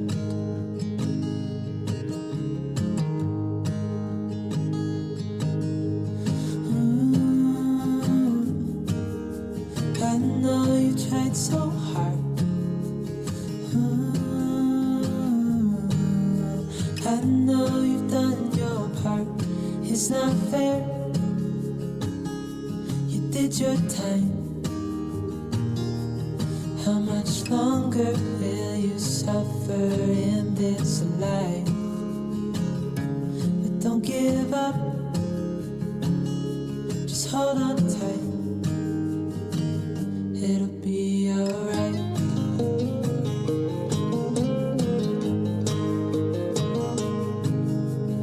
All your life you've tried to be a good man inside. Did everything that you thought you should. Didn't seem to do you any good.